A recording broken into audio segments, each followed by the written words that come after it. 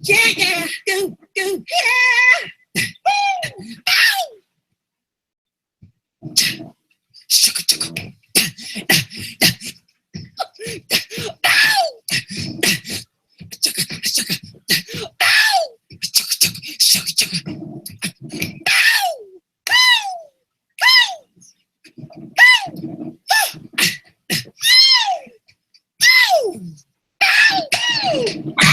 Check yourself!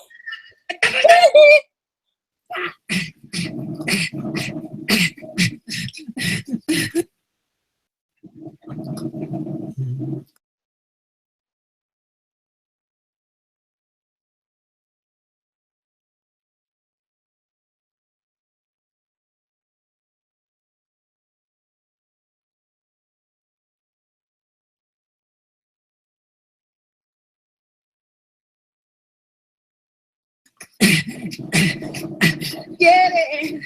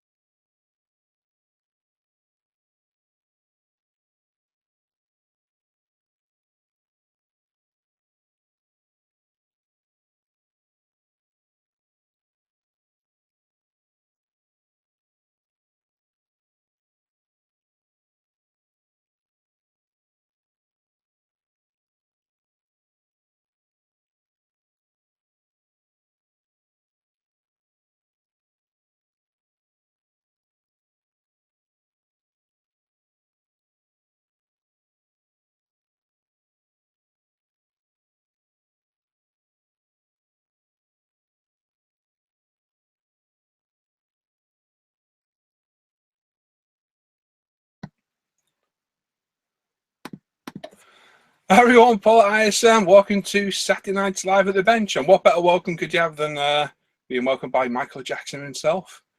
So yeah, it's Saturday Night Show. Our once a month Saturday Night Show to give you guys who can't watch on a Friday normally the chance to watch. Tonight we've got a special guest. We've got Stan Codling from Migo Model Works joining us tonight. Brett will be giving him some questions, and if you guys got anything you want to ask, ask away in the chat. When we start to interview Stan, put your question with a question mark. We'll make a note of them all, and at the end we'll read them back and hopefully get through this Q&A with no issues. The last few, we've had issues, so fingers crossed we will. We've also got a great giveaway from myself and Lee at UMP. Autumn Modern Products, we've got a £25 gift voucher for our website, so that you pick anything on there you want, all the kits, everything. We've got one of our goodie bags, and the very last, one of our Metal Earth P51s as well. A few of you guys were asking about these. Could we put them up for sale? And we have. These are now for sale on our website. So go and have a look, and you can buy one. And with everything you get in there, I think you save about 80 pence all in. So you do make a bit of a saving. And I know quite a lot of people asked about that. So go and have a look, and you can buy those. Or if you're lucky enough tonight, you can win them. So the 2 giveaways will be done randomly through the night. I'll just pick a time to do them. And it's usual, pick a number from 1 to 1,000. We'll give you 5 minutes. After the 5 minutes, do a live random number generator, and the closest person to it wins. It's as simple as that.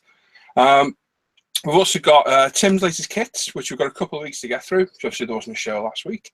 We've got a couple of weeks where everyone's been buying as well, and a couple of weeks of everybody's build progress as well. So hopefully we should have a jam-packed show for you. Hopefully. And also something we said we're going to do and we keep forgetting to do, we've got a build of the week as well. So I don't think everybody's got one, but most of us have got one. So you can have a look at things we've found, mainly on ISM, that caught our eye. And hopefully you guys can have a look and see what you think as well. So there we go. So yeah, like I say, it's our Saturday night show. We'll see how it goes. I think it's the second one we've done of these now, is it? Second or third. So we'll see what the view numbers are. There's 76 you're watching right now, so that's great.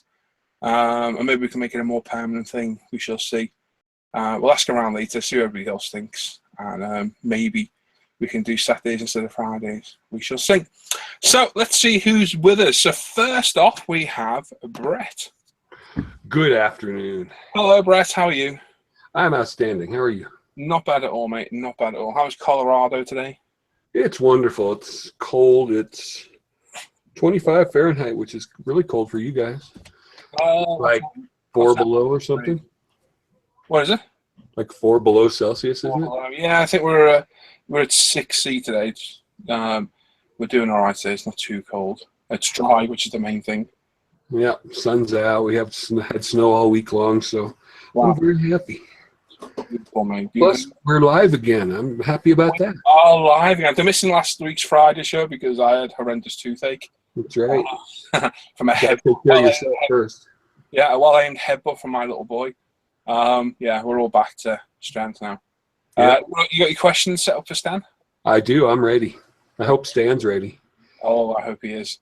I think he knows what he's in for. We're not that vicious. Excellent, Brett. Cheers, buddy. Thank you, sir. And we got Les, a fellow Coloradian. Oh, what's happening? I'm not gonna lie, I was killing myself laughing. It just doesn't get unfunny. Oh no, he definitely was a character. Oh yes. How are you, Les? Hanging in there a little bit better than I was yesterday. I got a hold of something that didn't agree with me or something. I laid out yesterday, so yeah, did a lot of resting and hopefully today I can make it through the show all the way and do pretty decent with that. But yeah, similar weather that I'm sure I'm a little bit warmer than what Brett is, but probably not by much. So we actually had a little bit of snow here yesterday, so it disappeared. Of course, it was only just a trace, but hey, better than nothing. Don't push it. Don't push it tonight. If you need to go, just go, mate. So, oh yeah, no worries. I'll let y'all know. Cheers, man. Right, Ivan.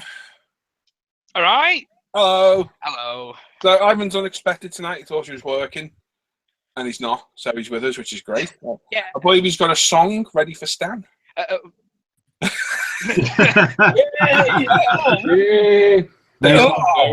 did you not get, Stan's going to be really disappointing. He's looking forward to that. Unless you want Billy Joel. Yeah. Stan's a massive Billy Joel fan. He is. It's in his bio on Facebook. Have a look. It just says, I love Billy Joel. Anyway, get yourself prepared for that because we'll be back later. Anyway, moving on. Sam, how are you, mate? Hiya, Paul. I'm even better now. Good. Are you a fan of Billy Joel? Not really, no. No. You're going to be by the end Bit of meatloaf. Yeah, you will be by the end of the night. Happy days.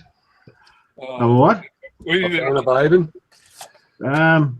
Yeah, I do like Ivan, yeah. Oh, that's awesome. No, I do like Ivan. Everybody knows I like Ivan. Yeah. Young man. Young man. Thank you, Mr. Patterson. How are you doing this week, Sam? You okay? I'm great, man. I'm pickety boo. Excellent. Have you got a lot of stuff to show that you've? I know you said something else then. Have you got a lot of stuff to show? Yeah. Do you want to Anyway. buy these, Keith? Have you got a lot of stuff to show because it's been a couple of weeks? No, I haven't bought anything. Right. Bar I've some got- paint. That was about it. I haven't bought a thing. Quite a bit, but it's mostly trumpets at 132. Oh, nice. Yeah, there's a theme. Well, I actually finished a couple of kits, so Oh, well, we'll come back and have a look at those later on. yep. Excellent. Cheers, Sam. Follow it. Stan! Oh, cut my car. Is that what? Who? Me? You're muted, Stan. Yeah, there we go. I've unmuted. I thought you had somebody else here. I thought you had. Was it not Tim? No. Yeah, on my screen, you're the next one. Yeah, Tim. Ah, right. I'm always last. You're in alphabetical order. Ah, right. Right. I didn't butcher your surname, did I? No, I don't think so. No. Codling, yeah? Codling? Yeah, as in the fish. As Yeah, in- excellent. There we go. How are you, Stan? You all right? I'm fine. Yourself? No, not bad at all, mate. Not bad at all. Looking forward to the show as always. So, Yeah, but I'm honoured to be asked. no problem. We just need to get a mic on now, but he seems a bit reluctant.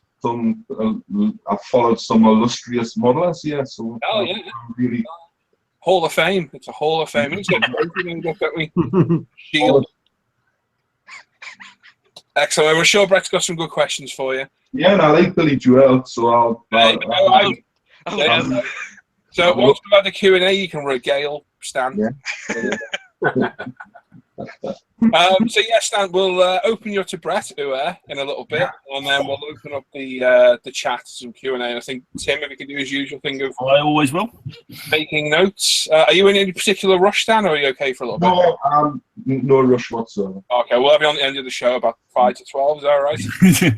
I'll be- Excellent. Cheers, Stan. Thanks for joining us today. Anyway, mate. Thank you very much. Thanks a lot for inviting us. Timbo, Good evening. what are you playing with below your bench?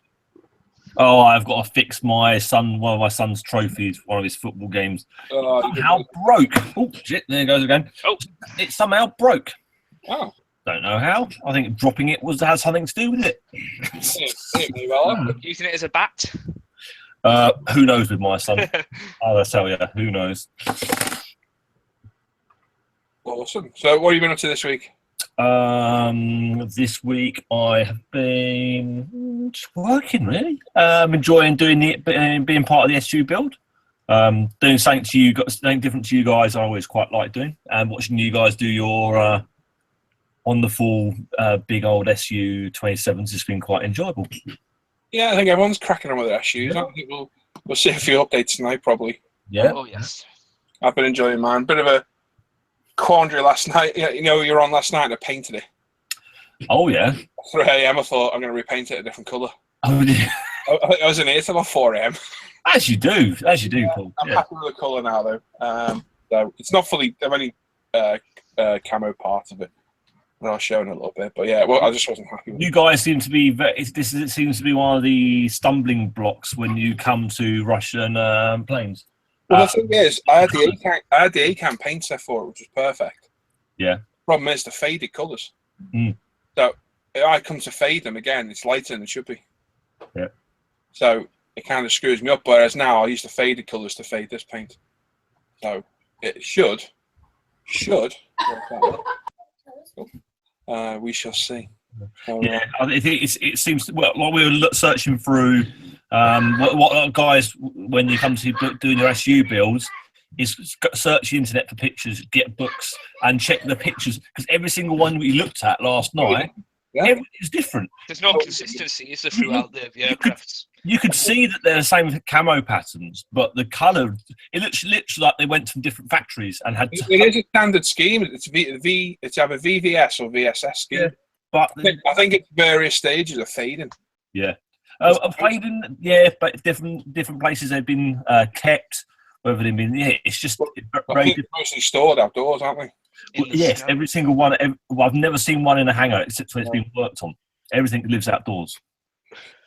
Yeah, well, I'm sure we'll see some SU updates on the regular. A few of us have been working on them in here. Indeed. Yeah. So there we go.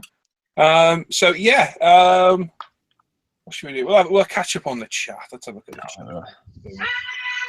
Oh, hee. I stuck my toe. I'm sorry. You right, you've yeah, he's bought tons of paint today to refill his stock. I thought he said sock for a minute. Bought some Pandrace uniform and got some figures to. He's got some figures to refurbish. Excellent. Andreas asking, "Is it now?"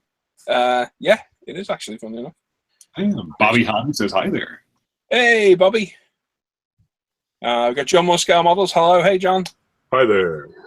Bob Bobbington says good evening. Hi, Philip. James Buckingham says morning, guys. Morning, James. Northern Modelers there saying hello, everybody. Sorry, James Skiffins, evening, morning, all. How's everyone doing? Not bad, James. Hope you're keeping well. I'm not seeing you for a while, mate. We'll get to hang out pretty soon. Nazid says good day, mates. G'day, Nazid. Good eye. G'day. Stephen Bromley's there. Good evening, folks. Hope you're doing well, Stephen. Yeah, Paul Morgan says hi, everyone, from the Highlands of Scotland. Hey, Paul. Mr. Mini Dreams, David. I'm here for a bit. Let it get it started. Yeah, no worries, buddy. Bobby Hobby says, guys, I'm starting a modeling company, very small one, for making details and diorama add-ons. It would be awesome if you check us out. Yeah, give us can't give us a link, but give us the name of it and we'll... I did click on his name and there's nothing showing on his YouTube account to sort of where to go to the site. So please write down where it is we're meant to be looking. Yeah, give us a shout. Let us know what you're looking at. Ice Manique, Jerry. Good evening, everyone. Hey, Jerry. Hope you keeping well? Yep. Jamie Dart says hello, everyone. Hey, Jamie. Al McNeish, good evening. Good evening. Good evening. Biscuit. Oh, Morgan. Sorry to get you, Al. Sorry, that's a joke. Kirsty Holsop. Don't worry about it. Never mind. I don't like the for Bobby Hobby says, okay, got to go myself. Evolve, massage me on Facebook. I was interested. Don't massage me. I get jealous. To the modeler. Why do you think you need a team to get around me? I'm telling you. Tag like a wrestling match. You want them big Russian massages, wouldn't you? Oh, I don't ruin it too much.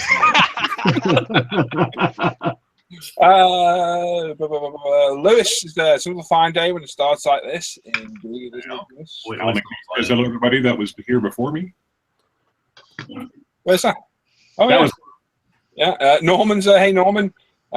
Evening, fellow sprue fiddlers. Michael Pop Bubbles. Favorite song, that one. I'm forever blowing bubbles. Wow. William Hunt, hey, everybody. Good to see you all again. You too, mate. You too. Yeah.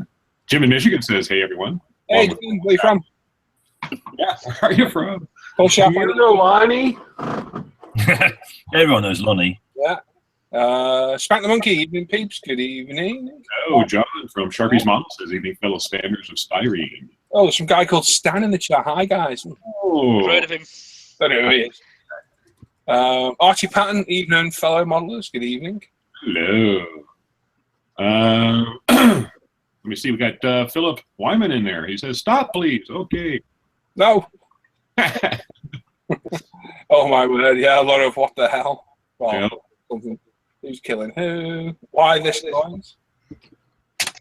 Jackson, why not? Yeah, greetings, RC fans. Says greetings, one and all. Hope everyone's having a great time. Definitely. It's the international scale modelers jungle. Welcome to the jungle. Says evening all. Sergeant Bones, evening all, waiting for the show to start and getting attacked by dying cats screaming in the speakers. That's Michael Jackson. How? Yeah. Don't you recognize Charlton Heston's best role as Ben-Hur? Come on. John Stone says, been at it for hours now applying decals to the 172nd Dora. Holy moly. Was it small like that? That's scary. You probably have to have a conveyor belt system to walk around with. William says, hey, Paul. Bob Bobbington's greeting all. Hey, Philip. Rob B. Hi, all. Hello. Paul S. above there said, hello, everyone. Oh, some guy named Tim's Desk. Ooh. All kids, hi, all. And hi, Paul. Hey, buddy. Hello. Expat Spain says, hi, guys. Hello. John's there. Hi, guys. Hey, John. Jan, hey everyone, what's happening, Jan? Hey, Jan. Hope you're keeping well, man. This paint rack's looking good. Looking at Calvin Bartram, evening. Great to be back. Indeed, it is. Been on so long. Kiwi Gav's in there. Gavin Colvin says hi all. Hello. Yo, Gav. Architect Scal Mullen, evening all. Good evening. Hello. Oh, Chris S. Hello, Saturday show. Hello, Chris. Hello. Bomb1A7 says hello, guys. Hello. Along with Matt58 saying hello as well. Tony Surridge, good evening. Ben Weber. Here it is. Bless you. Let's see here. Then we go down a little bit because everybody just saying hi to each other, talking about the weather. Chat. Damn, Melbourne 32C. Man, that's warm. Yeah, that's quite warm, but it's humid as hell as well. Lorraine Mitchell, hi all from lovely Lorraine. New Zealand. Mark says hi all. I don't know where you're at now. I don't know where I've gone past. Right below Lorraine. Got you. Bit of general chit chat.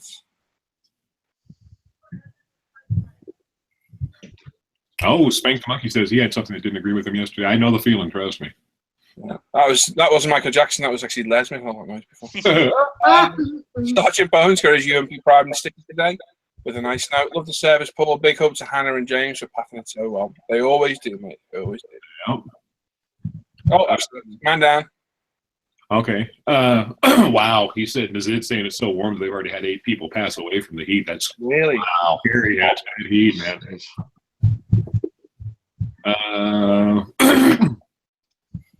Chops, once SC, I'm guessing from South Carolina. Hello, everyone. Hey, Chops. Roger Honan, evening all. Good evening, Roger. Hello, Roger. Oh, man. Hopping on Mike. Hello. Hello, Mikey. Mikey. Dan's right, you're late. Where have you been? When are you going to let me Q&A you, Mikey? Yeah, Mike, we want to Q&A, yeah. Brad Pierce says morning from Sydney. Good morning. Mike's on his mobile. Let's see here. 1-2. Hang on, 112 scale modelling. Hi, everyone. Brighton Paul wishing you all a good evening. Yeah, you changed your name, didn't you, bud? Yep. I'd forgotten.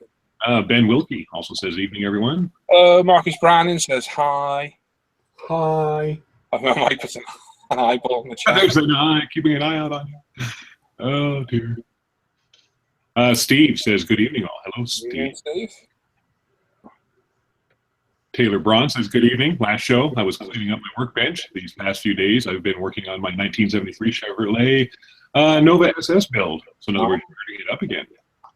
Graham McRoberts on the road to getting drunk after bad news this week. Oh, I hope everyone. I hope it's not too bad news, Graham. You messaged me this afternoon, didn't you? We were chatting very quickly.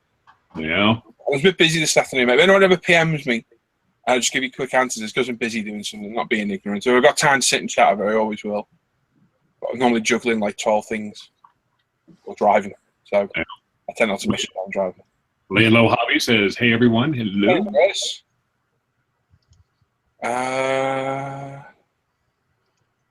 Stephen Bromwich says it seems he started something by taking some modern stuff to hospital to do while he's having his chemo yesterday. When I arrived, 3 other people starter kits. So I've become sort of a mentor. That's good. Excellent. Optilus DNCF says greetings from Germany. Good evening. Gavin Cruikshanks there. Hello, plastic fecklers. Yeah.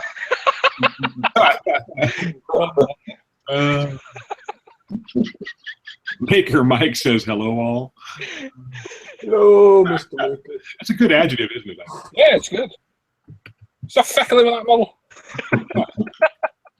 Brad Pierce is there. Much cooler city this morning, about 22C. That's summer for us. 38 on Friday. He went for the steel. It sucked. Yeah, that's crazy. Fancy steel mill if it sucks. Yeah. David Gubbins there. Get there. Yep. Hello. Get there indeed. Johnny Blythe, morning from Brizzy. Make a Mike. Where did I see Make a Mike? Oh, there he is. Hey, Make a Mike. I didn't see you there. Make scroll past you. Did you get Matt Baker? Says evening all. So much right now. New house landed me a 1-to-1 modeling challenge. Oh yeah, those are. Where the hell is that? Interesting projects. Yeah, I see. Oh, I forgot Lawrence. Steve said, hey, you'll talk about the SU-27 camo. The base colour light blue is the only colour not to fade. I suppose it was that light, eh? Oh, Yuval's got rough hands. Who wants a massage? Oh, Ivan. Ian Duty, evening all, watching on his PS4. Nice. Nice. James, I've skipped. He says, Paul, you're sorry for not getting on the Hangouts, but work roasters at the moment working against me. Rosters, sorry. Roasters. Roasters, roasting chickens. What's it?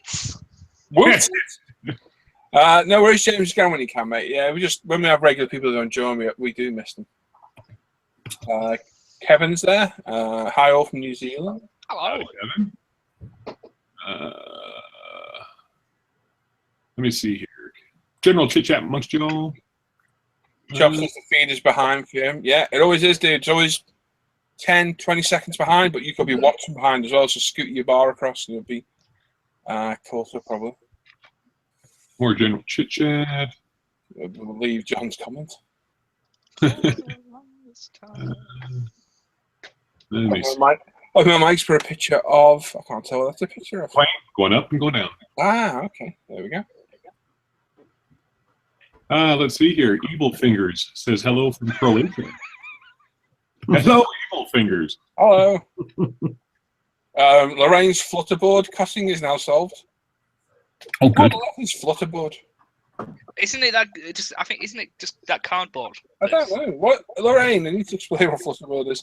Use a jigsaw. Got a clean cut. There's a good review on YouTube somewhere for some new jigsaw. I put my parts on the screws. Stick them in it. Taylor Braun, Brett, I sent the guy a Facebook message. He hasn't responded. Thank you, sir. We get that a lot. Leaky goalie. Hi guys, we're away from the bench for every year. When you go, you forget. Well, finish sentences. If you can read this, your eyes are fine. Thank you. I mean, how much you miss it? He says it below there. Yeah. Lorraine says, looks like good old New Zealand. Did he? Yeah. Oh, how much you miss it? I see. New Zealand is getting more and more members here. We are, aren't we? It's good. Yeah. Small country. I think that's where the Saturday comes in. A benefit. Well, actually, something was different for you because it's Sunday morning now, is it? I don't know. Let us know. Do you prefer it on a Saturday? The show. Easy. Do you guys prefer the show on a Saturday or do you prefer it on a Friday? Let us know because I'll be honest, Saturday's better for me because it's not a work day as such, so it's a bit more of a relaxed day for me to get on. But I'm easy either way. Yep. William Hunt says, question, Paul, I know you changed your mind about Vallejo Model Air, not liking it that much. Do you still like the model color? I do, mate. I got the entire range of it right behind that camera there all the time. They're very, very good paints. Just going to shake the pieces out of them. But they're good. They're very, very good paints. Model Air, nah, not keen on it all. But model color, very, very good. Chops is about 5-7 minutes behind. Yeah, I think you're probably behind on the play bar, Chops, because there's no way it's lagging that much. No. I'll tell you now, actually, because I'll go right to them myself and press play. Let's see here. Steve says the base color on the Su-27 was a protective paint for the fuselage. There you go. There you go. Sergeant Bone says, don't forget to give a thumbs up, guys. Oh, the video. Yeah. It does those boards used for beginners swimming a flutterboard. Oh, yes. That sort of foamy. I got about a 15-20 second delay because just think myself put my thumbs up. Simon Eyes, good evening, you jolly lot. Well, hello, Simon Eyes. Hello. Home Mike says 919. Nice. And go. I'm only joking. No. Oh, don't start. As a Kiwi, both days are fine, so that's good. Nazid says keep it Saturday. James says Saturday. Jamie likes to move between the two. Paul says Saturday, no working. Test for Chops. And all running smooth. And he's caught up. Must have. The chat is instant Chops. It's the video that's about a 10-second delay behind. Johnny says, don't mind to stay down here and also wish you could stay the same day. I always forget about the first one. I can get up at 5:30 for nothing. Oh. Necessity an SU-27s with a radome paint stripped off and long streaks. No here. Saturday. Well, we'll see what the consensus is, and we'll see what we go. We've got 101 watching right now. Ow! Yeah, we'll see. We'll see what happens. Right, so let's. What we'll do is we'll have a look at what everyone's been building. In fact, no, we won't. You know what we'll do? We'll do a giveaway while we're caught up with that chat. Yes. Let's give away. Give it away now. We'll do the goodie bag. UMP goodie bag. So it's your usual rules. Obviously, in there, you got a starter pack of standards. So there's 4 standards, 2 pickup pencils, a couple of stickers, then a jar, business card, yada, yada, yada. Like I say, they're now available for sale on the UMP website. So if you want to win that, in the chat, when you see Les, mark it as go. Not yet. Pick a number from 1 to 1,000, one number and one number only. After 5 minutes, the market is ended. We'll then do a live random number generator so you can see exactly who's won. Closest person to the number wins it, and it is simple as that. Don't put more than one number in because you get disqualified. If you put your number in, anything hasn't shown because YouTube just glitch every now and then. Pop the same number in again, and you're fine. It's not a problem at all. And that's it. It's as simple as that. We've got 2 other giveaways for the night. We've got the £25 UMP gift voucher and our very last metal air kit as well. We're no longer selling them. That's the very, very last one we've got. And I think Ivan's going to sign it, he said. I will sign it. Don't know how. Well, he's gonna sign it. So, Les, are you ready? Yes, I am. Right, so. I'll stay at the top. I'll stay at the top and I'll read a few comments there. So, are you ready, Les? In 3, 2, 1, go. Oh! All right, we are marked. And timing on the watch, just so you know. Plumped. There we go. So get your numbers in. 108 people watching. Quick, quick, quick. Quick now. So let me just catch these few comments.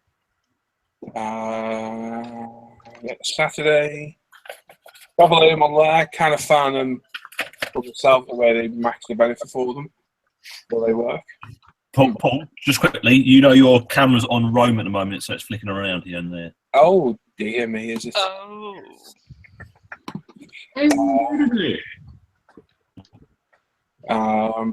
Chop said it's better with longer. Okay. Matt Baker says, question. I've been trying to use Malaya's liquid gold. But I thought it was super hard to call for diluted from remodels, and it doesn't react well. What would you recommend? Alcalad. Yeah. Or Citadel, if you want to brush paint it. I've had all those metal colours. They're in those funny bottles, aren't they? Like the pigments. I couldn't get on with them at all. Couldn't get on. There must be some sort of trick to using them. Either need thinning with something or whatever, but I just couldn't get on with them at all. For any acrylic metallic, I don't think you can beat Citadel, but I've not tried the Vallejo ones, to be honest. The newer style ones. And I believe I think Tim's got a few of them, hasn't he, Tim? Of the Vallejo metal colours.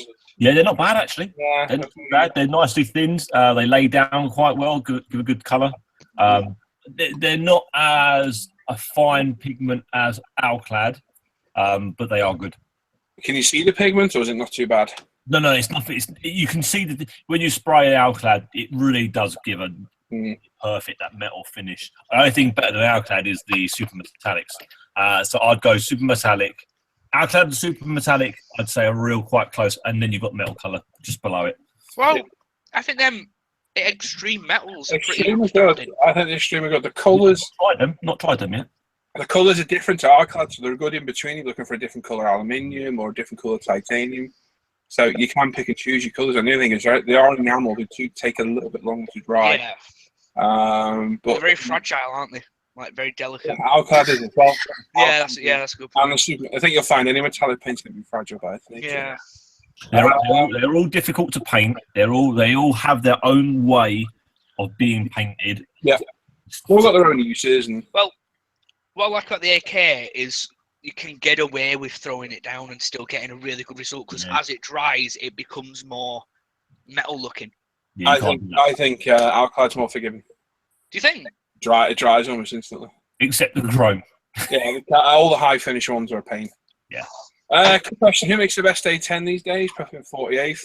Yeah, probably Hobby Boss, isn't it? Hobby Boss, isn't it? Yeah. Yeah, Hobby Boss. Al says goodie bag. You've got just under 2 minutes, guys. 107 watching. If you're not picked a number yet, quickly put a number in that chat. You've got a minute and a bit.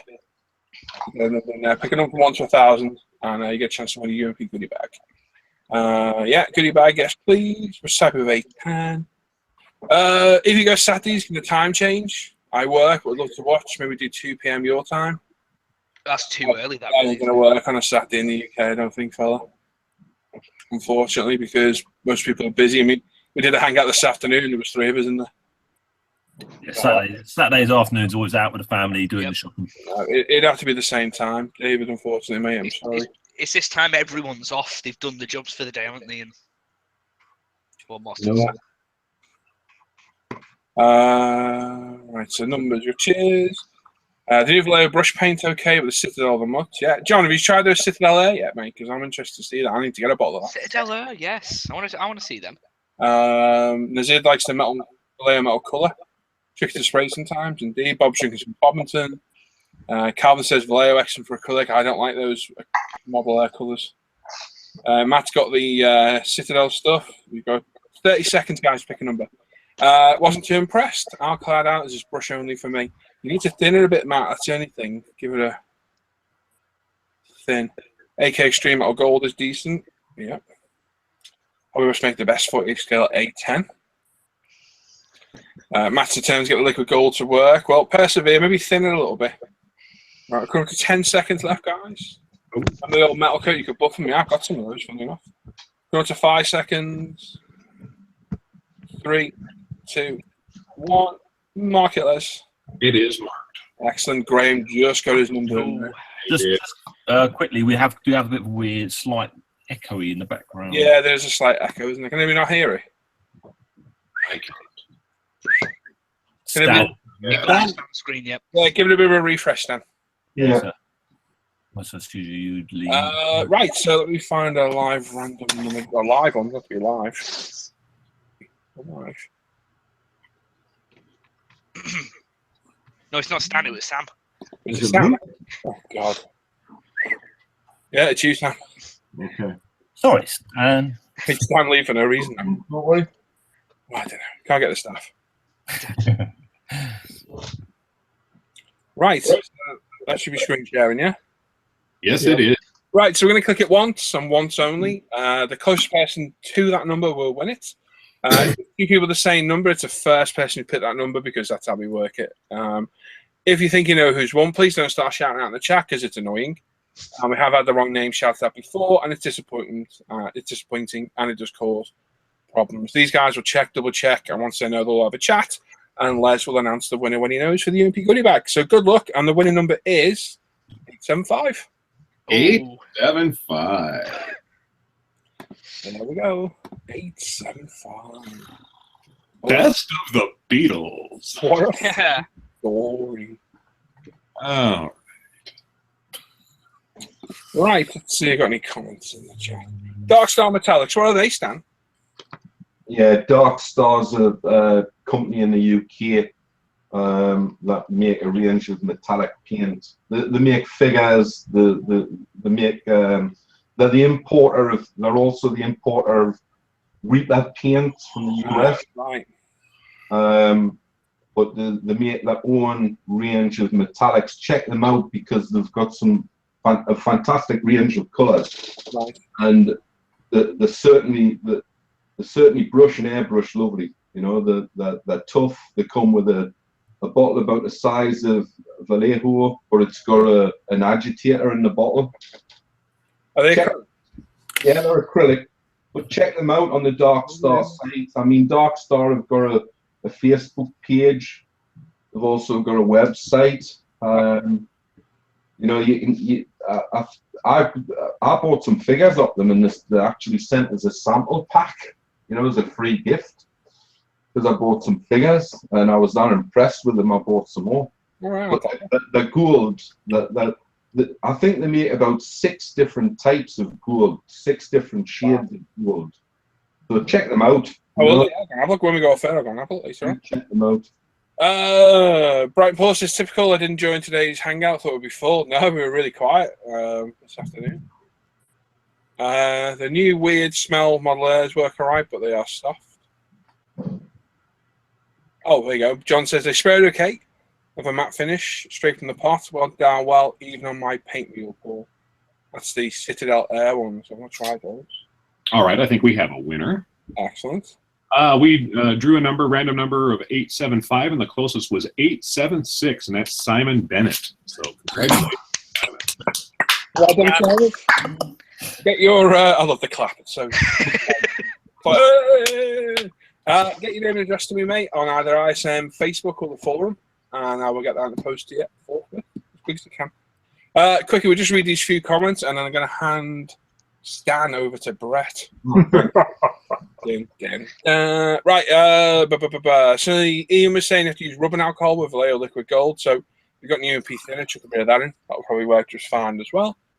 Anyone know of a good lighting tutorial? I want a T-72 Aero Hunter Killer in the summer sci-fi stick and just plan on lighting it up. I'll tell you what, there's a gentleman by the name of Boyd Crompton, and his channel is called Trekworks. Now, if you go to his channel and you scroll back into some of his older stuff from probably about 3 or 4 years ago, he's got quite a few videos that will cover lighting from the beginnings to the end, everything from resistance to wiring to everything. So soldering tutorials, everything. So yeah, give that channel a go. I highly recommend those videos. There you go. Sorted. Oh,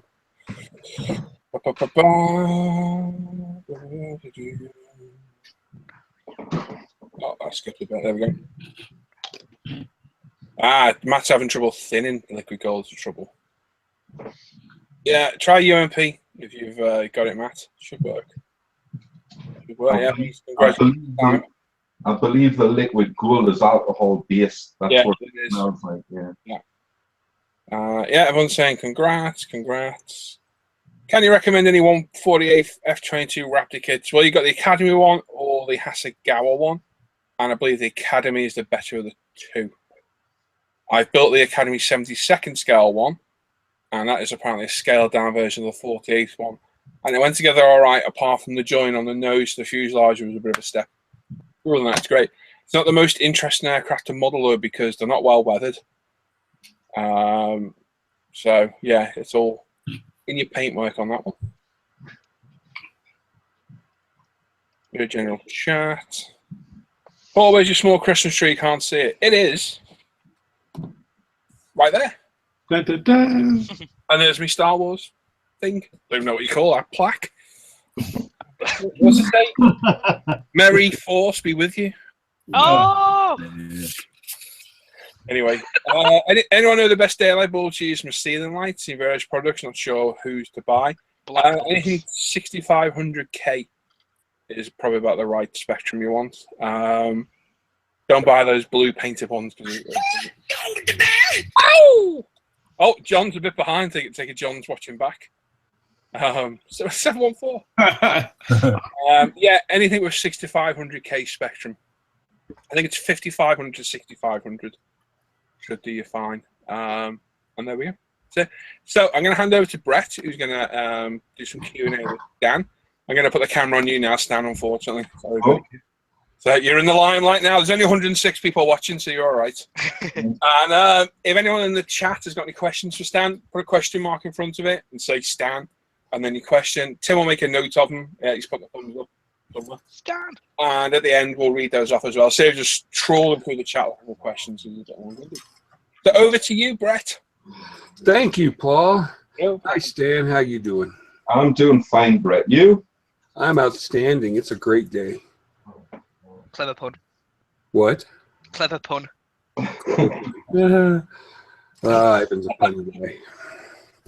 All right, so we'll start out with some basic, usual modeling questions. Yeah. How old were you when you started building? 6. Wow. 6? You remember what the first build was? Oster Antarctica Airfix. A lot of Airfix started for a lot of people.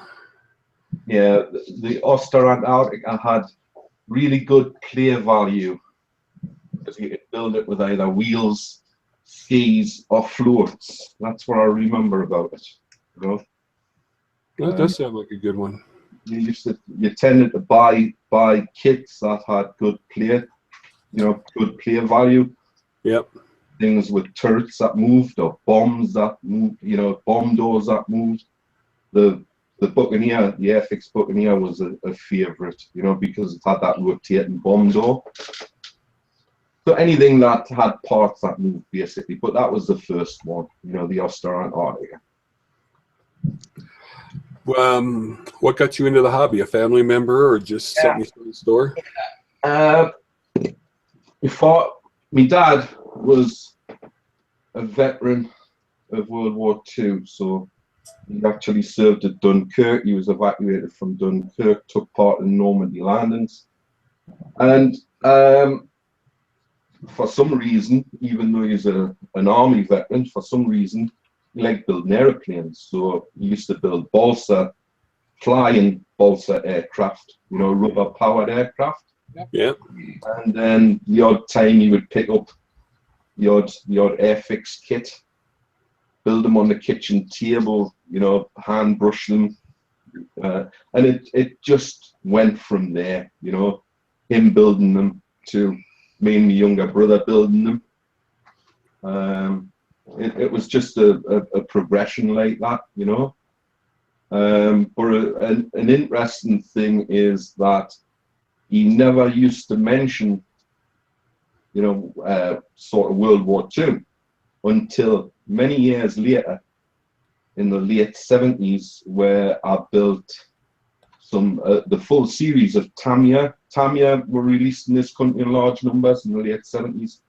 And suddenly I built 3 half tracks, the Tamiya half tracks, the one with the mortar, the one with the soldiers in the back, and the one with the anti-aircraft gun. And, he instantly recognized these as vehicles he had actually driven. He called them white half tracks. And that was the first time I ever got a funny story out of him about these half tracks, because half tracks don't work in the snow, basically, And, he told us a tale where he ended up coming through France, top of the hill with this half track, and the Americans had dug the road out, but left it like a bobsleigh track, and this half track slid from the top of the mountain down to the bottom, and everybody had to go to the quartermasters for new shorts, So that was the first humorous story, that he told, but that came a lot later, Brett. But he's the one that was sort of indicative of getting us into the hobby. Also had an uncle that was in the RAF, who built the odd kit, but he actually showed us the real thing. He had access to the real thing. So when I was a kid, I had access to English Electric Lightnings, Bloodhound guided missiles, and things like that, on sort of summer holidays. That would be really nice. But I mean, back then as well, Brett, when you were a kid, when I grew up, the shops were full of kits, Every museum had kits. Woolworths had they had a whole aisle full of Airfix kits. The HO soldiers that they did, that they used to get those built up from Airfix and painted by Airfix, so I painted thousands of those. Then my mother used to vacuum them up, after I. But that's who got us into the hobby, It was a different hobby when I grew up than it is today, hobby. Yeah, just like when I was young, you get kits everywhere. Yeah. Store, any gas station, they were everywhere. Gas stations, news agents was always a favorite, Woolworths, the odd specialist hobby shop. Did you take time away from the hobby like the rest of us did when you met girls and life and everything else? Yeah, motorcycles and girls in that order.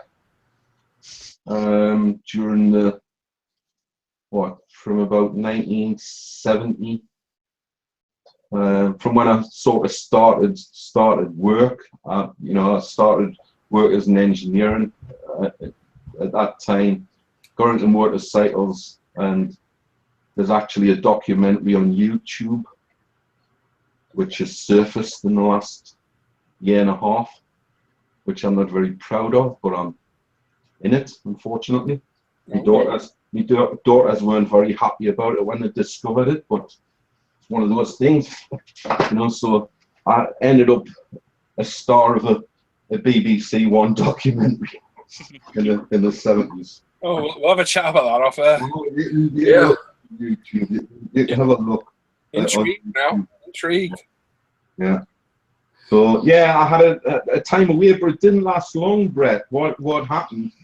I worked as an engineer, and I broke my foot. I dropped something on my foot.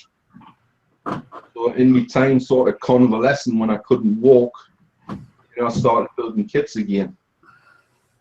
And then I think about 1976, I started to get more serious, and from 1979-80, you know, it suddenly became an addiction. After that, you know, and I'm still going now. So you've been around for all the changes in the 80s and the 90s, and yeah. What do you think is the biggest change we've seen? Francois Verlinden in the 79-80, Shepherd Payne 79-80. The both of those revolutionized the hobby as regards the results that, you know, people wanted. I agree. You know, that they are my sort of modeling heroes. You know, they're my modeling heroes. When both the books came out first, How to Build Dioramas and the Verlinden Way, that sort of revolutionized the hobby. Nobody had done aftermarket before that, and it took a little bit of time after that for people to catch on, for companies to catch on to aftermarket. You know, so it wasn't an instant thing. You know, for a few years after the Verlinden Way, you know, there was only Verlinden producing aftermarket. You know, right. But I personally, everybody's got their own opinions, Brett. But personally, for me, you know, that was the big change. I think nobody was worried before that. Not a lot of people were worried about people seeing seams, and certainly nobody was worried about weathering, you know, before that particular time. Right. Yeah. So I think that was the biggest change. You know, recently, the last few years, the upsurge of Chinese companies getting into the producing of models. You know, they've raised the bar in certain areas, and they've made other people like Airfix and Rebel and Tamiya, you know, they certainly haven't had it easy the last few years. They've had to, you know, match what the Chinese have been pushing out, because the Chinese have pushed out, you know, an awful lot of kits since they got into the business of making kits.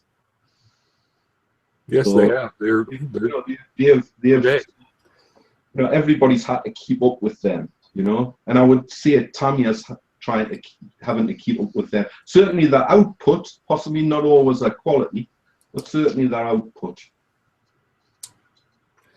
So what's your favorite genre to build in now these days? Oh, keeps changing. I can have 3 or 4. I think aircraft will always be the favorite, you know, but I like building the odd armor kit. You know, as you're possibly aware, I love figure kits. You know, either resin figure kits, or I've built quite a few metal figure kits. Metal tends to frighten a lot of people, but you know, as long as you use your common sense when you're building it and pin the parts, you know, there's some good detail on. You know, but I think what happens as well, Brett, is that, you know, there's not a big footprint when you're building the odd figure. You don't need a lot of, you know, you don't need a massive workspace, and you get results, you know, within a shorter time than aircraft kits. But I think, you know, I always go back to aircraft, you know, hence the purchases I've made in the last couple of years. I put it this way, I've got more aircraft in me stash than I've got anything else. You know, I like science fiction. I'm a lover of science fiction, so there's a lot of science fiction as well.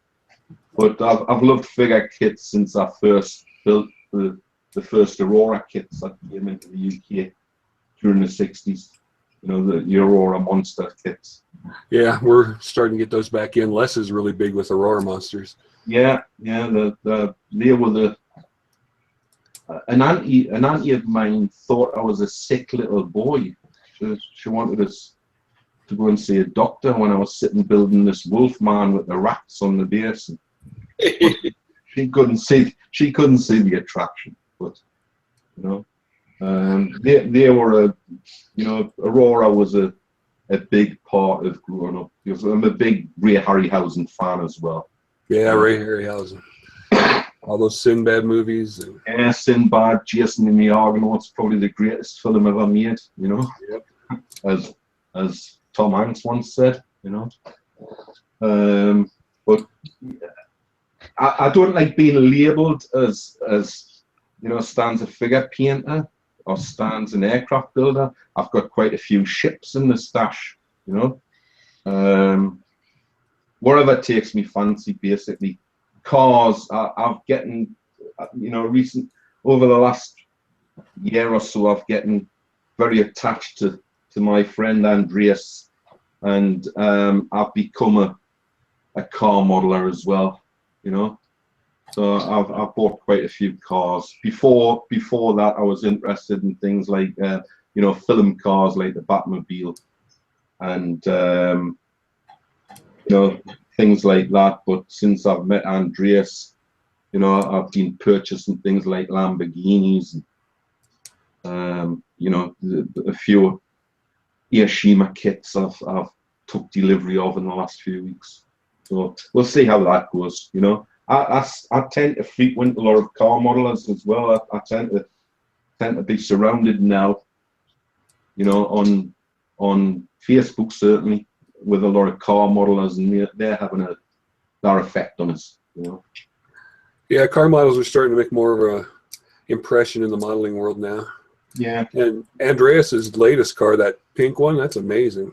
Yeah, I forced him to do that, Brett. I've pestered him every day this week to get that finished. He was up till 4 a.m. You know, yesterday he was up till 4 a.m. in the morning doing that. Well, he's done a really good job on that. Yeah, it's so lovely, and he was trying new paint as well. So you know, he was trying a new paint company asked him to try the paints. So you know, I'm sure they'll be over the moon with those results. Oh yeah, I'd be proud of that. Yeah. So you've been building a long time, so this is going to be a harder question for you than most people. What's your favorite build, if you can narrow it down? Ooh.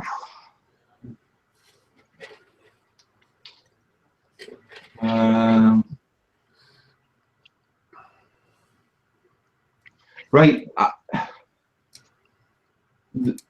There was a patrol boat I built, you know, that I really thought I was getting. You know, I really when I built it, you know, and finished it, I thought, you know, I'm getting somewhere with this. Now it was an Aurora kit, and it was called a Tucumcari. Right. Yeah. Now the Tucumcari was a U.S. Navy hydrofoil, and they used it in Vietnam. Okay, you know? what are you talking about? And that possibly was. You know, everything went right. You know, it looked good.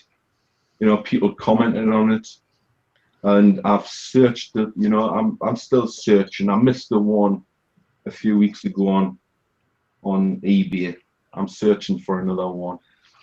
You know, it's something that's never been repopped by anybody. You know, I don't know if the molds are still there, but I would say, you know, over the years, you know, I really thought once I did that, you know. I would, you know, the light bulb came on. Thought, you know, you're not bad at this game. You know, you're not bad. Right. At it, you know, Recently, you know, the odd figure kit that's got a lot of admirers. Some of the resin stuff I've painted.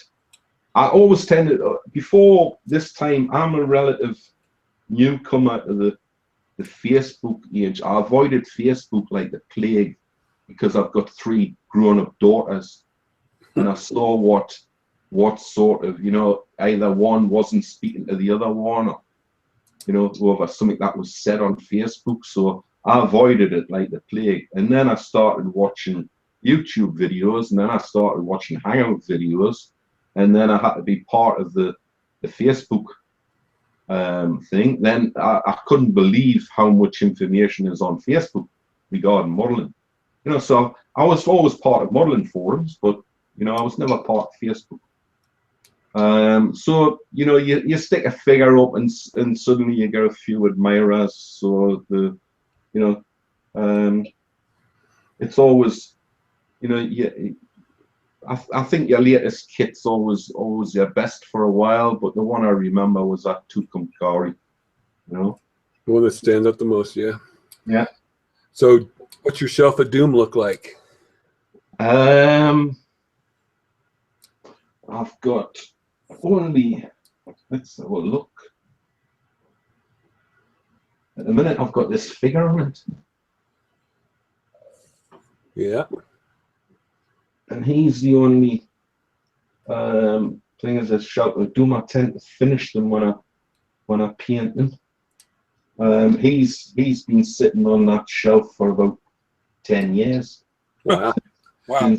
Since Vallejo paints first came out, he was the first test piece with Vallejo paints.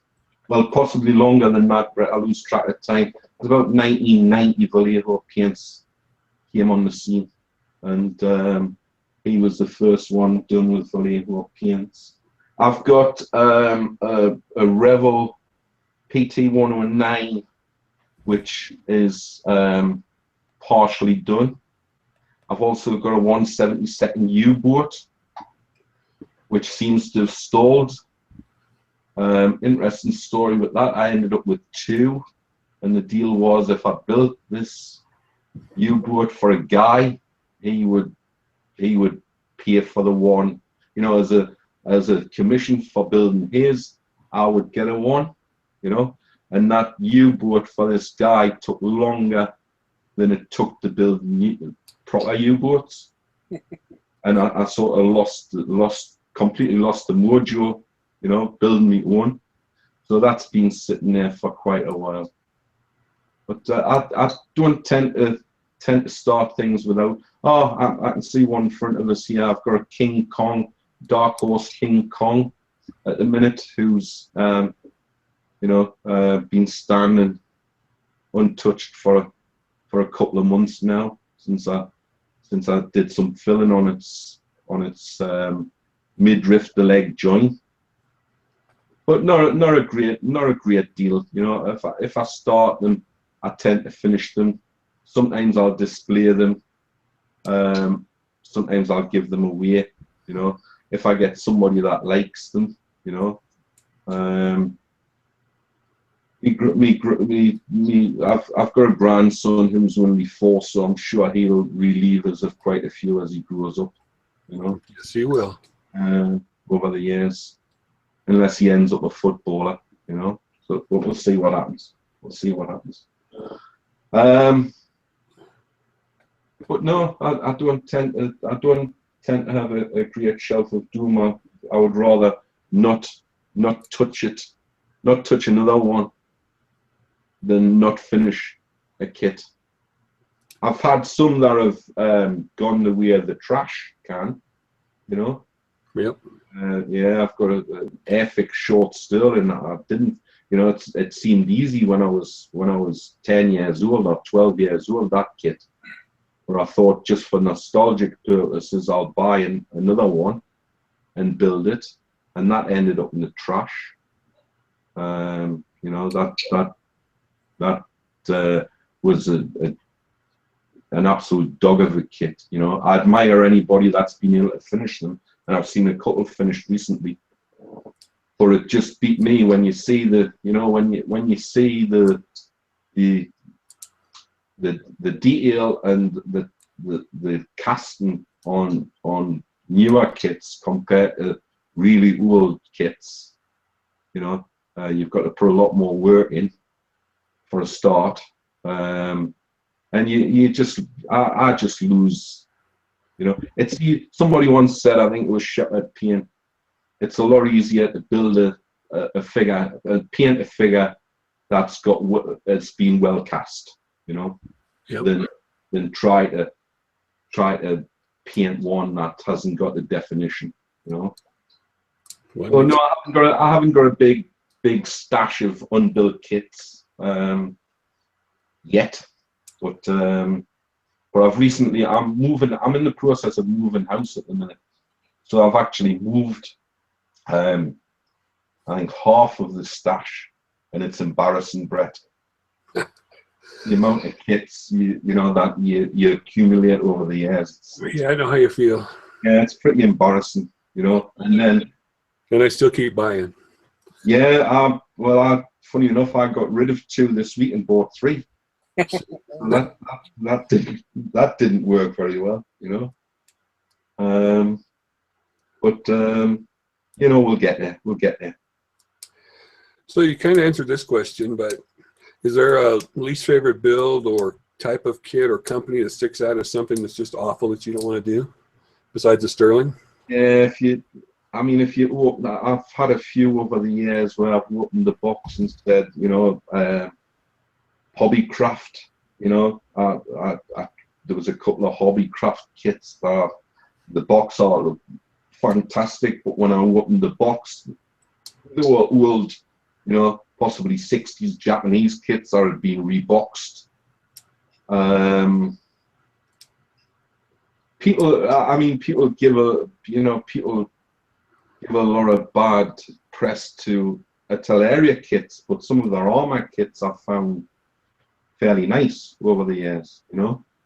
I don't know how they hold up not detail wise, but accuracy wise to other kits, but you know, I've got fond memories of building a Ferdinand and a Mara, you know, at Atelier. The worst kit I've ever built.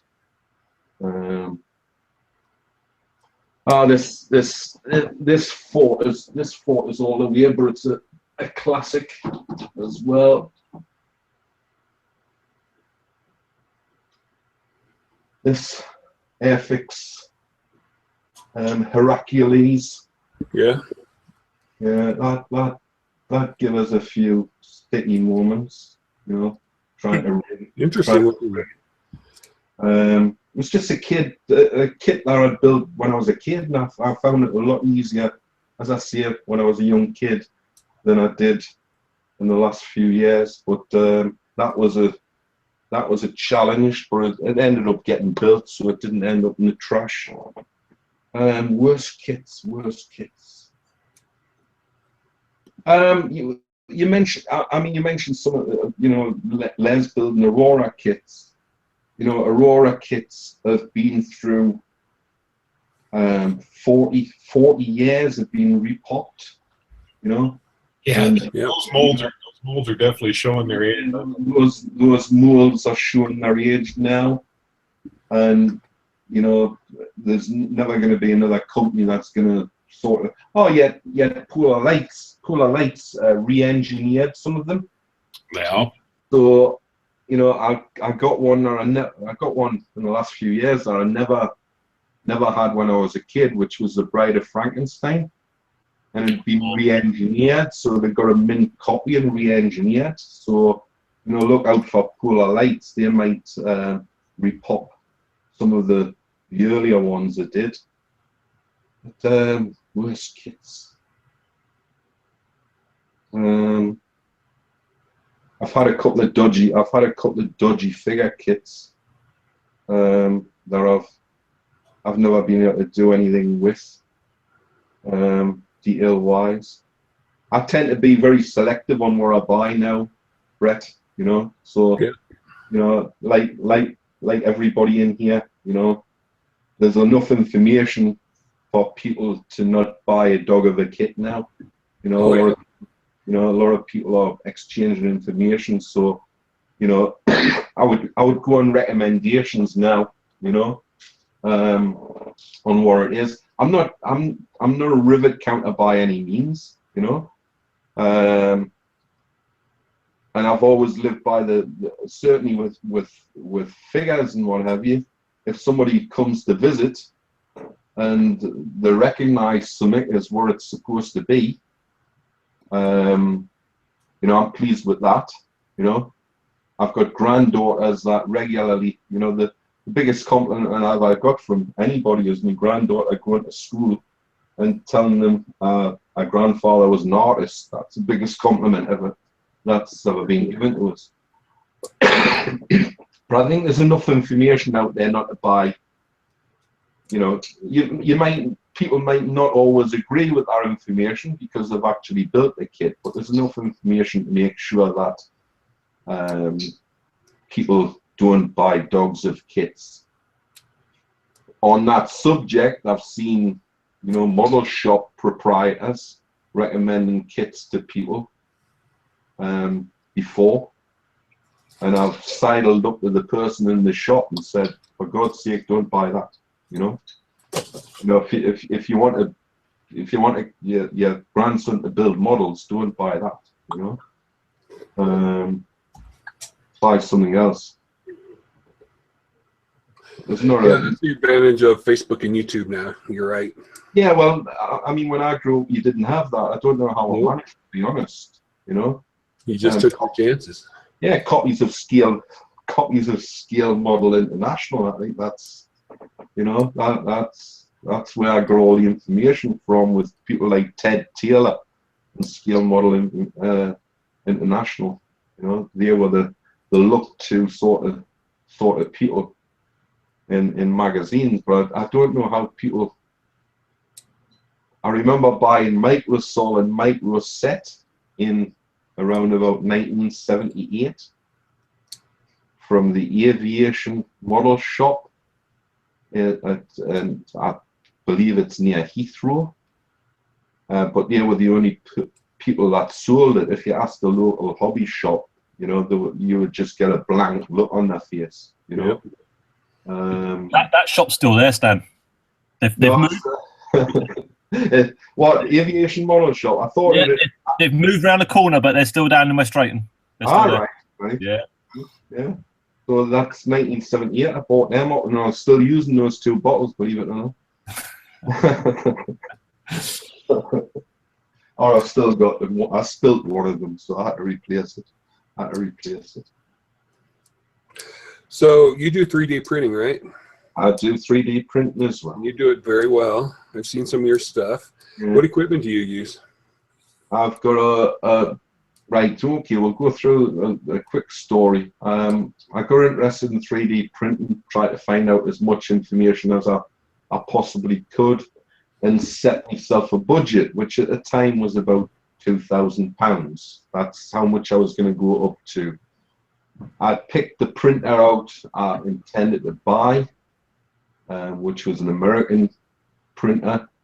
I think the company's actually based in Colorado, if I remember rightly, a company called Luzbot. Yeah, and was all set for that. And then I saw reviews on what they call a Wanhao i3, which is made in America by a different name. It's all what happened is in Australia, it was the first printer that a high street chain of shops thought they could actually sell as a consumer item because of its reliability, and that was Aldi in Australia. That was, and then I started looking into that, and I ended up with a Wanhao i3, which cost us, I think, £289 at the time, and I've been printing ever since. You know, the latest product is these paint stands, Vallejo paint stands, which all stack up on each other. They are brilliant. To seen, was it Maker Mike's the other day? Mate, Mike, I sent him the file, but Mate Mike's one of these that has to do it straight away, so he started banging them out. Yeah, they're brilliant. And I've been banging them out ever since. But Brett, what I did, I wanted to make science fiction props, you know, like science fiction weapons and things like that. And within 2 weeks of getting that print out the box, you know, I'd printed the Hellboy gun, you know, the Samaritan Hellboy gun. Yeah. So, you know, I've been printing ever since. Then, you know, I got involved with Mike and Andreas, and Andreas, I think he bought 2 straight away, and he's been printing out car parts, you know, rims, and frames. Mike's been more refined. He's been printing out modular paint holders for his workshop, and Mike just prints anything that he fancies, you know, from Star Wars stuff, you know. But for the outlay, you know, I mean, I've seen Lee, you know, Paul's partner. I've seen the one that. Sorry. I was like, oh, my partner. Life I partner. thought I don't know well. My business partner, yes. Business partner. That's where we draw the line. Right. Okay. Business partner. Sorry. What kind of business talking here, mister? You know, the one that he's bought, lovely machine. You can't fault it. But I can buy 6 one house for the price of that. Yeah, and have them all running. And have them all running. Yeah. You know, and I can make an Iron Man suit in half the time, you know, if I wanted to make an Iron Man suit. But there's that much free stuff out there as well. There's that many people designing stuff, you know, out there. Then you can design your own. And it's to be perfectly honest, it's a fairly cheap. You know, you can get a 1 kilogram roll of filament for. I mean, I bought some recently for £6.99, and it's been fine. You know, it's a relatively cheap outlay. You know, once you've paid the £290 to get the printer, and you know all the there's. If you look on Thingiverse, you know, the amount of stuff you can get out there is unbelievable. As regards modelling, I'll agree with Will Patterson on this. You know, it's at the moment, you know, even, you know, some of the top end machines can't compare with what injection molders are pushing out, or resin casters are pushing out. You know, you're still gonna get the lines, but I mean, it's getting better. You know, over the last few years, it's getting a lot better. And if you're prepared to do a little bit of work on 3, you know, that was 3D printed. Yeah, I remember watching when you put pictures of that up. That was 3D printed, and the devil dog from It's called Ghostbusters. Yeah, that was 3D printed, so that came out quite nice. That's cool. And the beauty about these, you can make them as big as you want, you know, as big as the machine will actually take, so you can print them out as much as you like. So you know, it's one of these things that we've been working on. It's nice to have other people actually doing that, you know, with you. So you know, there's been a lot of ideas pushed backwards and forwards between each one. I tend to do the things for them, like if the parts don't fit the printer, I'll cut them up, then send them back. You know, they'll send me something that doesn't fit the printer, and I'll slice it into pieces that'll fit that printer and send it back. Possibly because they can't be bothered to learn how to use the program. I don't know. But I don't mind doing it. I don't mind doing it. But it's one of those things that it fills your time, Brett. Fills your time. Yeah. So I was looking at the logo on your Facebook page. Does that have any significant meaning? Yeah, it's Commander Lockley. There's Noah's Ark from the series Babylon 5. Uh-huh. That was a Starfighter Noah's Ark, and I just liked it. The Rising of the Phoenix. And I've used it for years now. For some, I love Babylon 5. I love Battlestar Galactica. I love Space Above and Beyond. All that type of series. And so it was just a logo. I was building a Starfighter at the time and looking out for different types of Noah's Ark and found that one. So that's the only significance of the well-known. People that are, funny enough, Brett, people actually recognize it. So there's a lot of Babylon 5 fans out there still. For a series that was made in the early 90s. Yeah, it's a long time ago. The first series, I think, that used CGI. So it ran for quite a few seasons. So that was the only. The other big thing I've got a large collection of is real space subjects. Fives, Geminis, Mercuries. Some oddball subjects that Revell fetched out, redstone rockets and what have you. So I've always been fascinated with space, possibly because I was of an age where I could enjoy the moon landing. So I've always been fascinated with that. So I've got a fairly large collection. I might do a thing actually in the future on things like classic kits. And blow some of the dust off some of the old space ones that were released in the 60s. You should. Yeah. So that's always been a fascination. Have you 3D printed your logo yet? No. Funny enough, I did. You can actually 3D print photographs.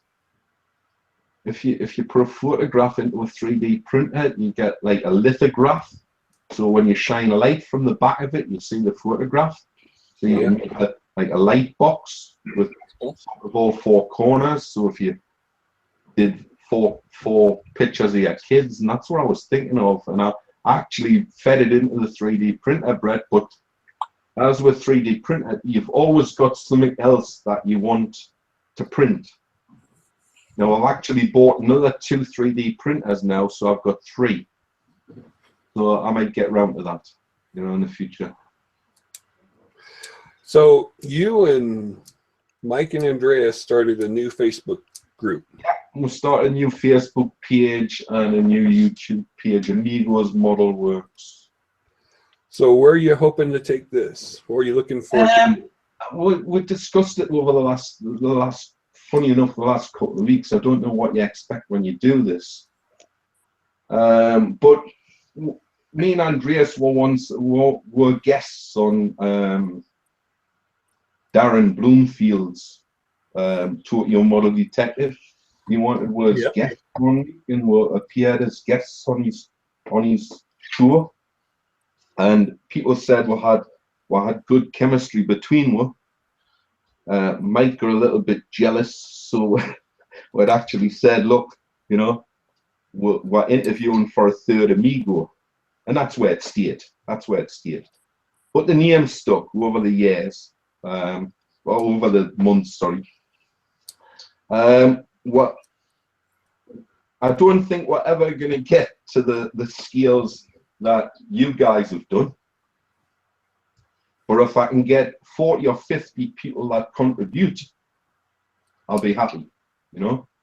It's okay. It's okay having 2,000 members, but if you only ever get 40 posting or 40 contributing, you're just collecting.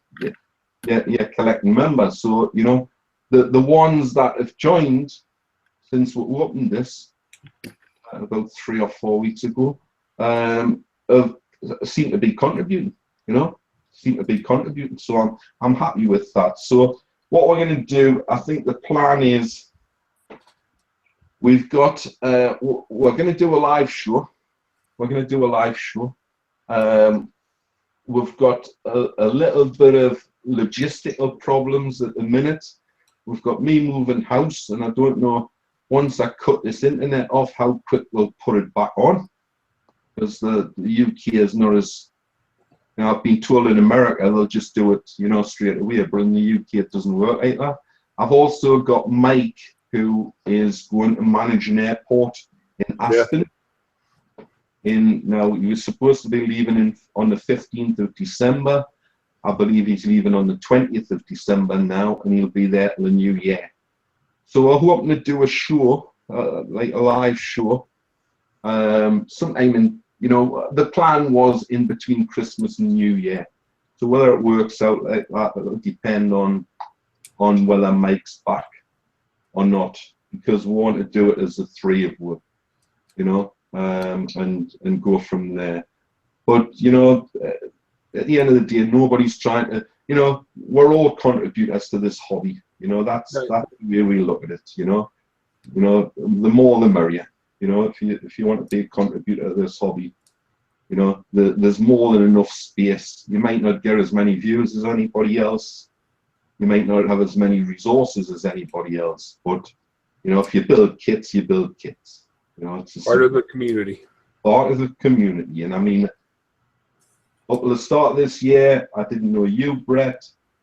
I knew a little bit about Paul from stalking him a little bit. I didn't know Ivan or the other guys, and I've made some really good friends. I've got people addicted to British chocolate. So yeah, Paul and Tim have got me addicted to British chocolate. Yeah. It's easily, I've got guys that'll do anything for 2 bags of Skittles. I'm into the tea cakes. Oh, the tea cakes! I've been buying those today for a care package for Mike. I've been buying tea cakes today and caramel wafers. Oh yeah, Ivan got me hooked on Galaxy bars. Yeah, and Yorkie bars. Oh, what Yorkie? Yeah. Because Andreas used to be a truck driver, you see. So, Well, we've had one of our guys, Lonnie, going through a website For 3 days. for 3 days that sells all the English stuff in the US, and he Yeah. had a complete source of amusement of him trying to say English words said the American way to the food. he came out with an outburst of, what a wootsits? Wootsits? You mean what's it? Yeah. yeah. Oh, what are tunics? Honey's a nut job. Yeah. What's teaser? Yeah. What's his teaser drink? Yeah. Oh, Tizer. But back to your question, Brett, I don't know where it'll go, mate. I don't know where this thing's gonna go, but it's surpassed our expectations at the minute. It's just, Well, that's always a good thing. I mean, I know what people will say when they look at it. That within a couple of days we had T-shirts up. Yeah. But that was, we sat here one night. The 3 of us, the 4 of us, mate, I might, don't forget, mate, I might, designing the T-shirt. And we spent a few hours. When I went to bed about 1:45 a.m. When I got up the next morning, I clicked on in here, they're still on, throwing these T-shirts designed backwards and forwards, the next morning. So we had a bit of a laugh with that, And then and then what happens is, when they ordered the T-shirts, me and Mike and James Darby got theirs and we didn't get ours. So that caused some controversy, but never mind. But I don't know where it'll go. We might end up, we'll hit 50 members today. We might end up with 50 for the foreseeable future. I don't know. But, we're going to certainly try to increase the membership and you know. So anyone watching, go look at the Amigo Model Works on Facebook. Amigo Model Works. Yeah, anybody that's interested will be welcome. And Paul, you didn't have to do that, but thank you for that. No, give you a shout out, mate. It's happy wood. No, you didn't have to do that, but thank you. Yeah, it's about community, Stan. We don't think of anyone as competition. We think of no, well, that's the way we think as well. I mean, when I started this type of thing, you know, I've never met anybody, certainly on Hangouts, that I didn't like, basically, you know. Yeah.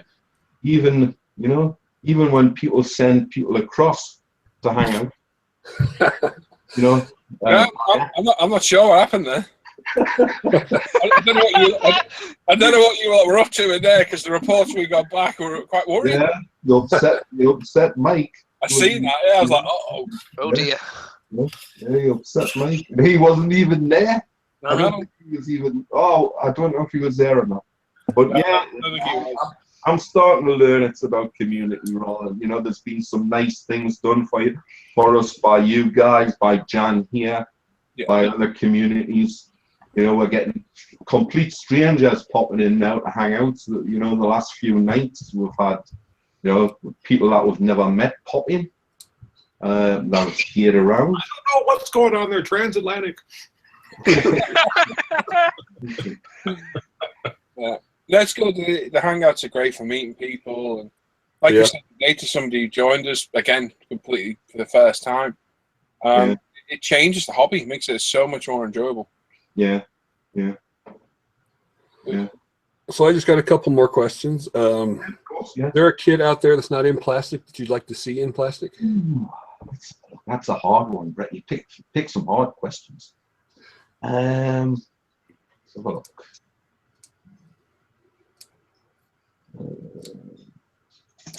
I'm waiting for a 1/48 or 1/32 scale Buccaneer. Tan Models is coming out with one soon. Yeah. I'm been waiting for one of those for a long time.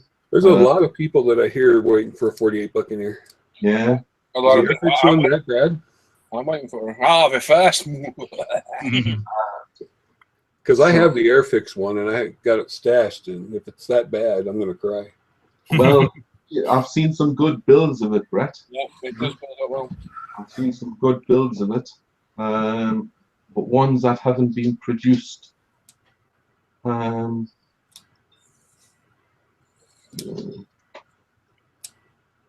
thinking science. Thinking science fiction. Yeah. Possibly a smaller scale. You know, possibly 144 scale, or even smaller. Saturn V with a launch complex. Yeah. Yeah. You know, I've got the shuttle with a launch complex, the Rebel shuttle with a launch complex, but you know, whether you'll ever see a Saturn V with a launch complex, there is a company called LVT that have started making an etched launch complex, and you've got a card model on eBay which they make in all different scales from 1/72nd scale downwards, you know, a complete launch complex. But I'd like to see an injection molded one, whether I ever see one, you know. But I think, you know, that's possibly one of the biggest engineering achievements that a country's ever made, any country in the world, you know, putting somebody on the moon. And, you know, I don't think it's been celebrated the way it should have been, you know, over the years, you know. I agree. You've still got people that don't believe it actually happened, you know. Oh yeah. A lot of people don't believe it actually happened. But I think Yeah, that's it's hard to launch a rocket from a flat surface like the Earth. exactly this. But yeah, I think the Americans, the American model industry didn't celebrate that the way they should have. You know, most of the kits that they made, you know, were boilerplate, you know, prototypes. you know, the certainly the Mercury ones and the Apollo ones, all of the kits, you know, aren't up to what they should have been, how accurate they should have been, you know. But these were back in the 60s, and you know, possibly secrecy had a lot to do with it as well, you know. Right. But you know, that would go down well, because even Dragon, the Saturn V that they fetched out, isn't as accurate as what it should be. You know, that was looked forward to by space modelers, and although it's a lot of plastic, it's still not as accurate as people wanted. You know, it still has sort of fatal errors on the kit. But I think that's one. I would love a launch complex. The standard of the you know, the Mercury one that did the Everything Is Good, the John Glenn one that did with the Atlas, you know, just sort of that scale. That scale would be lovely. Whether I'll ever see one, Brett, I don't know, but you know, somebody from Revel might be watching, or somebody from Dragon might be watching. You never know. There would be a lot of interest in it. Yeah, well, I mean, there's an Australian company that Horizon have produced a Mercury Atlas and a Mercury Atlas and a Gemini Titan, and I mean, it's sold well over around the world, you know, recently in the last couple of years. So I think there's still the interest there. I agree. Hopefully, you know, Revel will produce it. I don't know when the next anniversary of 1969 will be. That might be a good idea for Revel. But 2 more years. 2 more years. 2.5 more years. Oh, well, you never know. You never know. Somebody might The 50th anniversary of the launch. You know, there's some really good specialists on this. You know, there's a guy called David Weeks, publishes a lot of, you know, well, you can actually download them now. You can pay and download them, but he does a lot of resource guides on the different vehicles. So there's a lot of experts out there, you know, that can help them on their way. All right, one more big question. Yeah. As we're all getting older, yeah, how are we going to get the young people to keep this hobby going when we can't do it anymore? You know, we've got Ivan in here, which is a good start, and there's a couple other ones, but there's not. One of my sons does it.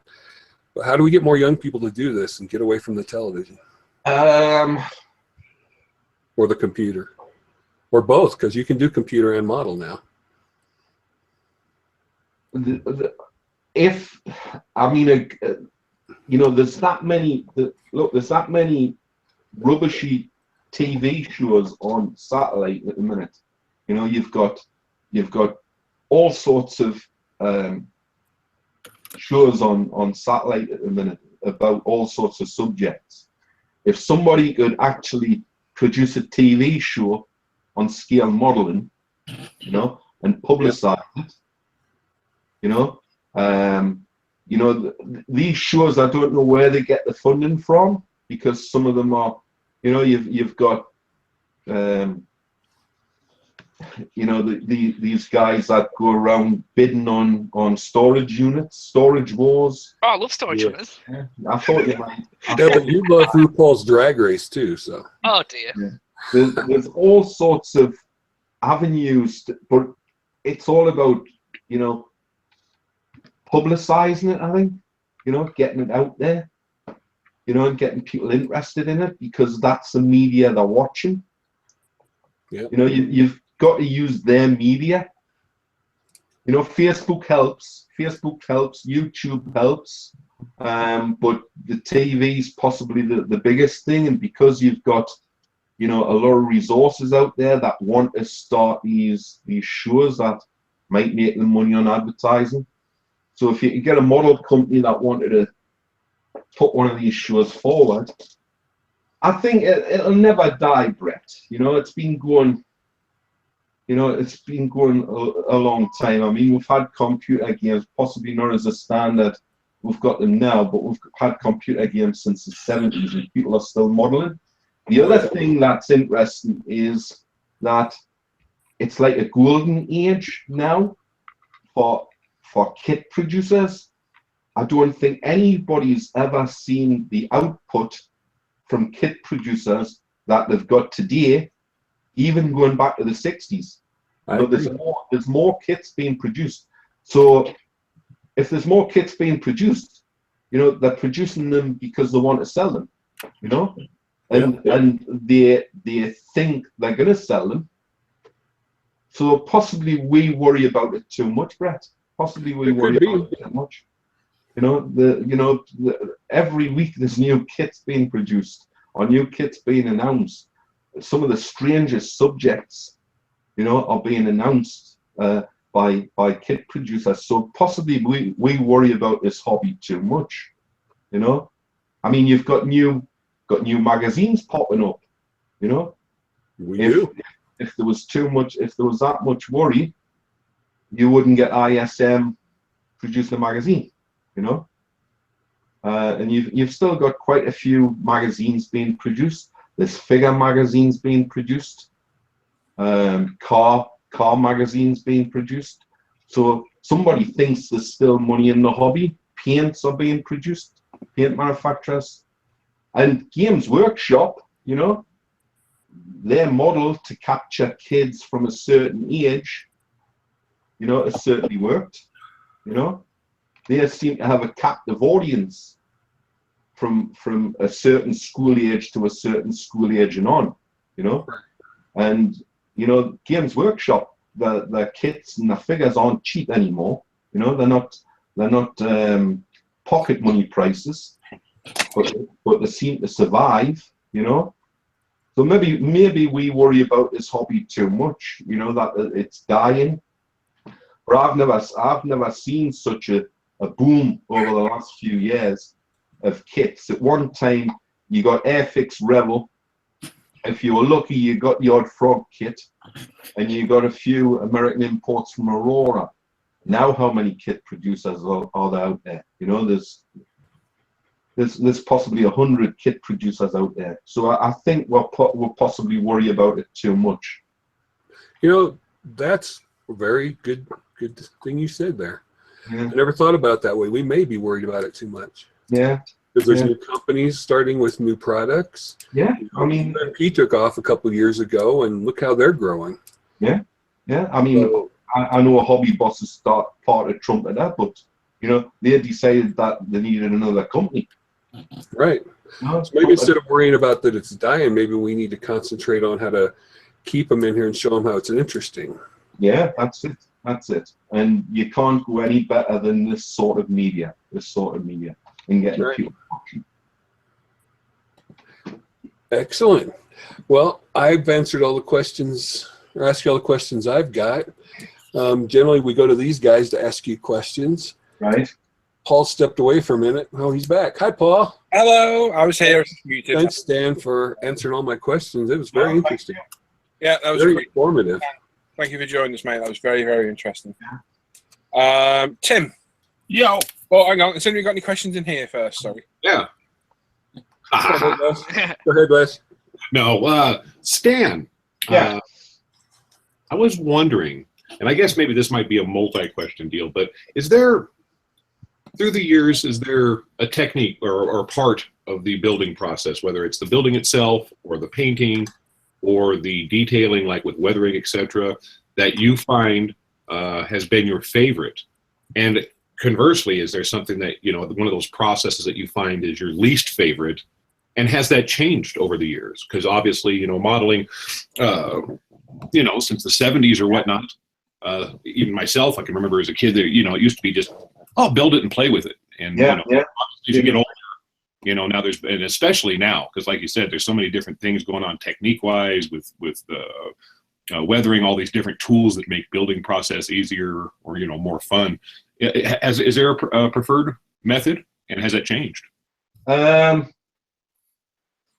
thing that made a lot of difference was dry brushing, but it's become unfashionable over the years. Dry brushing has become unfashionable over the years.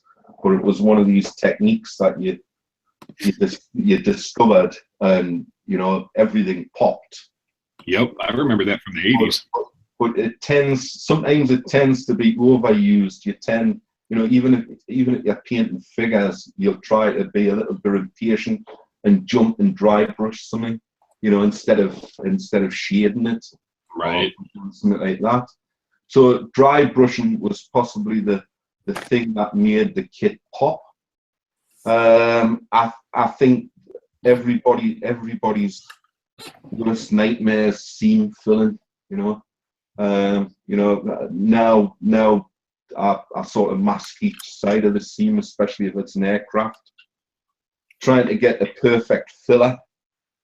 You know, I think I've used every type of filler imaginable to get a perfect filler. Some work on some things and some work on others. So seam filling is always a headache. Canopy masking, I quite like canopy masking. It's fairly therapeutic, canopy masking. Once you get into the swing of canopy masking and you've got the right blade, so I'll not pick that one. Something I really hate.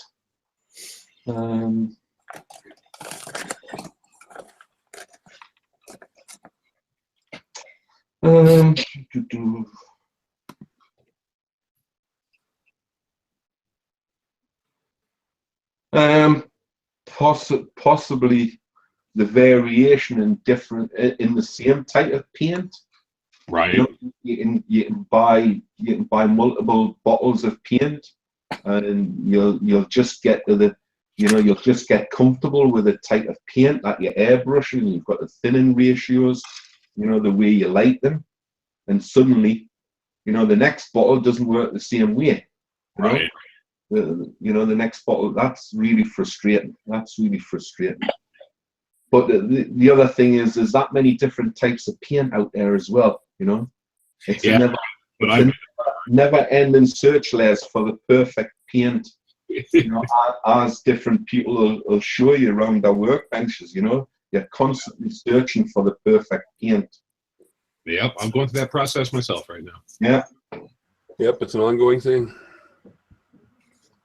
But yeah, I think I've covered that, Les. You know, the seam filling is always been a bane of my life, especially if you tend to build not so much new kits, but some of the old kits that I've come across. You know, I've got an Aurora Mummy that I'm working on right now, and you know how their old body styles were where they did them in halves, and I've got like it seems like the Grand Canyon. Yeah, I know what you mean. Give us a second, guys, till I sort this dog out. He's going to chew something. 1 second. Yeah, no worries. No worries. You got any questions, Tim? Yeah. The guys on the chat have been fairly busy. They've actually put down some really good questions. We haven't had any really stupid questions, which is quite surprising. I think Andreas is working. I think he's making snow. But no, I've got a couple of nice good questions on there, and you guys, while you've been chatting, I think I've only actually answered one that's been asked, so really good questions that the guys have done there. That's cool. And we've been watching, at least we're 131 viewers at the moment, so when we've been pretty much the whole way through. Quick question, people watching, do you prefer the show on a Friday or would you prefer the show on a Saturday? Yeah, Let us know. Yep, because this show's about you guys. What about you guys in here with me now? Les, Brett, Tim, etc.? You bother if it's a Friday or a Saturday? No, I just work my schedule around whatever we're going to do, so I'm good either way. Yeah, I don't mind either. I'm pretty flexible. Saturday is easier for me. It definitely is, but I'd rather do what the masses think, to be honest. We could maybe keep it all stating to do instead of doing one Saturday. Yeah, I'll do every other. Yeah, we could. Friday, Saturday, maybe. We'll see. Right, stands back. Yeah. Anybody else got a question here, or are we going to go straight to Tim? No. No? Go on, Tim. Cool. Okay. Well, there's been quite a few questions put up in the on the chat in the. your good friends, Mr. Mini Dreams, he's put a lovely question down for you. Right, okay. Right, he says, does being a great modeler make you a great modeler, or just being great make you, or just being great make it great being a modeler?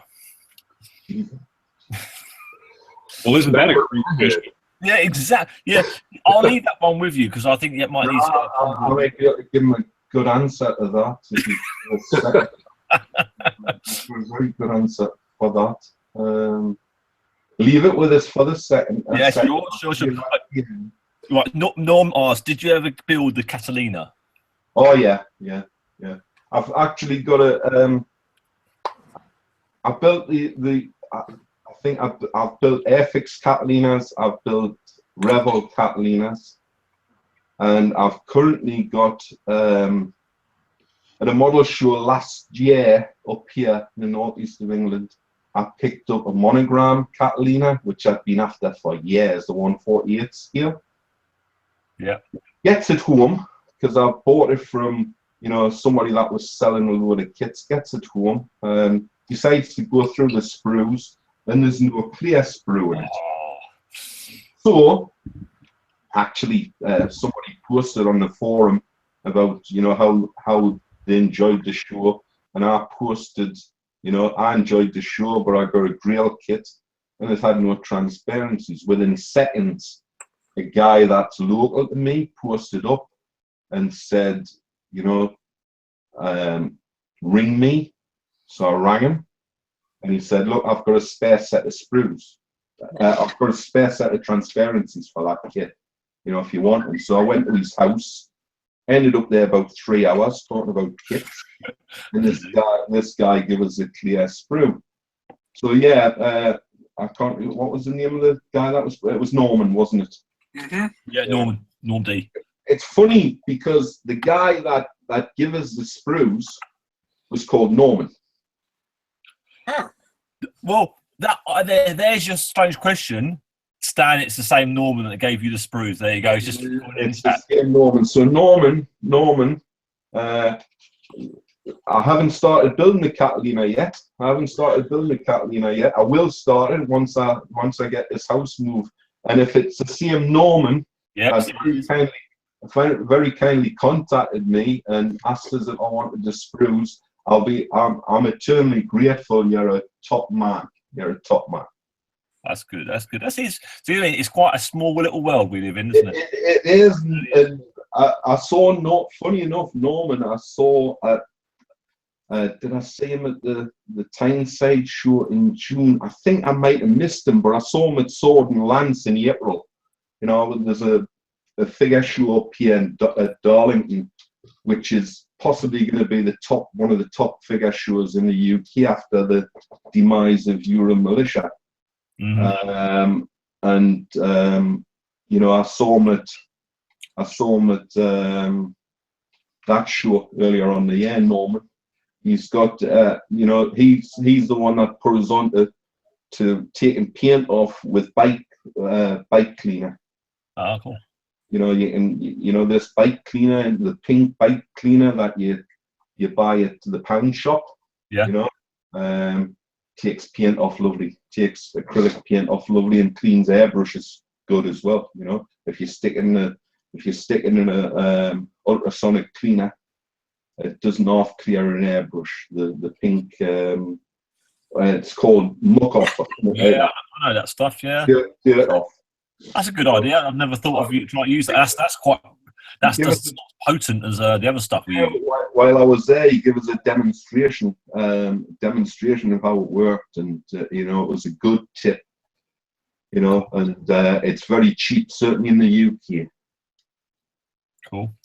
So it's certainly Norman, and it's lovely to have you on here, Norman. Cool. Well, Norman's a regular hangout with us, so yeah, he's there. Yeah, Norman's our Google. Yeah, nearly every day he's in there with us. Is he? Oh, yeah. I'll have to try that then. Yeah, pop in and say hello. Yeah. Right, next question for you is from Joe's Model Kits. Yeah. Do you have a kit that you'd pick up and build again tomorrow? So something you've already built that you'd quite happily walk up, pick up, and build again.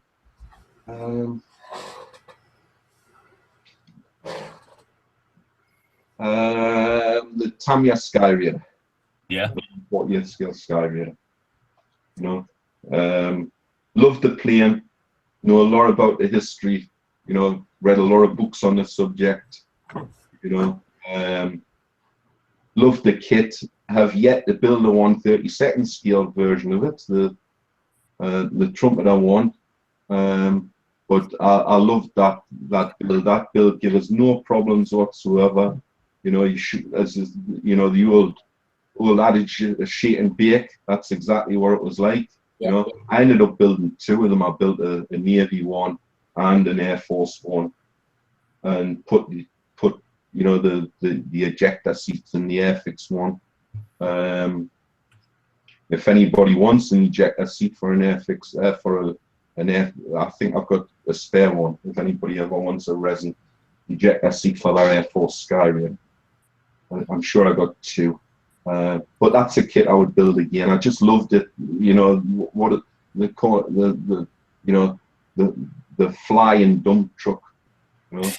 Yeah, it's got the carry load it can do is amazing. Well, I read a book many years ago called The Secret War, and it's about flying Skyraiders in Vietnam. It was a really good read, and I think that's what, you know, it was just one of these when people used to go to libraries, you know. Yeah. It's one of these books. A library? Oh. People, I came across it in the library and I thought that looks interesting, and I was hooked on Skyraiders ever since, you know. But that Tamiya kit, no problems, build that, you know. The only thing about the actual subject is there isn't a lot of, you know, eye-catching schemes apart from the bumblebee or the wasp or the hornet on the tail. You know, there's not a lot of eye-catching schemes for it. Whereas a kit, the engineering's superb. Yeah. You know, engineering superb. So that's the one I would have no problems building again. Nice. Right, next up it was from Paul Morgan. What if you lost your mojo? What sort of kit do you think you'd go to pick up to get it flying again? Possibly a Games Workshop, you know, possibly a figure kit, you know. But I think it depends what you lose your mojo on different subjects of kit. Sometimes you know, I don't tend to lose my mojo on modeling in general.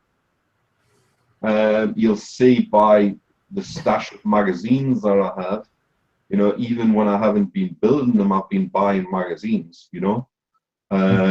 So something completely different to your normal thing. You know, Tamiya motorcycles are good, you know, because it's just completely different and you don't have any issues with them normally. Fair enough, if you're gonna, you might have things where you've got to use alclad or something like that, but I mean, if you're careful, you can certainly get a good result without dechroming everything. Just something completely different to your normal genre. Yeah, that's what I always recommend. Just do a change, isn't it? Just change from what you're doing right there, and then something completely, you know, build a ship, you know, pick a ship or something like that. There's plenty, you know, the trumpeter do a line of 1/700th scale aircraft carriers, World War II aircraft carriers, and they're fairly reasonable. I think they're about £11. They come with a vac-formed sea base. The beauty of, they give you a full complement of aircraft. So if you buy the Hornet, you get all the Doolittle's radars to put on the deck. They're a lovely kit for a small kit, and it's a complete different genre if you're a car builder or an aircraft builder. Yeah, I think that's the big thing. You've got to change. Different, Tim. Yeah, cool. All right, quick. Another one from William Hunt. He says, "I know you said you're a sci-fi fan. Yeah. I noticed the Captain America figure in the background on your shelf. Are you also a comic book fan? And has that influenced your model building choices? What's the guy's name, Tim, if you don't mind? William Hunt. William, I was once the proud owner as a youngster of the first issue of Spider-Man. Wow. The first issue of Ant-Man, and the first issue of Daredevil. Wow. So since then, you know, I don't buy comic books because they've changed over the years. I managed to download, you know, full series of comic books from the internet, so I can go through them. So I downloaded #1 of Spider-Man. You know, I downloaded the whole first few volumes. Daredevil the same. But yeah, I don't know if it's comic books or artists in general or ideas in general, but growing up that you know, comic books and plastic kits were my life's blood. You know, that's what I survived on. I was lucky I had before I used to read the comic books after I had finished with them, and then my mother used to throw them out or throw them on the fire because we ended up we had an old coal fire. I grew up with a guy that lived just down the street from me, and he was a very solitary type of guy. And I bumped into somebody that I hadn't seen for 40 years last week, and he was telling us this guy had died. And I can guarantee that this guy, Graham, would still have that first copy of Spider-Man. Wow. You know, and he would still have the first copies because, you know, he was completely different. We would read them and get rid of them, where he would read them and then seal them up. Oh, wow. Yeah, that's how you keep them. Yeah. And I mean, the guy never married. You know, he was, you know, he never married, possibly never even had... Well, I can guarantee he never had a girlfriend or anything like that. He was a very solitary type of guy. But I can guarantee when they've cleaned his house out to clear the house, somebody's possibly came into a fortune. Oh yeah. Or unfortunately, they've not realised what fortune was. Well, it could have ended up in landfill somewhere. The horribleness of it. I don't know how many relatives, but yeah, I'm a big comic book fan. You know, I love watching Marvel movies and try to pick up on, you know, the Spider-Man films. You always had to be a mourning teenager. Yeah. You know, because that's what, you know, during that time, that's where he used to be. And I think possibly the first incarnation of Spider-Man got it the closest, although, you know, the web slinging came out of his body rather than an actual machine, which Spider-Man made. But yeah, I love Captain America. I love all sorts of American comic books, but I used to be a frequent visitor to things like places like Forbidden Planet, but not for many years. It's still going up there. My brother goes up there. He's quite into manga. I was in a couple of weeks ago, Tim. You know? He says it's expensive. Yeah, it's expensive in there, but it is good. Yeah. Yeah. Right. Question from Mark. He said, "How's the Robotech going?" the Airfix Robotech. Yeah, that's I forgot about that one. I should have answered that. The Brett. That was a few months ago. I was at a toy fair. That was on up here. A friend of mine has a store selling old toys, and I saw this cardboard box under the table, and I asked him what was in this box, and it was an Airfix Robotech set.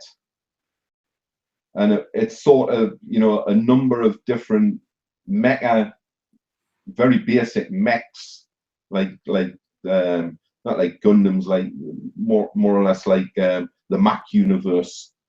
And I sat here one night with Mike, banging these Robotechs out. You know, I think you got about 6 or 7 in the box, and I banged them out, and then summarily at the end of the night put them back in the box and and shifted them to the other house. But yeah, I haven't gotten round to painting them. They're very good for kids, though. If you can come across a set, you know, you get all the soldiers and everything with it, you know. Yeah. But I'd never actually seen them on sale, but it was Airfix's idea of getting into the Games Workshop universe, I think.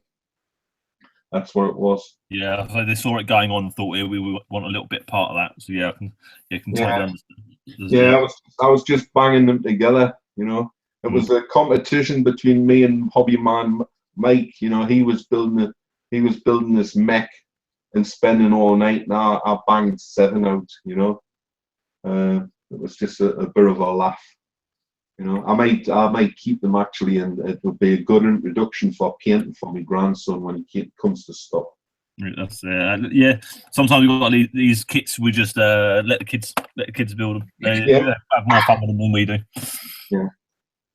Right, just one from Sharpie. He says, "Is there one thing you wouldn't build? Is there something out there that really has no interest for you at all?" Oh, Jesus, John.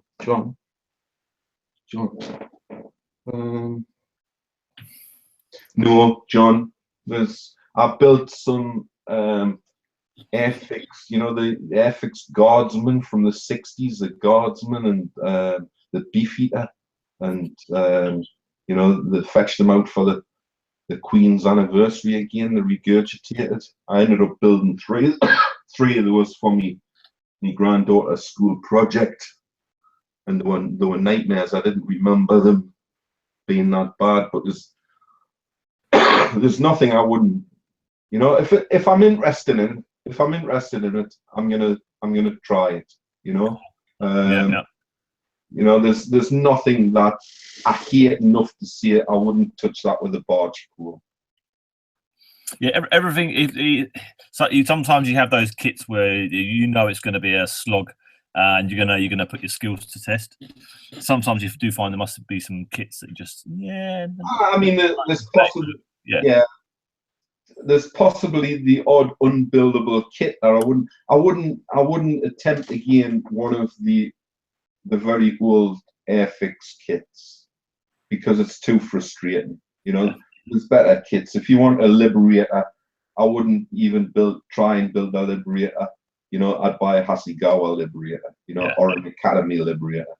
You know, so you know, I'm being more selective in my age. I have picked a couple up, and you know, I picked when Model Zone were closing down.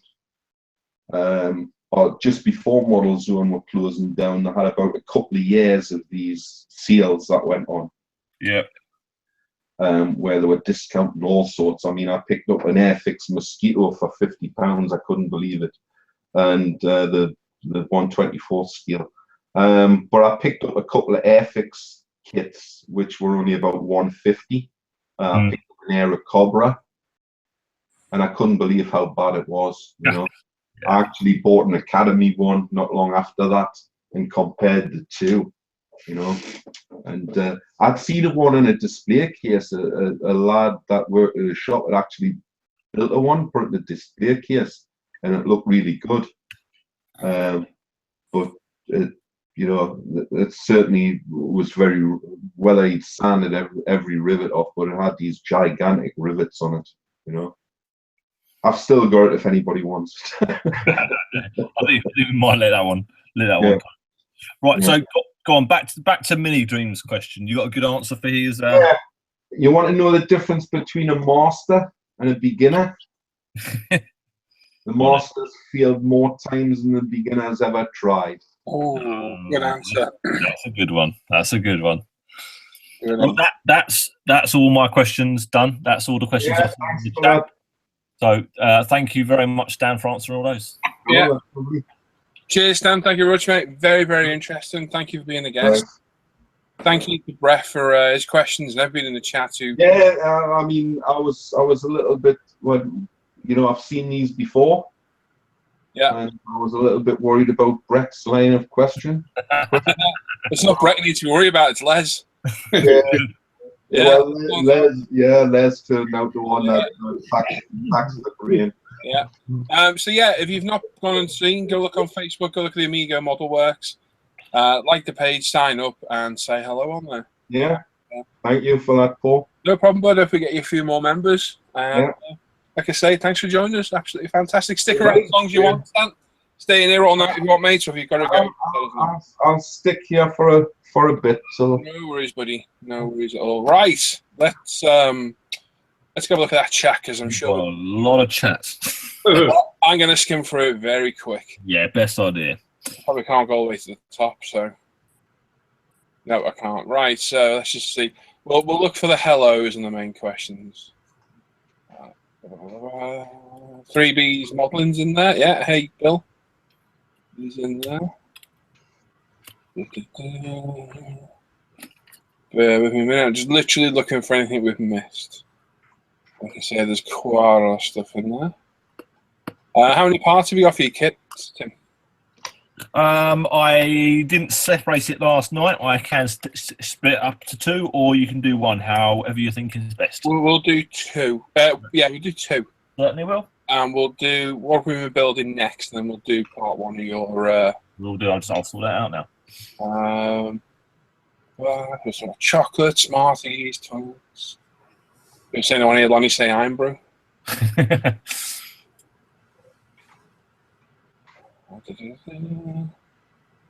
leaving. We've still got 110 watching apparently. Yeah, yeah. Hello to those 110. Yeah, make sure you, like you say, go check out the Amigo Model Works page. Check out ISM. So you've got the forum, inscalemodeler.com. Our Facebook page, Instant Scale Modeler. You're on the channel now. So subscribe to the channel. Give us a thumbs up, thumbs down the video. You can comment in the chat as well if you want. So if you're watching back at a later date, again, give us a thumbs up, thumbs down. Leave us a comment. And always try and answer. I read every comment. I might not answer them, but I do always read them. And obviously go check out Ultimate Modern Products at umpretail.com, who is myself and Lee, and we're sponsoring tonight's show. And there's the police helicopter. Dun, dun, dun. I'm looking for me. 18. 18. I'm looking for Sam. Looking for Sam. I've got Sam was here, to be honest. You're hanging in there, yeah? Sam was here? Yeah, I've been working away just. That's good. Right, so we've got general chat. Let's make sure I've missed anybody, that's all. Saying hello or wherever.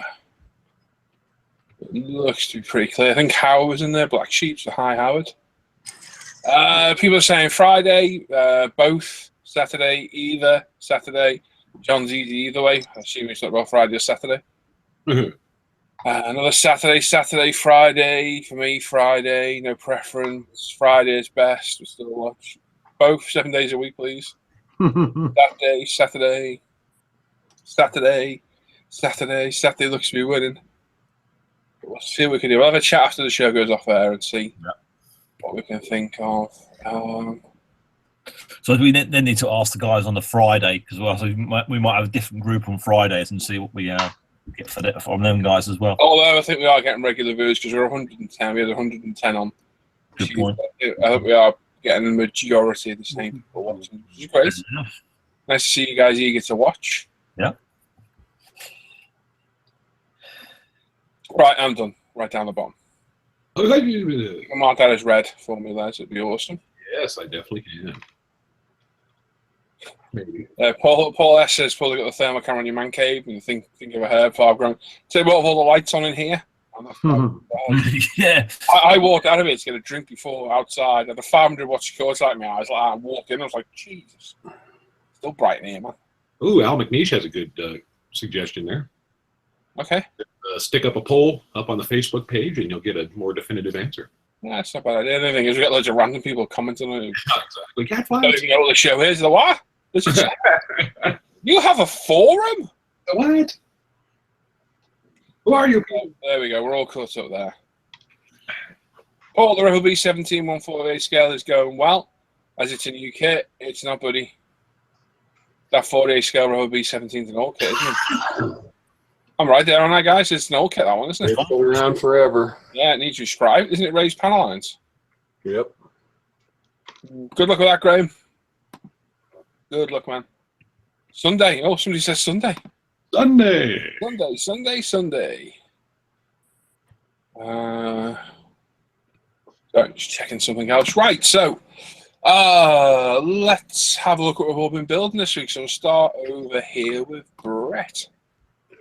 Hi. What have you been working on this week? Mainly my magazine one. I got a couple weeks left to finish it. Unfortunately, I And can't show that one. my SU for your build, my SU 25. Oh, I got the ordnance all put together. I got a primer it. I got the ejection seat. It's resin that came with it. I got it put together. excellent. And I got the cockpit started. So I'm going into primer with everything by the end of today. Excellent. So those are the two things I've been working on. Fantastic. Good to hear. Les, I take it you. Yeah, pass on me. Oh, we go. There what it says. Ow! Touch myself. Ivan. Ivan. Ivan. He was there a minute ago. Oh, 1 minute. Yes, sorry. I wasn't muted on here. I muted my mic button instead. Hello. Hello. What have you been working on this week? I've been working on my SEO. Ta-da! Ta-da! Where's his nose? It's here. Oh God, extremely heavy. Oh, I look kind of wrong then. Oh. excellent. Oh my Yes. God, how much weight did you put on that thing? A lot. Too much. It's very, very heavy. I'm going to struggle gluing it on. No sitter. Yeah, that's going to lean forward. It probably will. It's very heavy. Yeah, you could have gone with at least half of that. I could, but I didn't. Okay. I was going to suggest last night what you do is put a bit in and tape it on, but by then you'd already put the glue in, so I was pointless saying it. Yeah. We shall Good find out. It'll be fine. Nose sitter, be the first ever nose sitter. It's looking good. Camera's looking good. Yeah, I decided to hard edge it because everything so far with the paintwork has just gone wrong. It's Meaning looking good. It's not the wrong. camo's wrong or the colour's wrong. Or it's just not. It's looking fine. I thought it looks well. We figured out what the problem was because Ivan painted it and we were like, that doesn't look right. And then when we looked further and Ivan actually looked at his paint set, we figured out it was the 2014-15 colours, was it, Ivan? Yep. So it's the modern day colour scheme.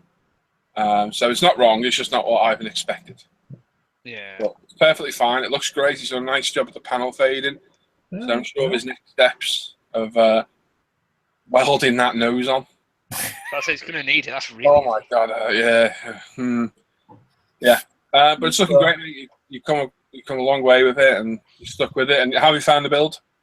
The build itself was excellent. It's an absolutely amazing kit.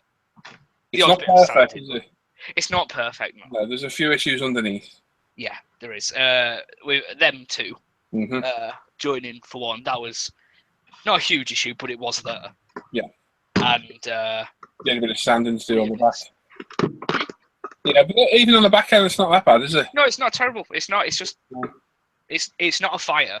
It's just normal work that you do with a normal kit. Yeah, it's looking sharp, mate. I can't wait to see you crack on with that. So, what's the next step? A bit more paintwork. The next step is because you can probably tell the inside isn't hard edged of the. Oh yeah. So they need doing. Cool. And then probably underneath because it's all black. So paint underneath that. get the light colour down, fade all that, then wheelbase, and then just the rest of everything. Yeah, it's looking good, mate. So well done. Thank you. Well done. Oh, so this is for my SU build, which is on until 24th December, which is Christmas Eve. So 21 days, 3 weeks left to get these done, which is just about the right amount of time for everyone, bar Tim. And we'll get to that in a minute because we'll see how far along it is. Oi, I didn't do I know you have, mate. I'm only joking. Sam, how are you? All right, mate. Oh, you got C3, C3. 67.4. Yeah, as you called him the other day to me, I was like, what? I couldn't get the name right. It's C3PO. 370. Yeah, that was funny. He's looking good, mate. Yeah, I just dusted him in red pigment just because, I mean, it was never clean in any of the films, you know, so just did some pigments on the base. And I'm still haven't put the mirrors on this thing because the decals totally died on them. Oh. On the Porsche. I still have to put the mirrors on it. But this was an old Gonsanyo job, which was awful. no detail inside whatsoever, No. just room for batteries and a tiny motor. Wow. So I still have to put the mirrors on. I'm going to make it a bit dirtier and stick the wiper on. But that's all you can do with it. There's nothing else. You know? It's looking good, mate. It's a good looking Porsche. They were just Rothman's decals that were left over in the Ah. 956. So Oh, they went on to fill spaces, yeah, I like it. That's good. basically. But it's all right. It's not the best, not the worst, I suppose. Very cool, mate. Cheers, Sam. Thank you. All right. Stan, what have you been working on? This, hold on, I switched this camera.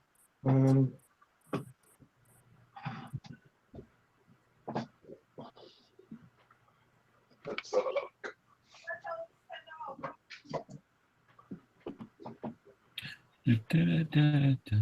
Oh, get it right. That's cool. Yeah, that's a nut flying figure. It's 75mm metal. Good. Yeah, the good stuff there. That's So I've just pinned all the joints here. I've pinned the arm joints. I had to use 2 pins on the shield arm. Yeah. 1 pin in here. But it's gone together. There's some cleaning up as normal when I'm getting the primer on. You know, there's bits and pieces that you never saw before. Yeah. With a metal figure, so there's some cleaning up on it, and then I'll start painting it. That's cool, mate. So that's one I've been working on most of this week. Very cool. I forward to seeing that thing painted. It looks awesome. So, there's actually a lot of detail there, but there's a cape. Oh, right. There's a cape that goes on them as well. Oh, cool. Oh, wow. Okay. There's a cape that goes on. Wow. That's really cool. I like the cape. Yeah. So, It's like a bearskin cape kind of thing.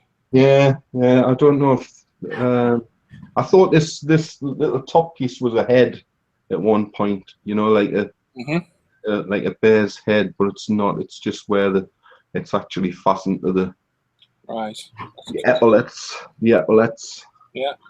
And then after that, I'm gonna try this flanker that I've been persuaded into buying today.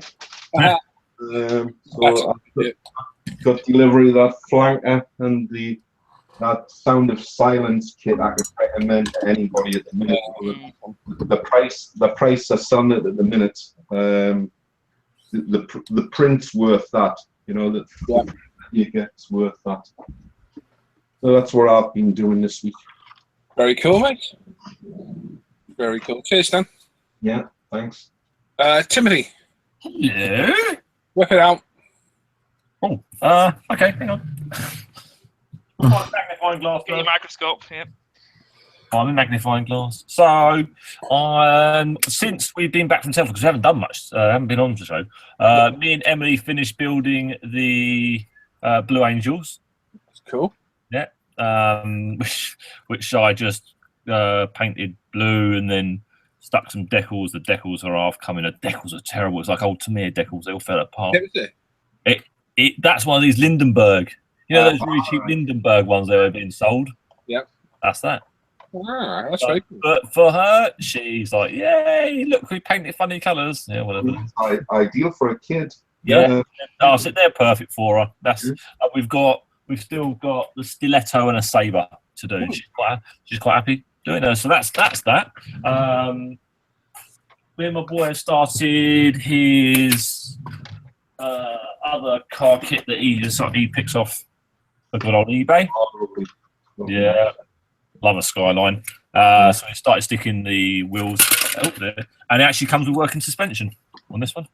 Working steering and working suspension, which is quite cool. It'll like that when it's all built up.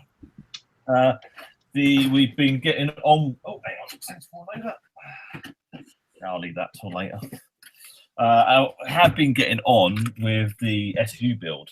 Yep. After the last couple of days, all I've been doing is the weapon selection for it. So you got the little bomb racks, so 30 pieces in one little rack, plus the bombs on them.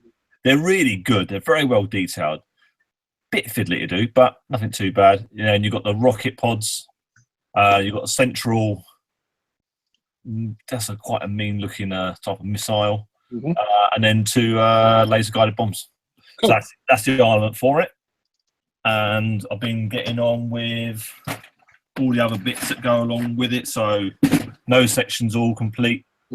Just rescribing all of the ribbing and the detail around there. And I've then got lots of little pieces in the bottom of here, slowly getting built up and made for it. So that's the main thing I've been doing this week. SU34. It's good. It's a nice build. I'm enjoying this. Okay. Yeah. It's not a small. It is even in 172. It's not small. It's a monster in 48. I can imagine it is a giant. It is a giant. Yeah. Oh, that's one, Tim. You got progress, mate? Yeah, doing good. Your progress, right. Let's get my camera to focus. Hello. To the start. Hello. Oh, there we go. Oh, it's gone again. Hello. Stay there. Yeah. There's too much light. That's what it is. Right. So there's a theme, and there's my flanker. So I put a picture the other day. It was primed in our black primer. Absolutely fantastic. Beautiful kit, as Ivan said. It goes together. The fuselage fit is just phenomenal. Absolutely amazing kit. The cockpit's well detailed. The decals for the instruments, superb. Absolutely superb. I've replaced my bang seat with a, oh God, who made this? Aries, I think it was Aries. Yeah, quick boost. So I got the pilot with the resin seat. So he's ready to go in and go in last. When it's done, but the fuselage seams all down the edge, right the way down, absolutely flawless. No filler needed whatsoever, all the way along the side. The main problem is here at the back, where you got that seam there. But again, a little bit of CA glue, bit of sanding, job done. No bother at all. It's like I say, primed it in UMP black primer. It looked absolutely mean in black.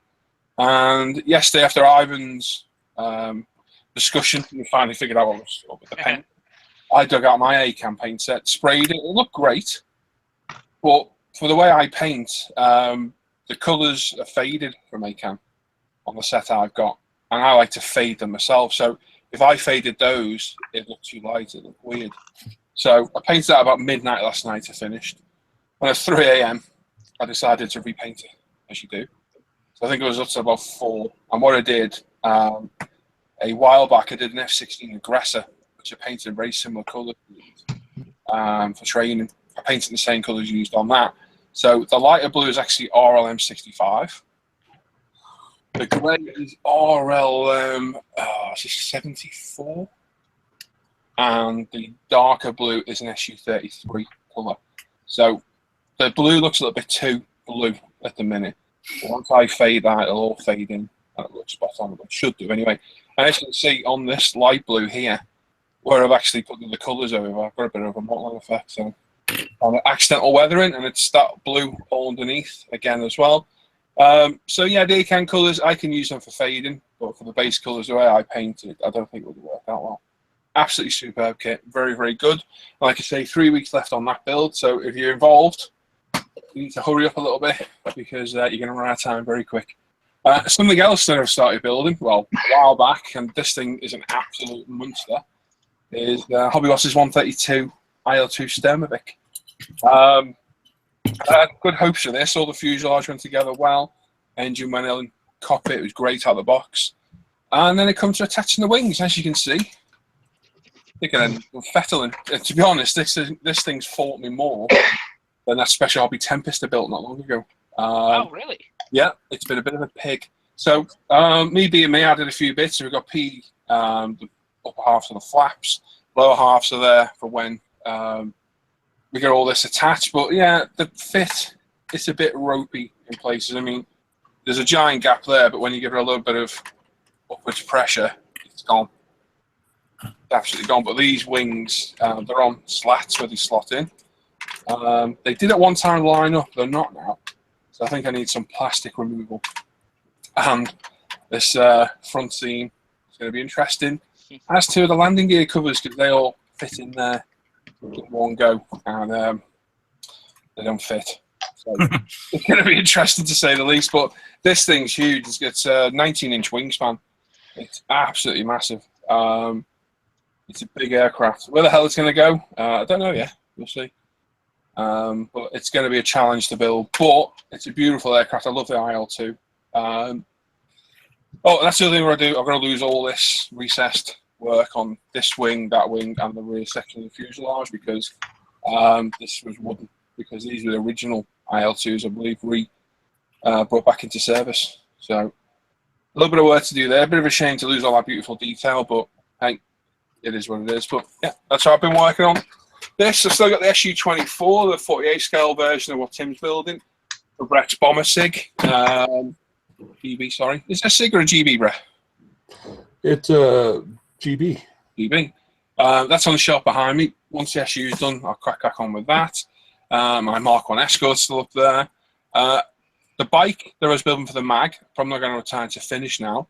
So I think I'm going to put the ZXRR in there instead as a built article kind of thing.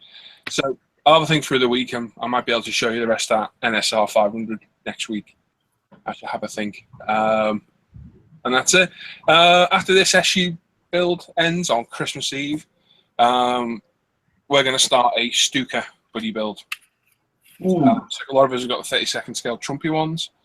So if anyone wants in on that, give me a shout. I'll set up a small section on the forum again, and hope we can get a few people involved in that. We're going to start it like immediately, so it'll be Christmas. But I suppose the official date could be the 1st of January. But I think a few of us probably want to wait a week. I was about to say, because we discussed, didn't we? Well, you mentioned that once we finish these, we don't want to be killing time building something we don't really want to build. When Yeah, we start the we'll see. We'll have a chat. We'll have a chat with them and sort it out. Yeah, the new ethics stuff will be out by then. I would think. Yeah, it should be. Yeah. So any scale, whatever you want to do, as long as it's just you're more than welcome to join in. But I think a good chunk of us are building the 32nd scale one. Yeah. But any scale, any age, any make, whatever you want to do, any of the Stukas.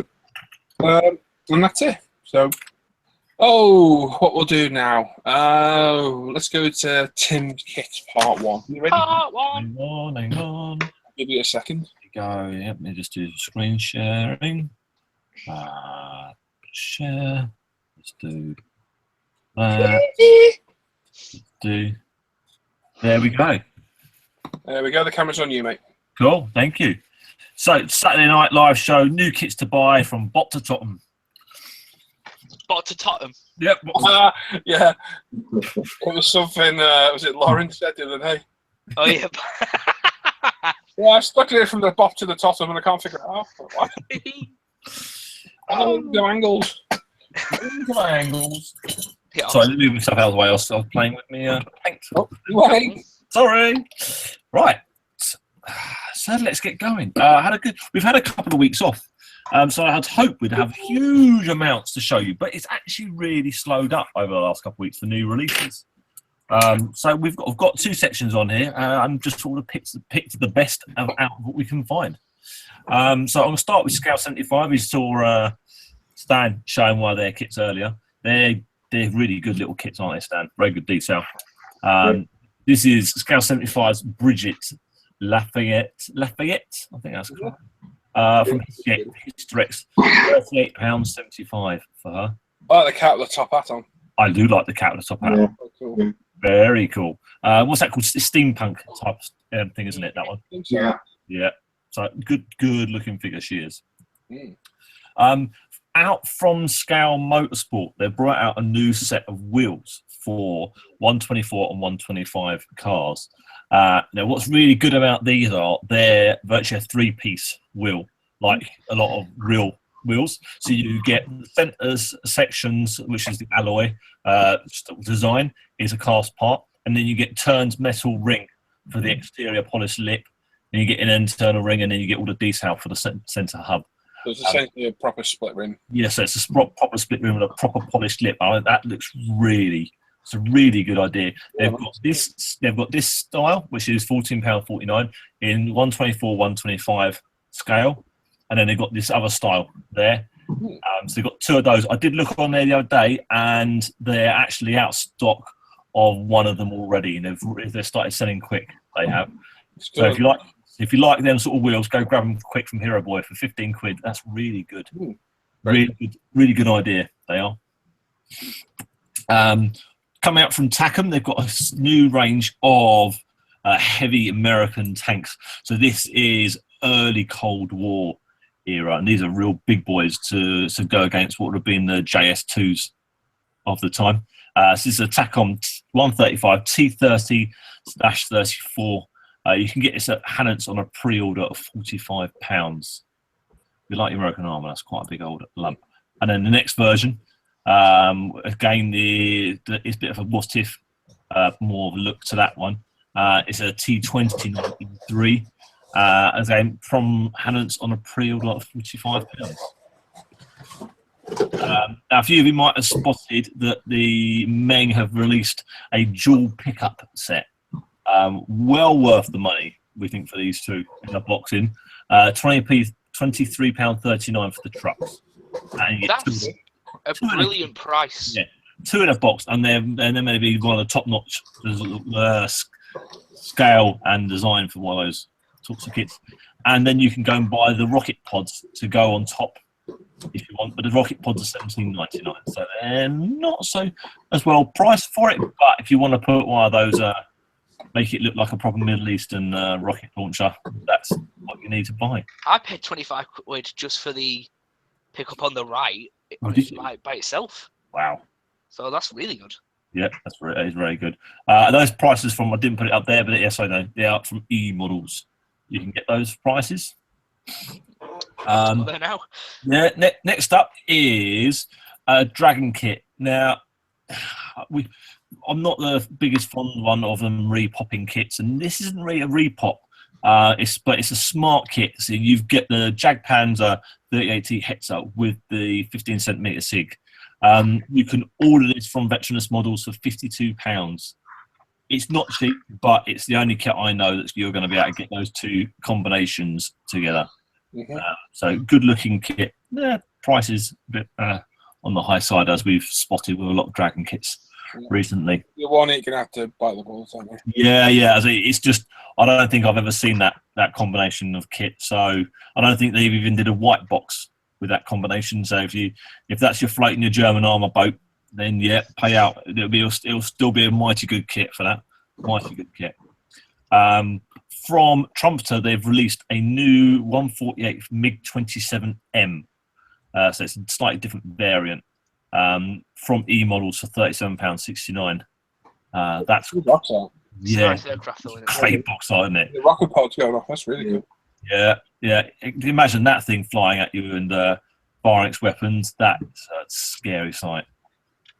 Yeah, that's a cool looking aircraft to do like that. I've got one of their kits, and I can't remember which variant it is, and it's a super looking build. Going through on air-craft.net, and they've got in stock the Harder and Steenbeck. Clang! Steinway! Harder Steinway! Clang! Go on. Anyway, going on. They sell a service kit for $29.99. Now, if you got the H&S airbrushes, this is really quite good for your money. You get the mat, you get all the tools, you get the clean instruments, and you get new seal sets in there as well. Seals, the seal remover tool, the needle reamer. Yeah, Please got that word, ream. Yeah, reamer. The I think brushes, for 30 quid, that's really good. That's a really good little bundle. is it? Yeah, that's not bad at all. I think you probably pay nearly 40 quid for the whole lot set. Yeah, probably. Does it You better? save yourself easily a tenner from them. So a really good little buy. Yeah, nobody knows it better. No. Also from aircraft.net, he's got in Mr. Airbrush Custom 0.18 needle. Now, you might have seen Paul's recent reviews of the Mr. Hobby airbrushes and see what he thinks of these their airbrushes. We know what they look like and how they work like. So Very good. I would like to get my hands on that and compare that to my custom. yes, That was like compared. Because it's 100 quid cheaper than a custom Micron, but is it worth 100 quid saving? yeah. Interesting to know. But that PS290 is a beautiful brush. Yeah. Can I just mention something? Caused a bit of controversy on my Facebook page because people spotted the instructions I showed in my review, which were, unbeknownst to me, Iwata instructions. They were the wrong instructions I picked up out my drawer. I've got the proper Mr. Hobby instructions over there. So that airbrush doesn't come with Iwata instructions, it comes with Mr. Hobby instructions. It was a mistake on my part. Oh, didn't it, Paul? No, I didn't even look at it. I was just reading through it quickly. Never mind. But yeah, I'd love to see how this compares to a proper custom micro. From what we're telling so far, these are good airbrushes. I've got the 290, and they're feeling good. They're working well, and they're really good money. I think for what you get. That's got an unusual finish on that. It looks like a brush. Yes, matte and satin finish. It's quite nice. That's what would worry me. Wouldn't pen to that. What? I don't know. It'd make it a tad more difficult to clean. Yeah, it looks not brushed, but yeah. Yeah, I'm not sure. Yeah, that's a good point. It's not a polished finish. It might be a little trickier. So, maybe. I would like to hand. Yeah. Well, so this one is what Paul has recently just reviewed. Go check his review on it. You can buy some aircraft-net for $137.99. Well worth the money. Worth. Fantastic brush. Are you doing anything? Large areas, car bodies, bikes, large ships, large aircraft. Fantastic. Watch the review, see how quickly the paint goes down and how well it puts paint down. Yeah. Very, very good brush. This replaced our the Iwata RG3s. The Iwata RG3s we had. They were a real step in between a full-on body shop gun and an airbrush. And it was okay, but it was just a bit too much. Too much gun in places. We were using it for. If we'd just been doing cars, I think it would have been perfect. But this is a real good in between those. In between that, just a bit too big for what we're doing, to being a bit too small on the airbrush for doing large bodies of paint. So this is really good, and you get a fan pattern or you get a single round pattern in the boxing as well. So, very, very good brush. Highly recommend that one. Very good. So yeah, check out aircraft-net for these prices and all the other little bits, because remember he does hobby colour paints, both the lacquer and the aqueous range. Just the colour on the aqueous, yeah. Paints, all sorts. Yeah, so well worth checking his site out. Very good service, very good person to deal with. Yep. Now, as we have UMP is sponsoring the show this weekend, I'll make sure we're going to put on here and show you guys what you can buy from UMP. I'm not going to go through the whole range. We're going to pick out the best bits that we like, that we always say these are well worth purchase. Now this one, it may be written form card, but I have renamed it foam card. Yeah, Tim spent the entire weekend at Telford calling the foam card. I sold them though. It's perfectly fine. Yeah. I keep some in my wallet at all times. Yeah, there you go. Very handy stuff if you need to just create something, make something.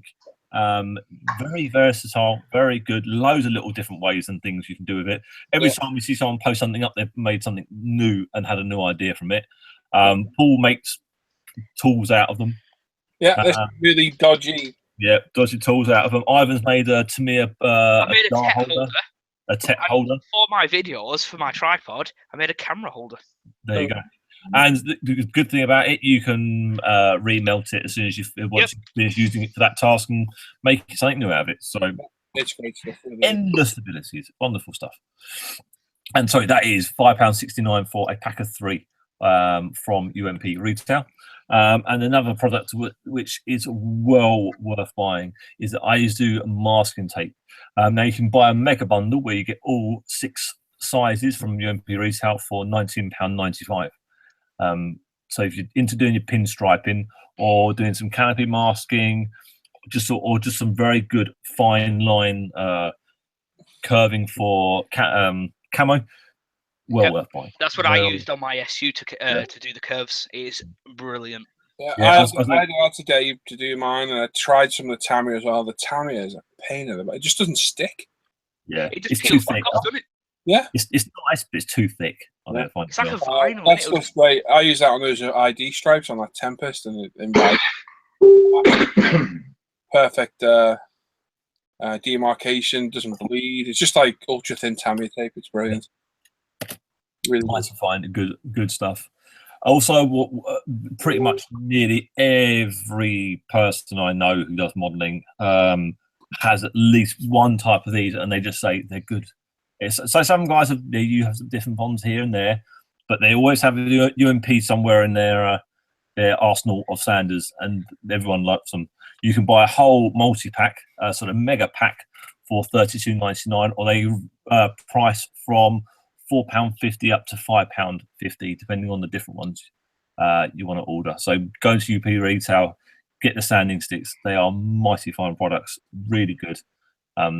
Yeah, I love our sanders. Yeah. I know we sell them in retail, but as a modeler, I love our sanders. They just do everything I want, and can't fault them. I can't fault them. It's easy for me to say because they're my product, but as a modeler, because I look at my retail side and my modeling as separate, and you guys know I try and keep it separate if I can. But yeah, they're just superb. Even myself, I never complain, and I'm quite fussy. Someone just asked in the chat about the foam card. The foam card. They didn't know what it did. On Tuesday, I'll do a live demo. I'll make another really dodgy tool for something else. Yay! Maybe for, I don't know, alcohol bottle or something. It works though. It does. It works brilliantly. I can't fault that tool, especially when you stick it on your Sega glue lid as well. You never lose it, then, do you? No, that's there forever. Yeah, Ivan tried to copy me, and Ivan's got stuck to his lid. He moulded it around the bottom of the lid when I told him not to. Well, you know how the Mr. Hobby bottle opener thing's like £10. Yeah. I thought I'd cheap out, so I just made myself one, and it works a dream. Excellent. There you go. There you go. Yeah. Okay. Good stuff. I'll do a live demo on Tuesday. I'll whip out the kettle. I said kennel. The kennel.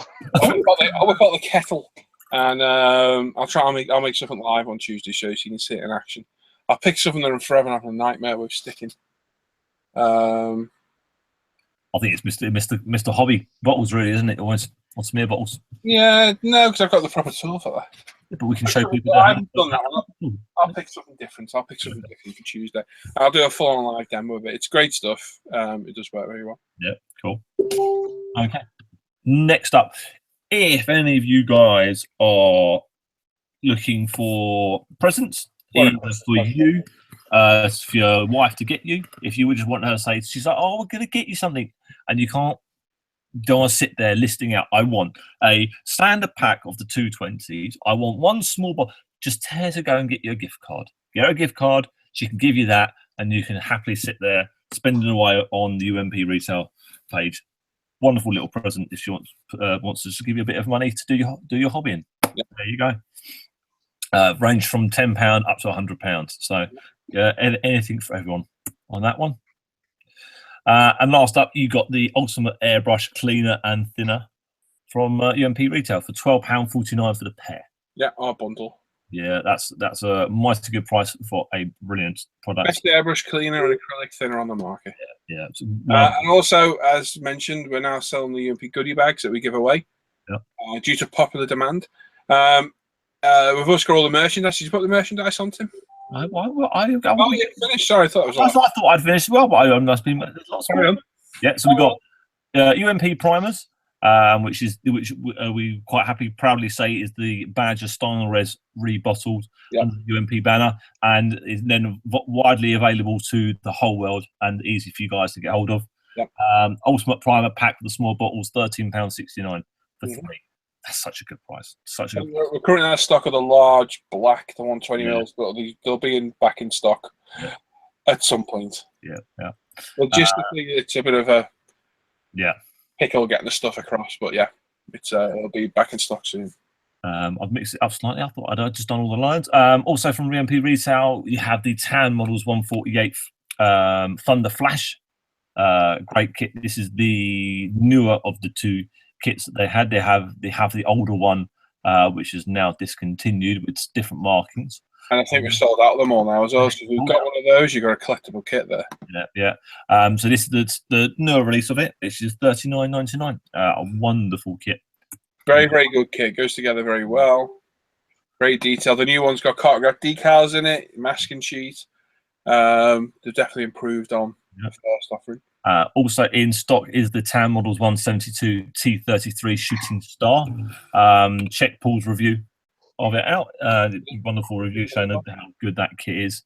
$31.99 for that one. What good little kit. Also got the UMP Ultimate Weathering washes. This is the mega set, which you can buy all 8 for £34.49 in there. So you get one of every single one in there, or you can buy individual ones for £5. 49, I think they are. Yeah, Everybody asked me what the price is. I'm like, yeah, I was going to write down and I totally forgot. I'm like, people ask me, how much is this? Like, do you know what? I honestly don't know because I don't buy it. And I don't really deal with the website. I just deal with the other side of it. So I'm like, yeah. Good stuff. Oh, and that was it. So also let's end the part one. But what I forgot to put in there was you got the new line of t-shirts, mugs, mouse mats. We've got new style t-shirts, not like the old ones off the forum site, like I've got, not like this. So if you want this style now, click on me. If you want this style, these will go out of production soon because we were going to take that side down off the site. So instead, we've had them made ourselves. They're black, with print on the back and the front. They're all in stock now. We've got new ISM pens in stock. All the mugs are in stock. Mouse mats. Where else have we got? That's it for now. But they're all in stock. They're all in my house. They're everywhere. So if you want a new mug, pen, t-shirt, mouse mat, they're on the site now. Head on over. And like you say, those goodie bags are on there too. People ask, so we put them on there. And if you want one, go get one. So there we go. As simple as that. Cheers, Tim. Is that the end of part one? That's in the part one. Excellent. Right. Let's have a catch up on that chat. And then we'll pick our builds of the week next, I think. So get ready for that, boys. All right. Let me see. We got. Oh, you're at the top. Excellent. Yeah, I am. I'm there now as well. Matt saying no Paul on Facebook. He doesn't have an account. Oh, Matt, come on. You got to get on Facebook, man. You're missing out on a lot. There's a lot of good modeling stuff on Facebook now. Yes, there is. William Hunt says, I got to go to a birthday party. Great show today. Take care, everybody. He's already gone, I'm sure, but have fun. Have some cake for us. Hope you pull a cracker. I know it's Christmas. Follow me on Facebook every time. Someone sees to find right after. It is, but Facebook has its definitely. Lars saying Fridays is best. Yeah. Got Paul S. saying, Ivan, I'm about halfway through the turret build on my main T90, but soon I will have to do the IR lighting. Oh, get you. People saying, yeah, it's going to be a nose sitter. Good job to flank us a nose down attitude, Ivan. Nose getting 5, 4, 3. It'll be fine. Philip Champman drink. No.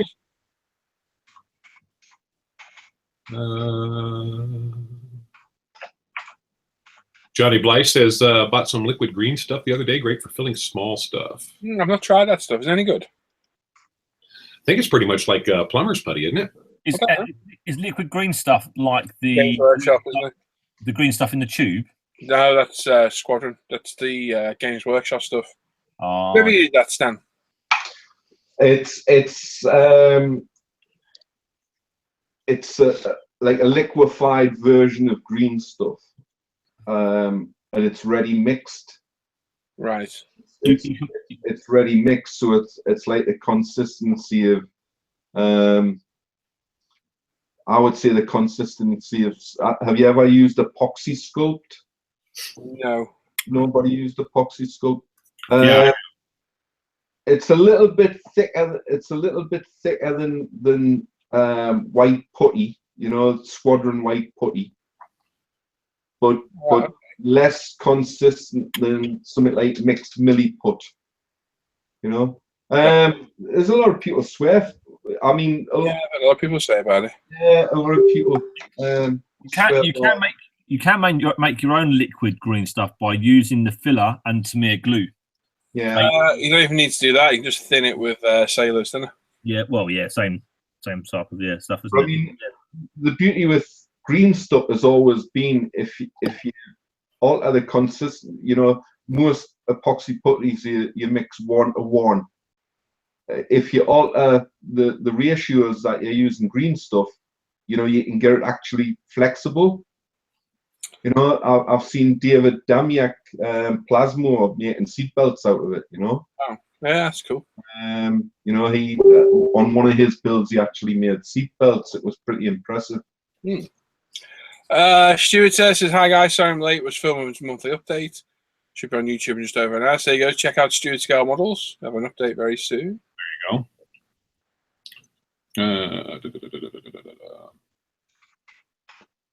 Oh, too bad he just left. Graham McRobert says, "Hey, where is Sam? Would like to contact him. Just message him on Facebook, buddy. Northern Ireland.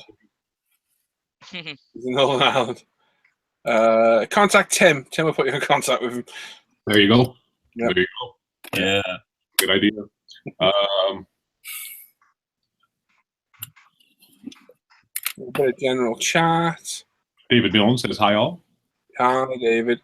Norman says, "Can't see any food on Tim's workbench." I wish No, don't worry. I've been eating my bread. My bread pudding.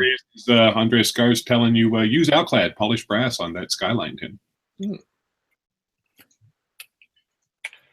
Dave Price saying, "Hello, Paul's hand." Hello, hand of Paul. That big missile is a Russian anti-ship ramjet missile. Oh, this thing. Oh, okay. That's good to know. It's at Mach 2, apparently. Better leave a mark, isn't it? Wow. Question from Architect Scale Modeling. It's a new one. I've seen you before. I'll look at your videos later. What is the best colour for the undercoat on the framework of SU-27? The yellowy primer colour. Yeah, as Andreas just said, Russian primer yellow.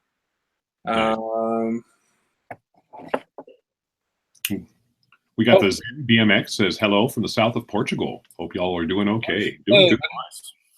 Hello. Mr. McDreams has to go. He's got to go to work. See you on Tuesday. Thanks for another great show, guys. Andreas saying it's ACAN 73015. That's the yellow primer colour. John saying thinks you could be persuaded to build a Stuka. Oh, 30-second scale one, John. Go on, John. Treat yourself. Treat yourself. Do it. General chat going on there. Yeah, there's a bit of general chat, isn't there? Apparently, Stan was yawning. People asking for you to be fine, Stan. Oh, Stan. The ruthless. For blood. Yeah, the ruthless mate. Love you for anything in there. I'm pretty sure Stan swore as well. Did he swear everybody? They'll all say yeah. Oh, They will say yeah. They will say yeah. I'll say yeah. No. They know the money goes back into kits for them. I had 15 quid last week. Yeah. I'll let you use that tip. That was your fault, though. It was my fault, yeah. Oh yeah, you made Dockers blush. I know. I only swore once. 3 times you did it. No, one was a yawn. One was the finger. Yeah. What was the other one? I said Yeah, twice and one finger. Oh, it was 3 or 4 times. Louis Pap says, "Here's all off to the doctor. Happy modeling all." Yeah, right. I know King Kit sites crashed. People trying to get on to buy Stukas. Apparently, I'm busted on the airbrush. I don't think I'm busted if I admitted it. I could have just kept quiet. But is there anyone who was sat there and I was reading this like full-on thread on the critique page? I was like, did I pick up the wrong instructions? I was like, I bet I did. I went back and looked and I was like, crap. That's what you get, you see. I was half asleep when I did that review. If you listen to the beginning of that review, I'm like, hi! Yeah.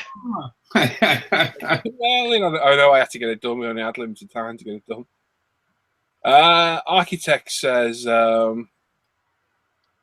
which is probably the best JU87 kit of 48 scale. Currently, sadly, it's probably that old Hasegawa kit, which is definitely knocking on a bit. The other one is the old Airfix kit with raised panel line detail.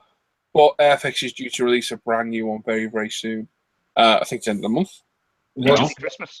Yeah, it's due out very soon. So that should be a good kit as long as we've not got trench light panel lines. It should be a good one.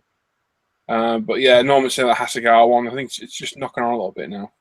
There's a Talalaria kit that they fetched out, and Tamiya reboxed it. That's right. Yeah, they did, didn't they? I don't know what the kit was like. I think it got some good reviews on it.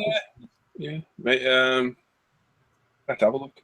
Matt says I have to remember the phone card in his next order. Indeed.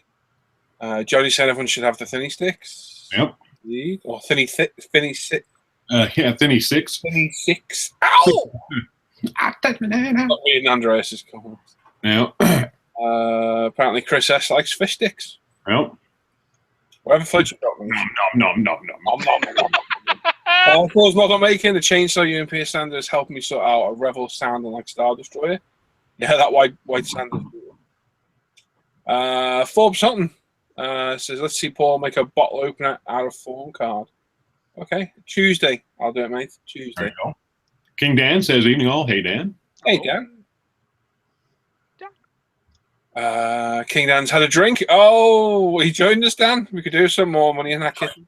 Yeah, we need to build this. Dan, join Dan. We need money. That's right. Phil says he's literally just started using UMP thinner and cleaner tonight. Proper good stuff, and I may be weaning myself off enamels now. Excellent. Good to hear.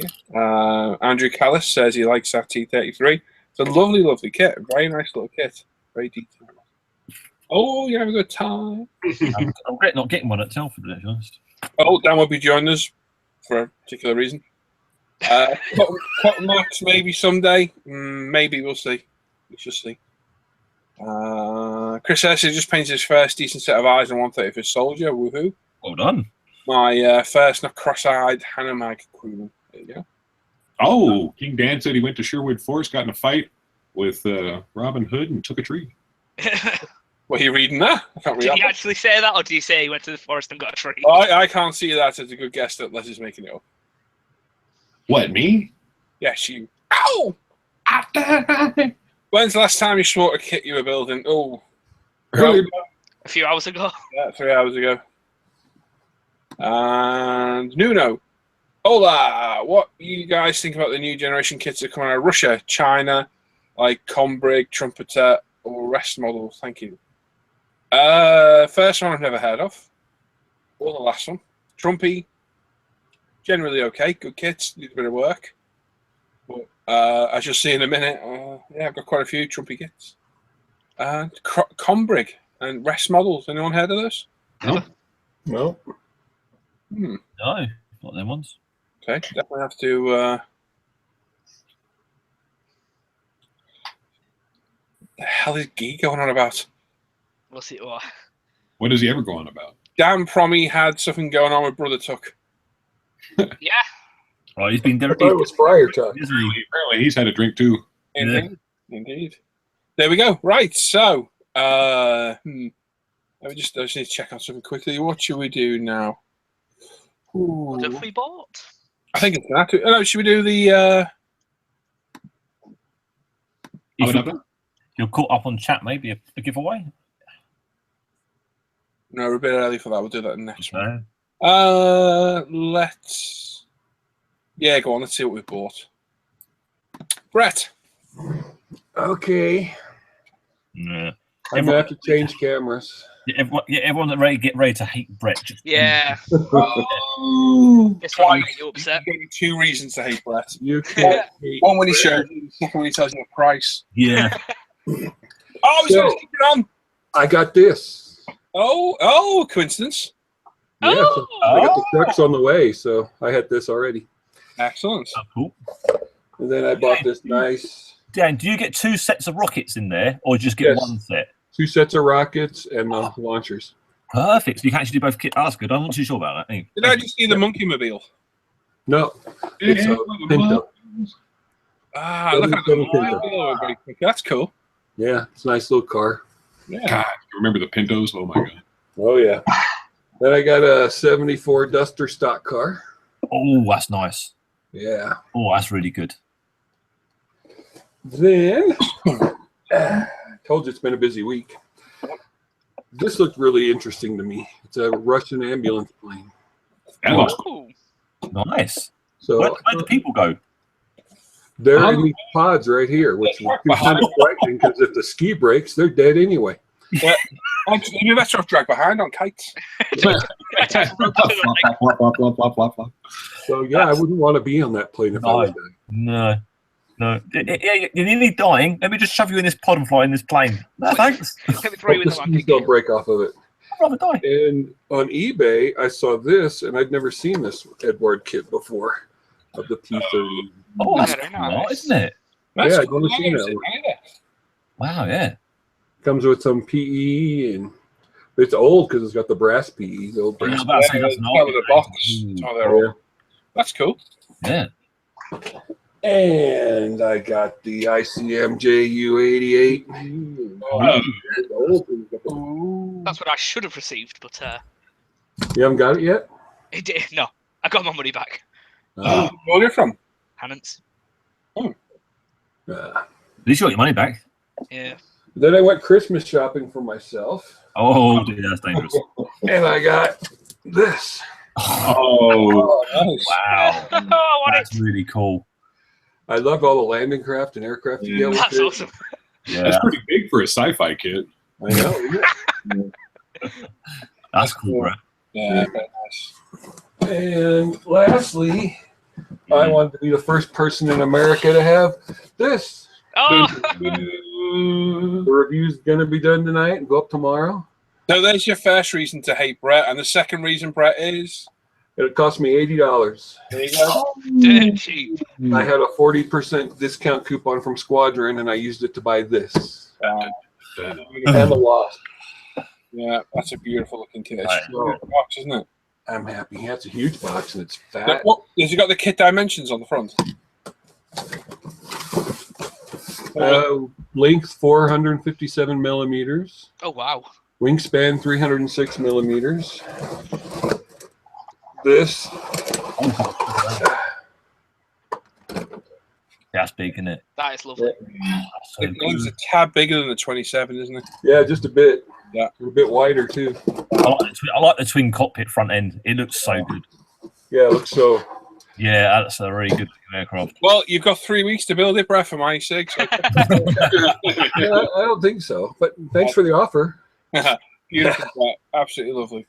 So, and I got that huge box of resin from Mr. Mini Dreams that you saw the review on. Yeah, you got hooked. So that was, and I got a box from Tim. That's where this came from. I was about to say, actually, yes, it did. It arrived. Good. Yep, it arrived. So there's some stuff from Tim in there. Did you open up the kit that's in there? I did. I ate the candy already, the tea cake. Yeah. It had this in it. It had one of these in it, and that went first. Yeah, that's nice, isn't it? That's why I look like this. What is that, a mini roll? Yeah. Yep. Oh, mini rolls are good. Mini roll and a tea cake, and I had them both. What, Liz? Was there a CD in there? No, that's the next package. That's the next one. That got posted today. So you What is it? Speak of the devil? Yeah, it's Talk of the devil. so speak. Talk of the wasn't it? devil. You said speak. Oh, yeah. The one that you got that was wrong that I already have is. Oh, not again. for anyone that doesn't know, we've had this calamity going on for a few weeks where Les wanted, was it Ozzy Osbourne CD? Yeah, Ozzy Osbourne. And there's a difference between in America we say "speak of the devil" and over there where you guys say "talk of the devil." Yeah. And so when he put out that album back in the '80s, obviously there was a difference between the two markets. And so I just happened to be thinking about it and talked to Tim, and he's like, "Yeah, I'll hook you up, man." So Telford got our stuff all gathered up, and he got me a CD, and I'm all excited, and it shows up at the door, and I open it up, and it's the same one that I've got here from America. So we Talk get, of the devil. But it's a we've new been one. working. It's nice and clean, isn't it? No, Yeah, it was nice. It was just something I already had. Tim's hooked Les up properly this time, so Les is going to get a copy of Nirvana's Nevermind now. Yeah, exactly. I wanted my bank too. It's a fun laugh, isn't it? Oh, it's so funny. Oh, Funny story. anyway, Brett, thank you for sharing all your stuff, mate. That's all. Leslie, have you done anything new lately? Myself, no. Unfortunately, my money is going towards Christmas stuff. I did buy something that was model related, but hey, that's for Secret Santa, so nobody's business. Oh, Yeah. I did send a card though. Oh.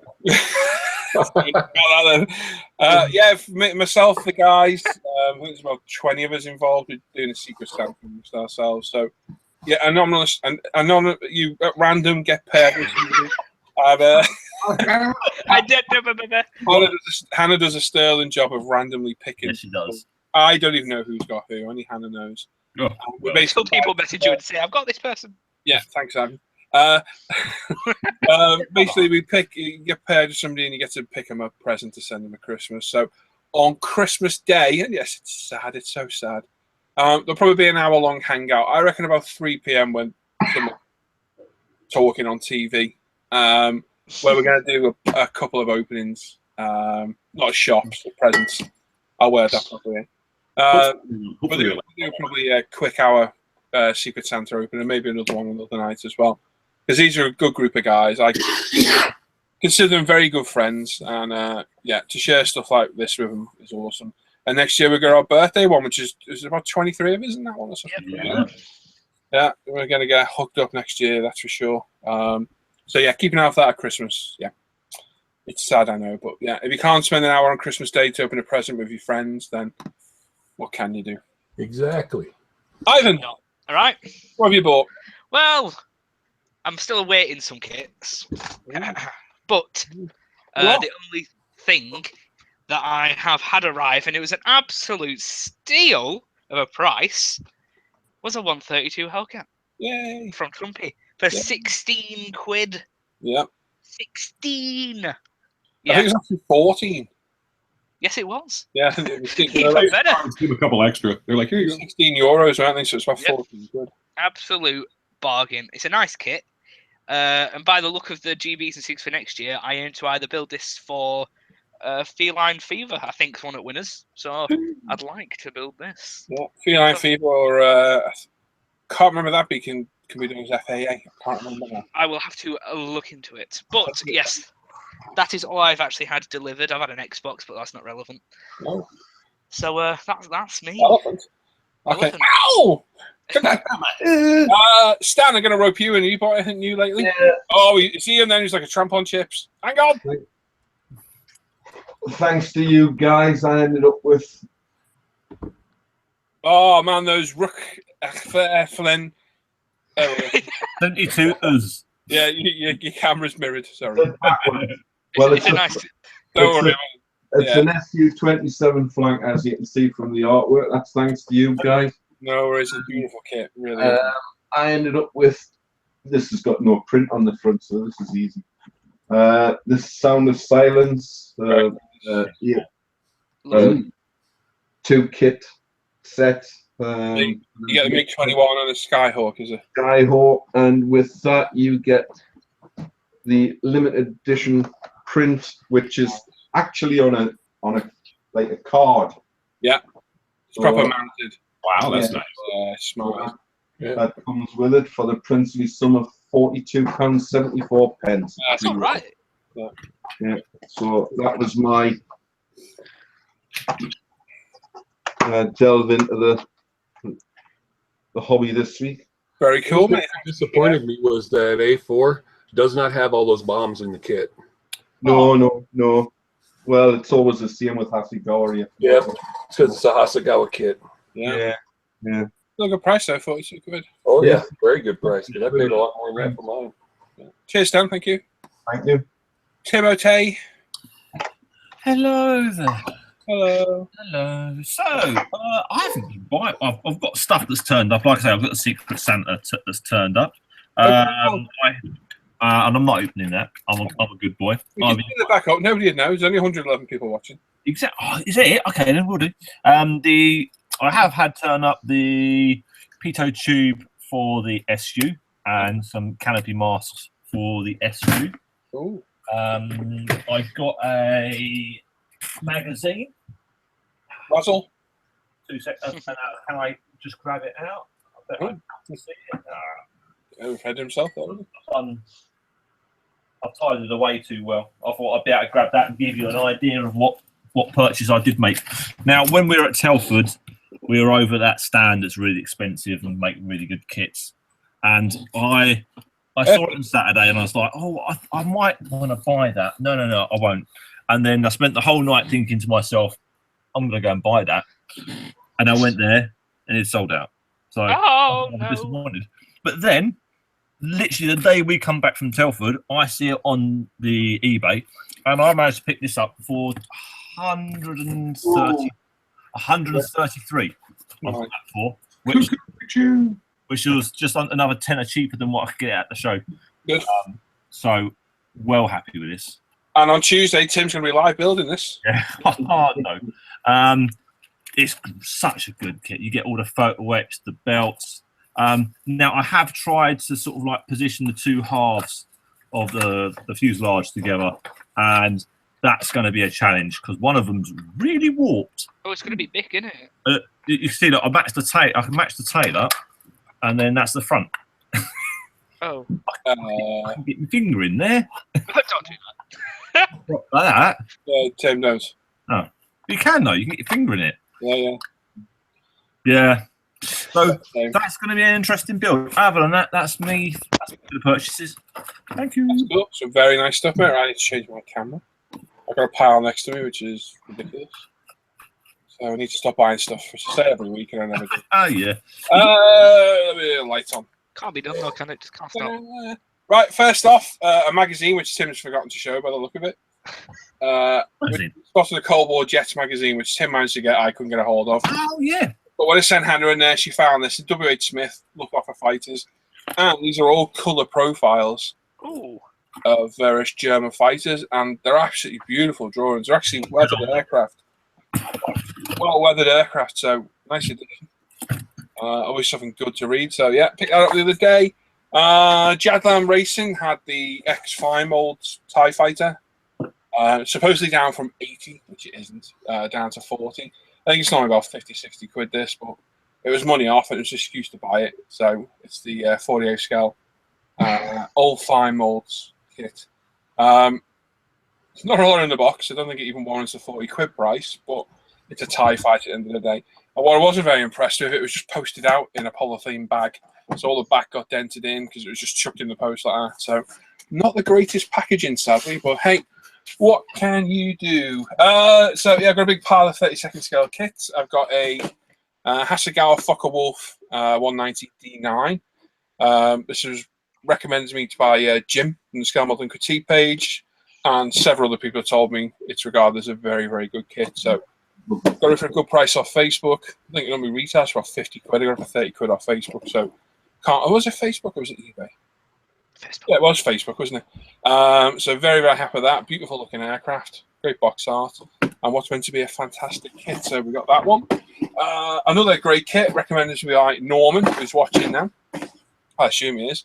It's a KI-84, another favourite, well, one of my favourite aircraft as well. Beautiful looking aircraft, nice box art again. And this one came with some extras. I think I paid 60 quid delivered for this. I got the kit, cockpit, RB production belts, Edward exterior etch, quick boost, resin exhaust, some dog hairs, and some rather questionable hairs as well were in the box. Been swiftly dispatched in the bin. So yeah, this will be given a good wipe down and sterilised before we build it. But yeah, again, regarded as a very, very good kit. So good to get those stashed. Like Ivan, I'm a member of a lot of Facebook pages. Obviously, with being UMPISM, I'm all over the place. And on IPMS Island, I think it was John Connolly posted up a link to a shop in Southern Ireland that was selling off. I've no idea why. Trumpy 32nd scale Hellcats for 14 quid.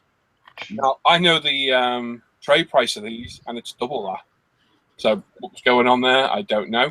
But they were selling these off. This was 14 quid, and I got the same one as Ivan as well. I can move out of the way. That one. So we got them both fully delivered. Well, not partly delivered because they're both here. Both fully delivered for, I think it was 35 quid. You can't even buy one brand new for that. So very happy with that. Everyone loves the Hellcats. And yeah, as Ivan said, set for a few builds on the forum of that now as well. And something spotted the other day and just had to buy was a 32nd scale Trumpy D47. So I'm going to get laughed at now, but I'm hoping there's no more I want to buy. Yeah. 32nd scale, because in the past, I don't know, 4 months I've amassed 35 32nd scale kits. How, but I have.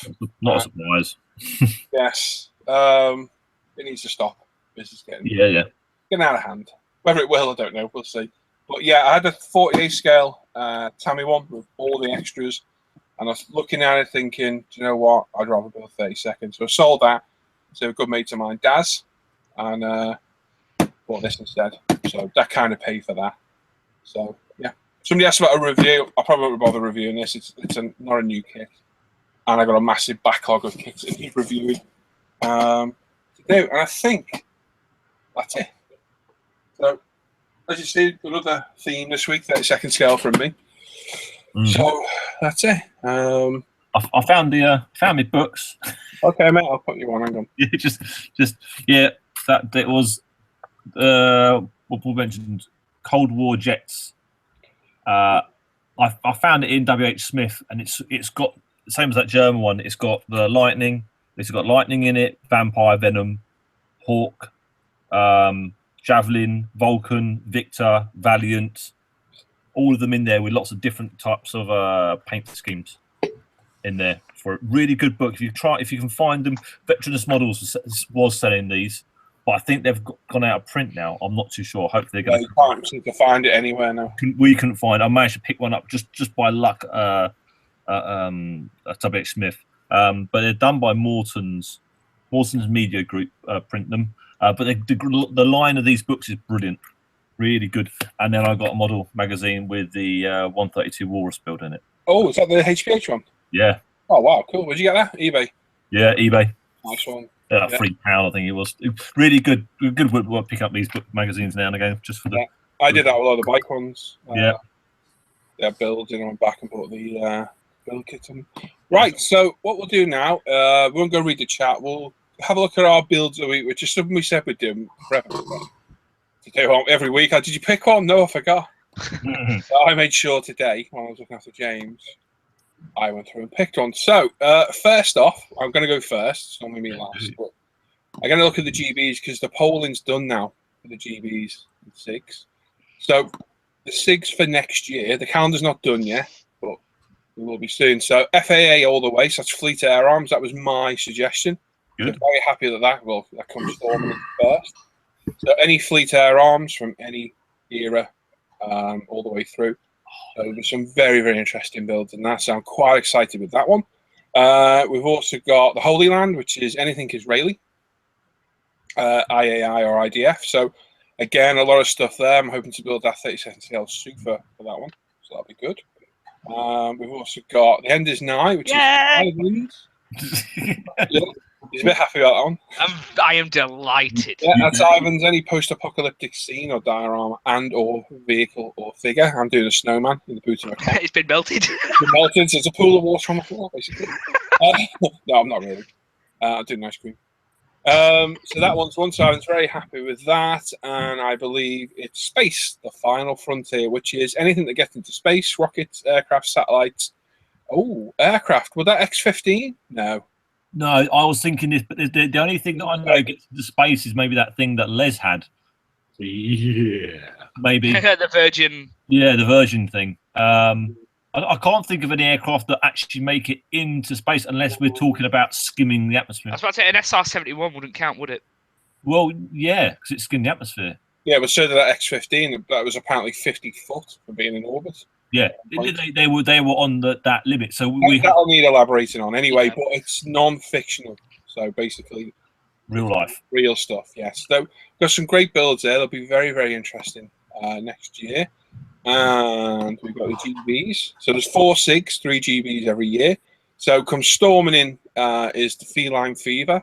Which is any military vehicle, airfield, or aircraft from any area, areola, from any area, and using any arena of anything feline in its name. So Wildcat, Hellcat, Lynx, Tiger, Panther, Leopard, so on and so forth. So Hellcat, yay, ding, ding, ding, we have a Panther. Yeah, Panther, yeah, random, but yeah, Panther. I was more the fact me and I've just bought Hellcats. I don't. Oh, Tiger! Leopard! Ow! That's great. That one, War and Weather, which is a fantastic one. Which Yeah, good. any model, including civilian, with a type of weather in its name: lightning, whirlwind, snow, cat, hurricane, typhoon, thunderflash. Hurricane. I got loads. Wildcat. Fire. I got loads I could build in there, so very happy with that one. And then the last one is Winter is Coming. Winter is Any coming. military vehicle, AFV or aircraft, mini era.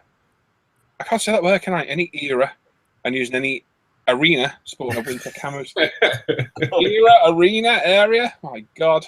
Body parts. It's a shame the Speed Kings didn't get any more, but hey, Yeah, it is what it is, isn't it? I want it head and At shoulders. the end of the day, I won't be doing what I normally try and do, which is take part in every single one.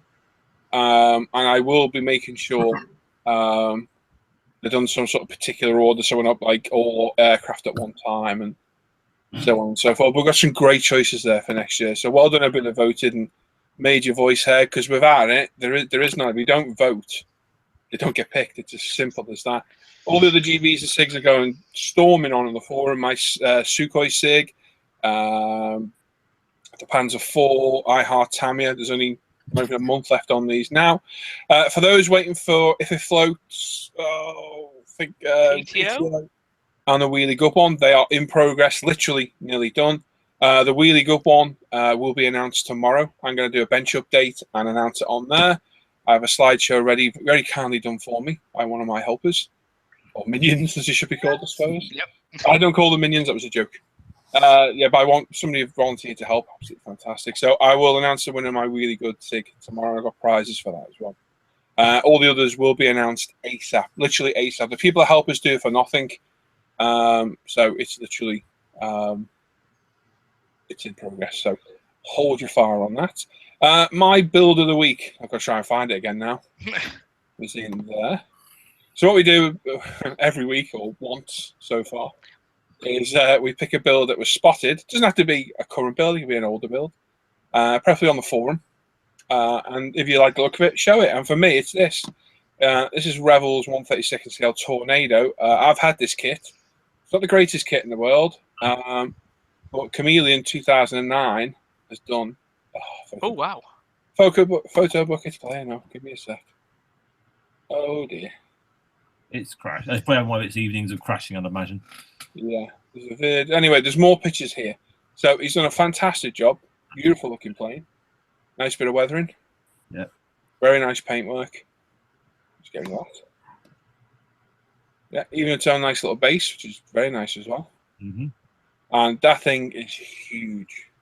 Yeah. It really is, isn't it? When you look at the squares on the cutting map. Massive. Just that when I had it, I built from there to there, and that thing must be nearly 10 inches long. Oh, wow. It's huge, massive. And he's done a beautiful job on this thing because it's not an easy kit. And it's a very nice scheme. Nice bit of weathering. Yeah. Not overdone. Just right. Looks very nice. Yeah, I do like that one. Very cool. Yeah, they did Oh, get. he's holding a sign. I didn't see that. I was stupid. That's cool, that because it's from that video, isn't it? Yeah, I didn't actually see that. It's very cool. Yeah, nice pilots in there. And it's great. Yeah, his first lot of images didn't work. Oh, he's watched my video and it's there. So there you go. My video does work. So that was back from October this year. I don't know there's a build thread for it. He didn't link it. But very nice. Top marks that one. Absolutely beautiful. He's a fairly new member as well. So it's always good to see. So there's my build of the week. Right, who's next? Anyone? I'm I ready. could go. Okay. Go on, Brett. Hold on.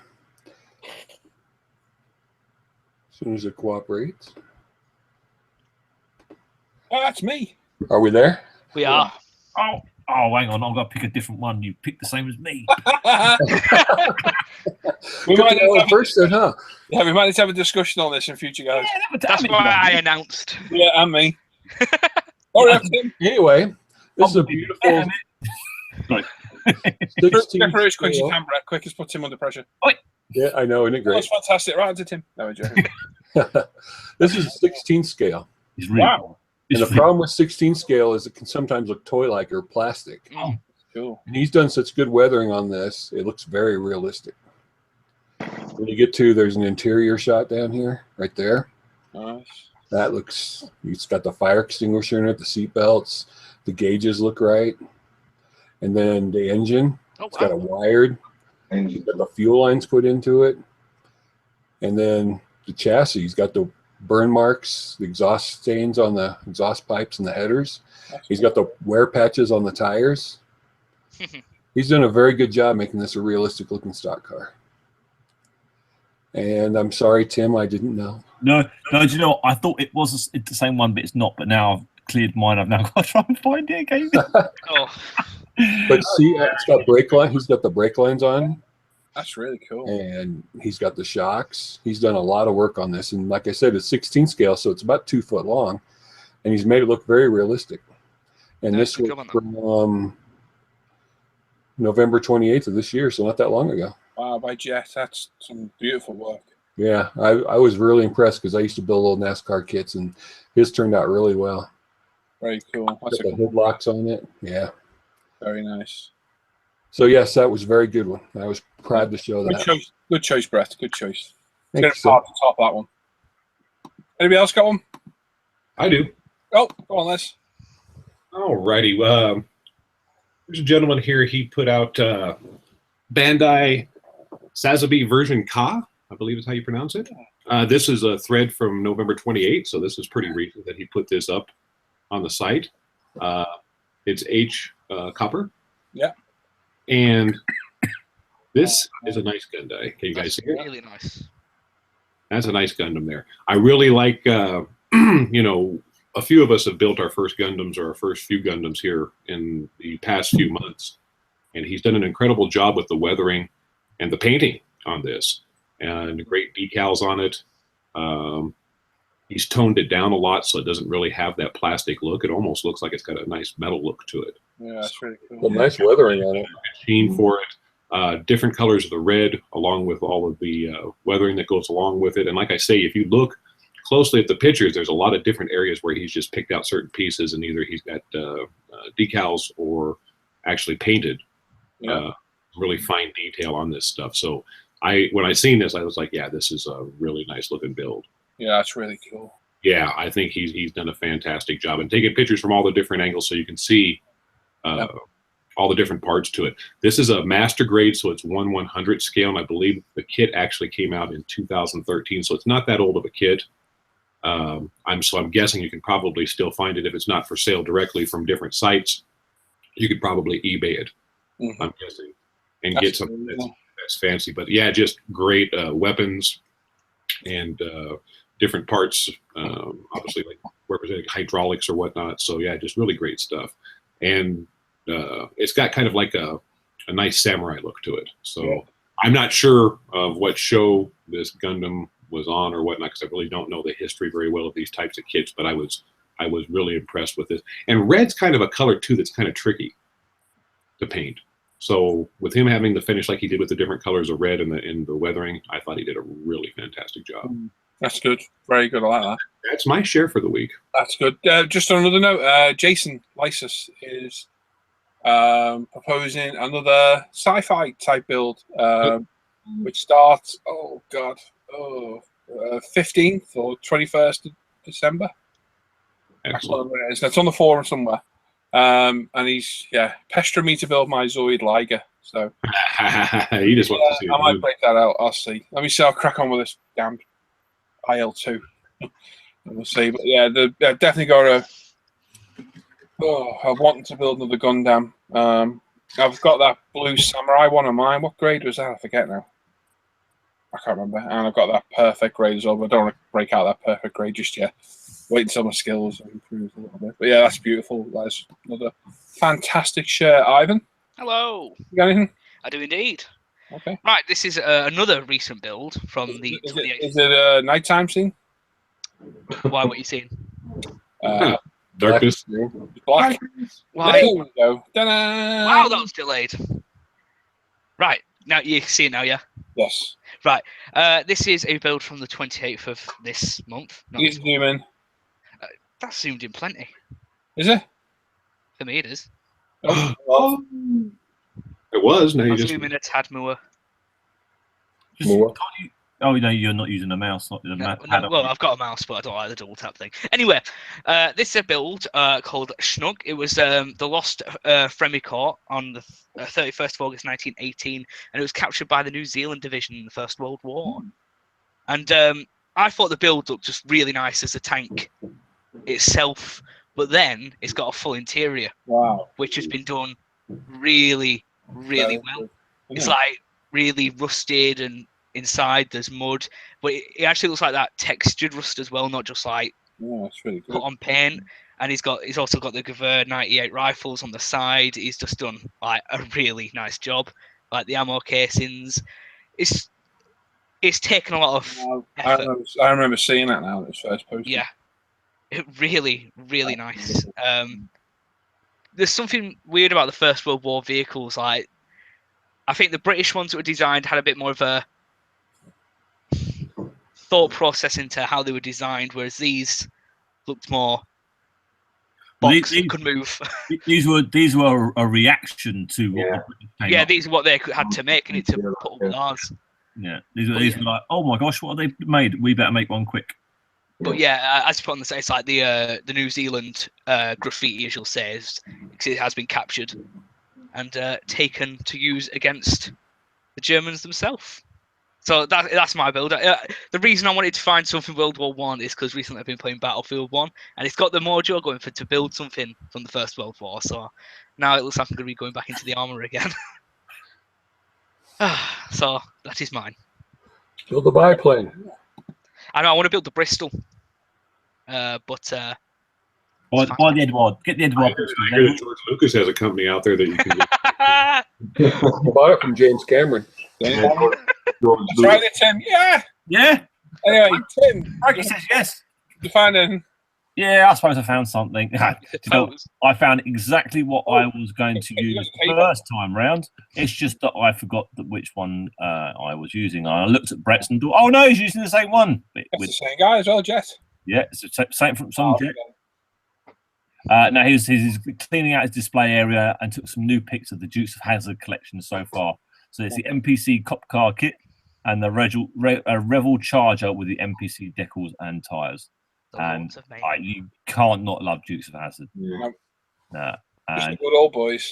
Yeah, and I would say he's done a really good job on them too. Yeah, that Charger's good. Yes, he's doing a really good job. Yeah, I like them two together. Very cool. Yeah, he's done a great job on the generally. Yeah, he's got the foil around the trim around the windows and roof.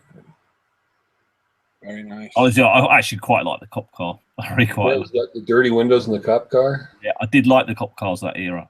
They were really they seemed to be useless, but they were great to watch sliding around. So yeah, really good build. Very nice build. Nice. He's even got the ride height on the General Lee just right. Yeah. Because it rode higher than most Chargers because it was always jumping everywhere. It jumped everything everywhere, didn't it? Yep. It did. Yeah, so that's my one build. Very cool, Tim. Yeah, Very nice. nice. Good last minute additions. Good save. Yeah. Yeah. Right. So. Oh, just want to read the chat for a minute while I just pop away. You betcha. Give me a second here. I actually got to. I can go back and see how far I am on there. Yeah. Well, I thought I had it marked.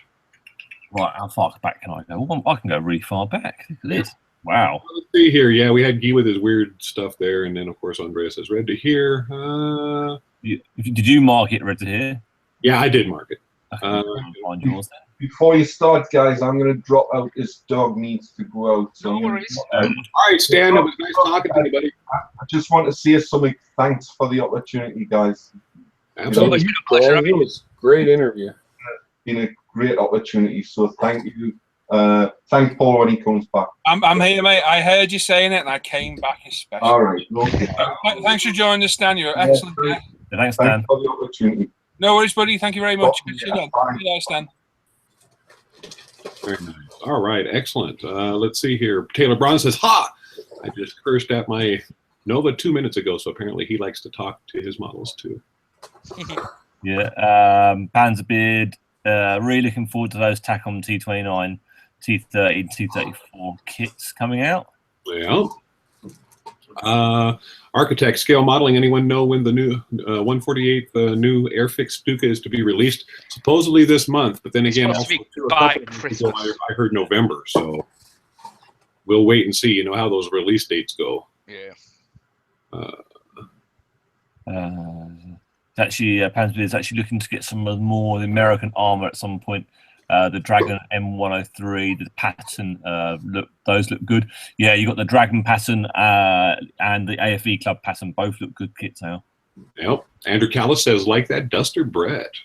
Yeah, it's going to be a nice build. Well, Architect, I've been here before on my other account. This is my old one. I got access back to again. Name's Richard. Messaged Paul about the awesome webcam for £29 the other night. Brilliant. Yeah. If any of you guys want to ever join us on any of our off-air hangouts, on your computer, and Paul noticed that they were doing the C920 for £29 at Amazon. I'm not sure if it's still there at that price, but it's usually nearly a £60 camera. So for £29, it was a proper steal of a deal that was. yeah, and there's some general talk after that. And then Spank the Monkey says, what do you guys reckon of the ICM kits? I know with my personal, just looking around, they have a lot of different really great subjects. I've got one that's actually a Queen's Guard that I've been working on. It's doing a couple months ago. It's kind of became a shelf queen at the moment, but I liked the detail on the kit. Of course, the kit I was working on was a figure kit, so it kind of had, it was molded in the old style where it was in halves, and so that the seam work was a little bit dodgy on that. But besides that, really nice looking kit. I think ICM kits, they do good subjects, but are not always the best. I know some of the guys have had quite a struggle with some of them, and then some of them seem to work really quite well. They've got a new MiG-25 coming out soon. I built the DO 217 and it went together really well. Yeah, and they're going to be bringing out a HE 111. So I hope some of these new kits they're bringing out are up to the scratch. And I'd like to say, Spanky, I quite liked your pants the other day. There you go. Yeah. Nice. So we have some more general talking here about people are going off about Brett and that kit that he got and for the price that he got it for. Oh, I bet they are. People are screaming, "Oh, unfriend him!" and how much? Open the box. I'll be back. And review will be up by tomorrow. Nice. Yep. And that was what Gary. I was just going to read Gary's comments. So yep, have a review up there by tomorrow. Gary answered your question. 112 Scale Modeling says Brett's channel, high altitude modeling, and there, right there, he hovered over his name, got it all squared away. Gavin Colvin says, I would like to say thank you to Lysis for running the summer sci-fi fig on ISM, and any other members for hosting their own. Of course, Lee and Paul for official GBs and SIGs. Looking forward to the 2017 calendar. Excellent, Gavin. Yeah, you hosted one here the year in 2015, if I'm not mistaken, didn't you, Gavin? The Star Wars, I believe. Let me see here. More general chat. John Blackman says, "Evening, chaps." Hello, John. Let's see here. More general chat.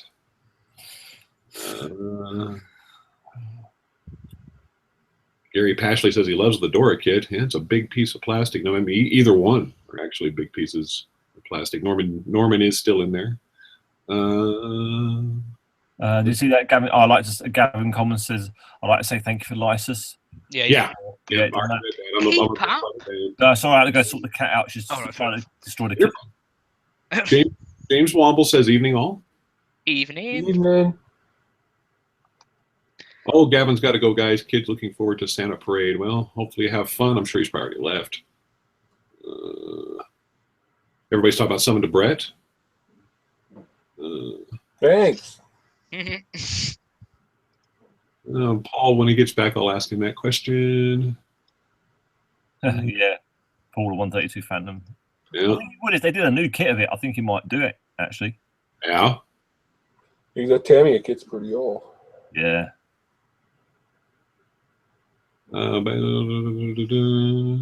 More general banter talking about stuff there. Stuff about drinking and bananas and Drinking and bananas can kill a friendship. yeah, that's true. Oh, mine's shot to the bottom. Thanks for that. Yeah, I did too. Zoids, yeah, baby Bob Bobbington's all ready for the Zoids. Oh yeah, actually, don't worry, we're actually at the bottom. Yeah, we're actually at the bottom. Yep. Oh, Andrea says finish your biplane, Ivan. Oh yeah. Yeah. Yeah. That would mean finishing something, though. Yeah, it's 21st, December the 21st for the Giant Robot GB. Yep, there you go. Excellent. Lots of people saying bye to Stan. Yeah. Hi, Stan. Wingnut SE5. Yeah, I'd like to do a Wingnut kit. I just can't find one that's for anything reasonable price. Yeah. Far too much money. Oh, Spank the Monkey liked his pants as well there, Tim. Good. Yeah. Taylor Braun says, there's a guy on my Facebook group, Steve Mullins. He is the biggest Dukes of Hazzard fan I know. He built every General Lee setup on the show. Cool. He might have done that. I remember there was that picture of one that was jumping, jump off the twisted bridge. That was cool, wasn't it? As a barrel roll. And I wonder if that might be the same guy then. That was a great little build, that was. Yeah, it was. Bert Grimes said hello. First time watching. Hello, Bert. Welcome. Thank you for watching. Yeah. Frankie goes to Hobbywood. Hello, everybody. I know I'm late, but here I am. Hello, Frankie. At least you turned up. Yep. Northern Swede scale models. Good evening, show people. Hello. Hey, Hello.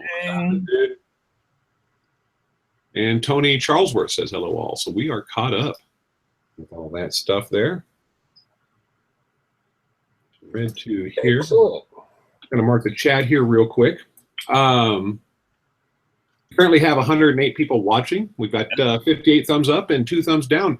Make sure you give us a thumbs up or a thumbs down. And after the show, leave a comment saying what you liked, what you didn't like, what you'd like to see that we haven't done yet. We like to get feedback because obviously we want to make sure we're presenting you guys with something that's entertaining, that you enjoy.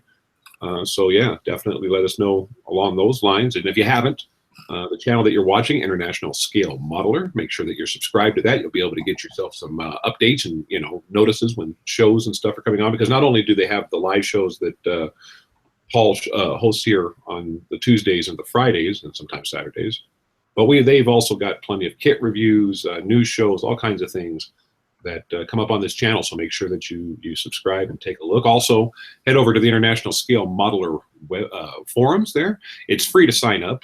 And all year long, there's group builds and SIGs, which you've heard us talk about tonight, constantly going that are sponsored by people that on ISM, like eModels and etc. Veterans Models, Yep. air-craft.net, Yep. retail.com. There you go. Those guys sometimes too. Yes. Yep. Also the UMP guys. Speaking of International Scale Modeler 2, you can head over to Facebook. There is a Facebook page. Make sure that you try to sign up for that one. You can see all kinds of wonderful builds and what people are doing. And I mean, it's very busy. It really is. Also, too, on Facebook, there is a page for the UMP site. So make sure you check that out. There's announcements. Lee likes to put up announcements about stuff inside there. There's been giveaways in the past here with the Metal Earth kits and other things, so make sure that you check that out. Also, too, there's a Facebook page for the upcoming ISM magazine that a lot of people are wondering about. It should be out around the holidays or a little bit after here, so just be patient with that as everything gets lined out for that very first issue. Also, too, head over to the UMP website, Ultimate Modeling Products. You can go over there and you can order all the different things that people have talked about. Tim was highlighting some stuff here earlier. There's just a plethora of items and kits that you can get a hold of there, including the primer that is produced by Badger, and the guys sell over there on that side of the pond. And for guys here in the States, sometimes too, if you have a hard time, I know I get my primer from the guys over there. The shipping's reasonable. And Brett, what do you think? Maybe 7 to 10 days for us to get into the middle of the country here in Colorado? Yeah, about that. Not too bad at all. Yep. So I mean, decent shipping. Generally, it's never taken more than 7 days. Yeah. So also too, they've got their washes that people are happy with. And of course, the sanding products, all the different sanders that they've got everybody that uses those just really falls in love with them. I was impressed. And to be honest with you, it's the durability of them. I mean, obviously, when I got back into modeling, I was using everything from manicure sanders all the way up to stuff, from different companies that are around here in the States, and they just don't last that long. There's a couple of sanders I'm still using that I got from UMP in December. So I mean, we're talking a year now that I've been using a couple of these. Yeah, a couple of them wear out over time or whatnot, but yeah, very durable, good products, and then they quickly. So, thank you, Les. That was awesome. Cheers, buddy. Thanks for covering for me. I needed a toilet break. Yeah, no worries, man. Right, we'll do a giveaway quick, and then we'll come back with part 2 of Tim's kits.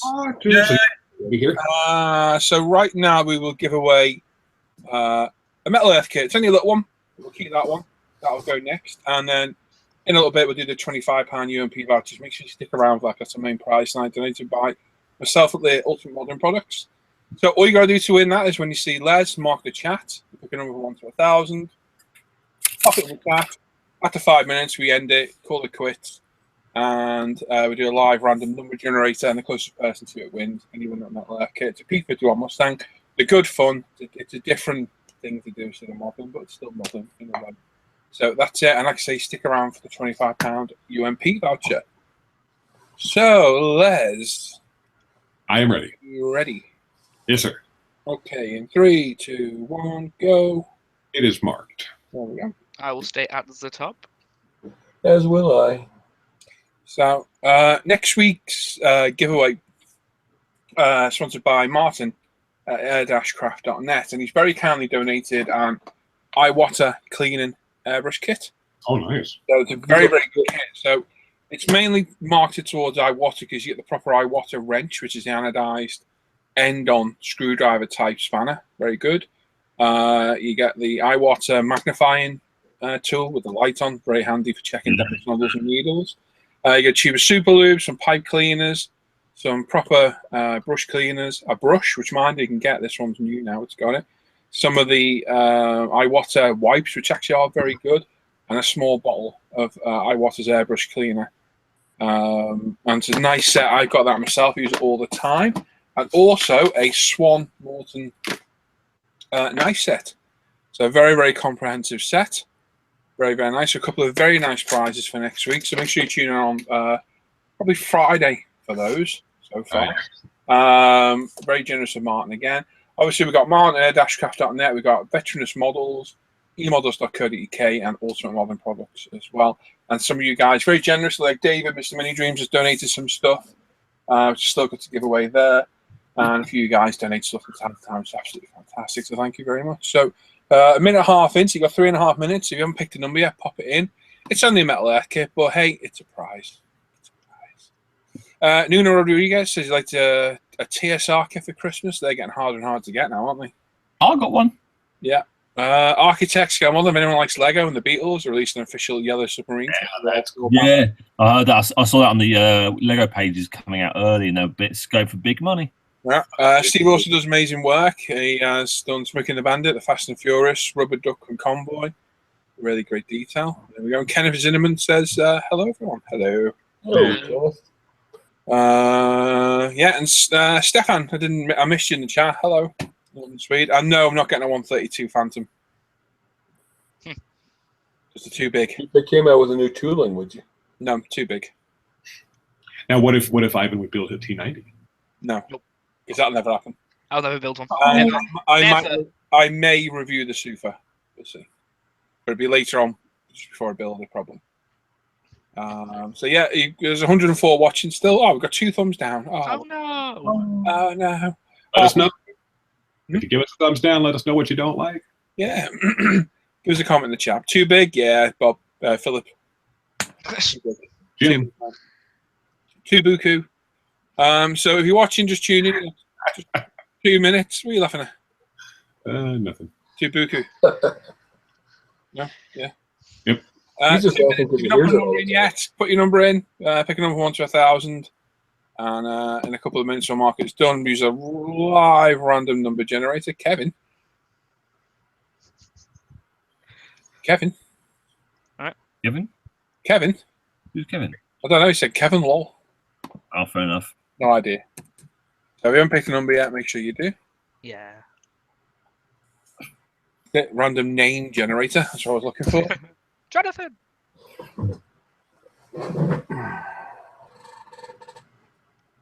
I find myself on e-models now looking for World War One tanks. Bloody hell. Oh, find anything yet? Yeah, Yeah. that's the problem. I've got a whip it if you want to buy a whip it. Does it come with the 4 infantry? Okay, no boy.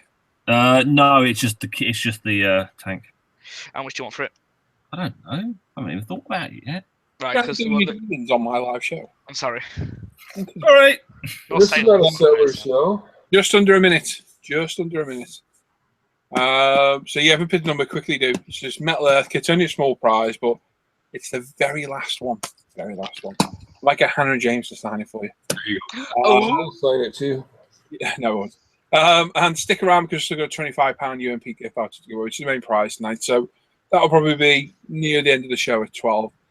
Because Tim's got part 2 of his kits to do. Yes. And that's it then. So as soon as we've done that, we'll do the next giveaway. So stick around. We've got 20 seconds, people. Quickly get a last minute number in.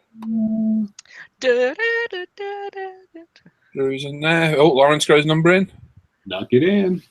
There it is. So we got 5, 4, 3, 2, 1. Mark it. It is marked. Excellent. Let me stop that. There we go. Right. So, as usual, we're going to use a random live number generator. There's 100 people watching still, which is great. Is that Sharon? Yes, it is. Okay, this is a different one. Random number generator. It's not as fancy as random.org. I'm going to click it once. The number we pick will be the winning number. The closest person to that number wins the Metal Earth Kit. If there's 2 people the same number, the first person that picked it will win by default because that's how we do it. And when we do the number, if you think you know which one, please don't start shouting out in chat because it's annoying. Calf flaps, earlobes, and so on and so forth.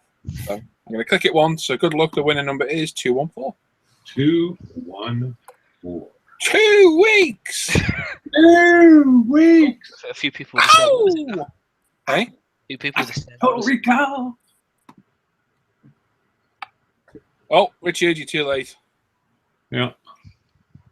Lawrence says, go try and win that UMP voucher. I need to get some UMP thinner and cleaner and thinny sticks for Christmas. Oh. Well, you never know. Anyone can win it. You never know. Bob saying sign it. Hey? Oh, sorry, I see. Blades, mine. Sweet. Oh, it just jumped. You okay there, Bob? You're just chatting about random things in the chat. Random as I was doing that earlier. Hmm? You did seem to be putting weird comments earlier. Just not really aiming at anything. Just... That's it. Thumbs down coming. Down, that was close. That's a funny story. What a funny story. What a funny story. So yeah, like I say, when we've done this, these guys have had a look and picked the winner. We'll do part 2 of Tim's kits. Oh, they've already agreed by the look of it. And then we'll do the last prize, which is £25 UMP. We're quick. Tomorrow I'm going to do another bench update, and like I said, I'm going to announce the winner to my really good car, bike, truck, whatever it was, GB. I've got some prizes there lined up for it as well. So make sure you watch that. Tuesday we're back with a live show again as well. And next week, I keep saying it, I hope to get a 1 and 9 video out. I really do. Dying to get back at it. There we go. All right, I think we have ourselves a winner. We drew the number of 214 on the random generator, and the closest number was 209, and that's Taylor Braun. So congratulations, Taylor. Hold on, Taylor. Well, don't Taylor, get me your name and address, which I think I've had before. Yeah, he won before, so. Yeah, he's won before, but get it to me again, and I shall pop that in the post for you Monday. We're getting quite a few multiple winners these Yeah, days. some very lucky people. Well done. Indeed. So, It's all by- let me just check my list. I'm sure we've done everything we need to do tonight so far. Ow! Touch myself. I feel good. So yeah, Tim's Kits Part 2. Where you go, Tim? Thank you very much. Hey. Welcome back, everyone. Part 2. Part 2. Part 2. So, first to come up from Sword in 172. They've released their line of Harriers.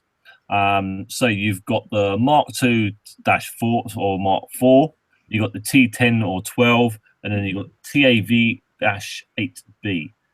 So they're all very different variants of the Harrier along its lifeline. These are all from e-models.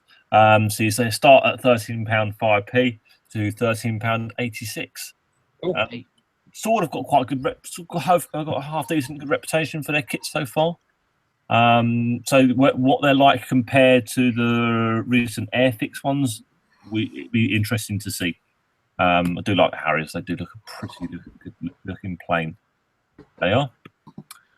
Now, what you can get now, it's going to be delivered, I believe, this coming week at Veteranus Models. Is the Airfix 172 Handley Page Victor. That's a really good looking plane. I really like this thing. Saw it at Cosford before we went to Telford, and it's amazingly big. This comes with the blue steel missile, a nuclear bomb underneath. It's going to cost you £53. We saw it at Telford, and it does look good, and it's big. It's a big chunk of a plane, that one. Mm-hmm. And are you guys going to be getting that one? No, maybe. I was thinking about it. Actually, was. I'm very tempted with that one. Very tempted. I think after Christmas, it's going to be definitely going to be a possible. Because I got the 72nd Bear and the B-52 and the B-36, so I'd like to have one of the English ones to put with it. Yeah. I think the Vulcans unfortunately shows its age, and it does need a hell of a lot of work to get it to be a good kit. So I'd hope that with the new tooling, that should be a really quite a good. Yeah, I like the shape of it and the style. Yeah, they're very futuristic. Yeah, it's a pretty cool looking plane. Yeah, especially the tail with the V tail up at the top. Very cool. Also from Veteranus Models, they have in the Edouard Royal class the new F dual combo kit. They've actually reduced the price, so they came into them slightly cheaper. So it's £68 for that posted out. I'd be tempted to get that because I've got the G's. Yeah, it's you don't get any sort of parts of a 109 like you did with that G boxing, but you get two kits in there: all the photo etch, all the masks, some resin, and a glass, and their coasters, and the usual Edouard Royal class extras in there. Oh look! How did this stay? I thought I put It fell in. Let's just show it again. So I thought I'd put it in there. It slipped further down the list. So ISM merchandise. So you can get the mugs. They are £9.99. You can get the mouse mats. They're £7.99. You can get pens at £4.69. You can get the ISM stickers or the UMP stickers at 75p each. And then the T-shirts are coming in at £16.99. Excellent. I thought you put it in. I remember you saying the other day. I was thinking, where's it gone? Very strange. But yeah, well, go get the ISM merchandise. I've got the T-shirts and the mugs and stickers. They're brilliant. Good to scatter around your bench. Oh. Now, Ebro are going to be bringing out the Brabham Honda BT18 1966 champion for Formula 2. That looks good, doesn't it? It's nice looking. It'd be quite small for a Formula 2. That'd be quite a dinky kit for that one.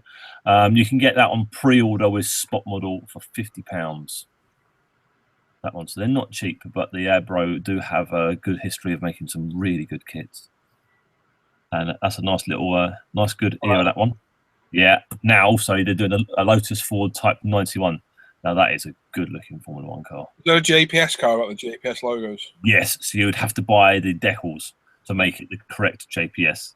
And they don't put that in there. So where it says TL, that should be a JPS, I believe, isn't it? On that one. So yeah, you need to get aftermarket decals for it.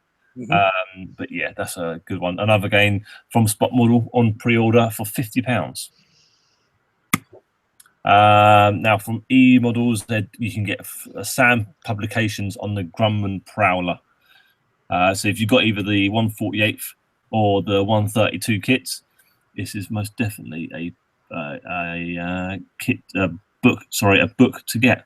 And they're quite good. Anyone guys, you got these publications? Yes. I picked up. I got a couple of SAM things from Telford. Yeah. I'm not gonna lie. I can't remember what they were.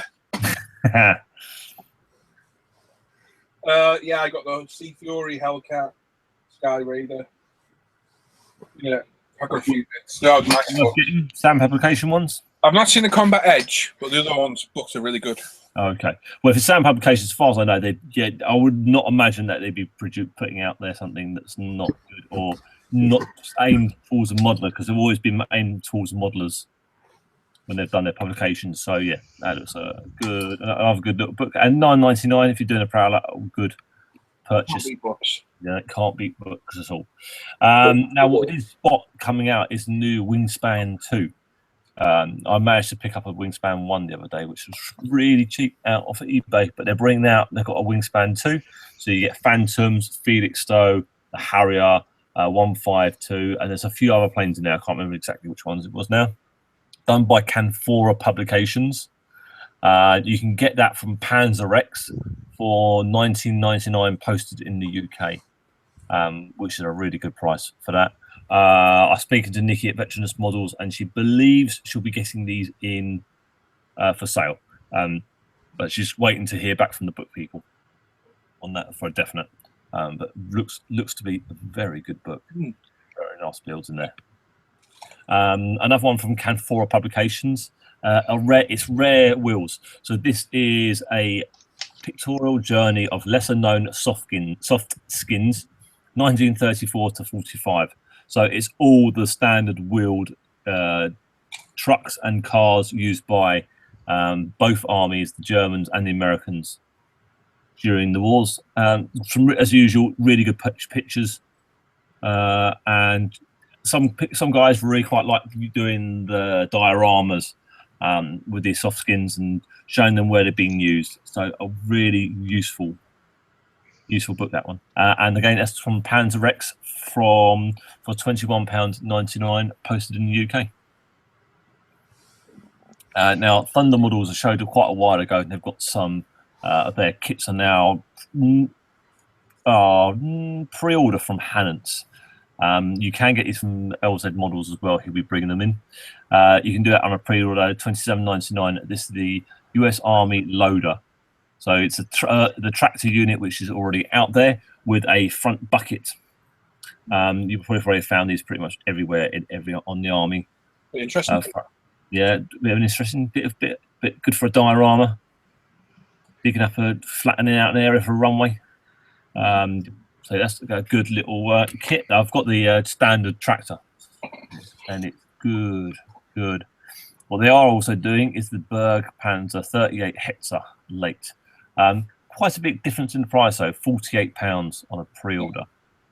But you do get a full interior in there with all the winch gear, drive gear. I think it even has an engine in the back as well. Have you seen any of these kits, anybody? Or? I'll say I've got the little tractor, and it's very good. Right, okay. No, yeah, they are very good. Yeah, it's a new company. They've also got another bit I'm going to show later on that they're bringing out. It's a good, interesting. They seem to be aiming at the World War II type kits, and they're not just reproducing what someone else has already done, which is a good idea. There's no point saying a kit that everyone else has already been producing. Yeah. I didn't put the price up. No, this is a new book coming out from Panzerex again.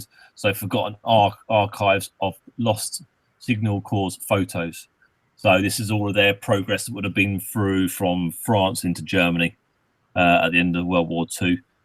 All of these have got artwork by Felipe Rodner, and they are colour prints of the vehicles that they show in the book. So you don't have just black and white photos. They also have a colour image to give you ideas if you want to reproduce any of the vehicles shown.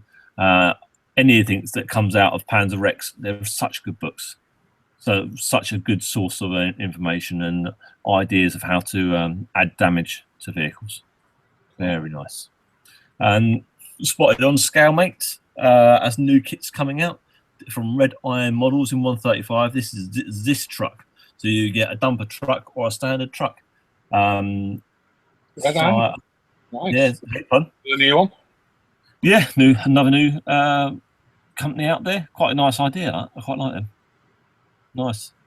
I've already got a plan for one of them. Have you? I'd imagine these will be. Oh. No, I'd imagine these would actually be very good types of kits for your post-apocalyptic. Yep, that's what I was thinking, because I'll be putting bodies in the back of them with a tarp over them, Oh. with a hand hanging out that's been chewed. Oh. The gore! The gore. Yeah, that's quite a good idea for them. And these would have been seen all over far block Eastern Europe. I was about to say Eastern Europe, you'd have them on like just scattered everywhere, wouldn't you? Yeah. Like you just said. These were the trucks of their generation over there. Yeah. Good looking little kits. Hopefully they come out quite well and they won't be too ridiculous on price. But you do say it says at the bottom it's a resin kit. So straight away you know that's not going to be cheap. Where does it say at the bottom? It's a resin kit. Where? Yeah, bottom right hand corner. Oh, resin. Yeah. 35 resin kit. Yeah, so unfortunately. It might be alright, you never know. Yeah, no, that'd be good. Probably be good. What price are they? I can't see because there are things in the way. There's no price. Oh. No prices yet. These are all to come out soon. I see. Yeah. Also on the way I spotted on Scalemates is Bandai's Draken 3. So these are a mix of Gundam and real life aircraft. So it's based on a Draken. Very clever. Yeah. So if you're looking at doing that sci-fi build, these might be worth looking out and getting for. Some of these is that transform or? I was going to say they may do. Would you get both or what? Might do, might not. Anything knows that you know? I'd probably lean towards they don't probably, unfortunately. I think it's just going to be the robot, isn't it? Yeah, that looks cool though. They look nice. There's a different artwork, so I can imagine. Ooh, yeah. There you go. That's the boxing of the. That's the actual aircraft. Yes. That's cool. I like that. That is very cool, isn't it? Come across. That's really cool. Yeah. It's got like a bit of the paint scheme looks like Blue Angels. No, yeah, Blue Angels mixed with the Dalai Lama. Yeah, the Dalai Lama. That's it. You can see he's ringing his bell at the back end. We'll get into that one. Anyway. Oh dear. Anyway, that's a good looking kit for the sci-fi build. That'll be a really good one. And it's coming 172, so it'll still be a good size. Won't be ridiculous size though. The one behind it. Dark blue one behind it. Yeah, the blue standard blue looks good. Tamir are bringing out a new boxing, a complete new tool of the Valentine Mark II / Mark II or 4. Yes, 4. Bit of a different type of kit for Tamir. Hopefully not going to be as stupidly as expensive as that M40 they've released recently, which I think is just well overpriced. Yeah, it's Tamir, unfortunately.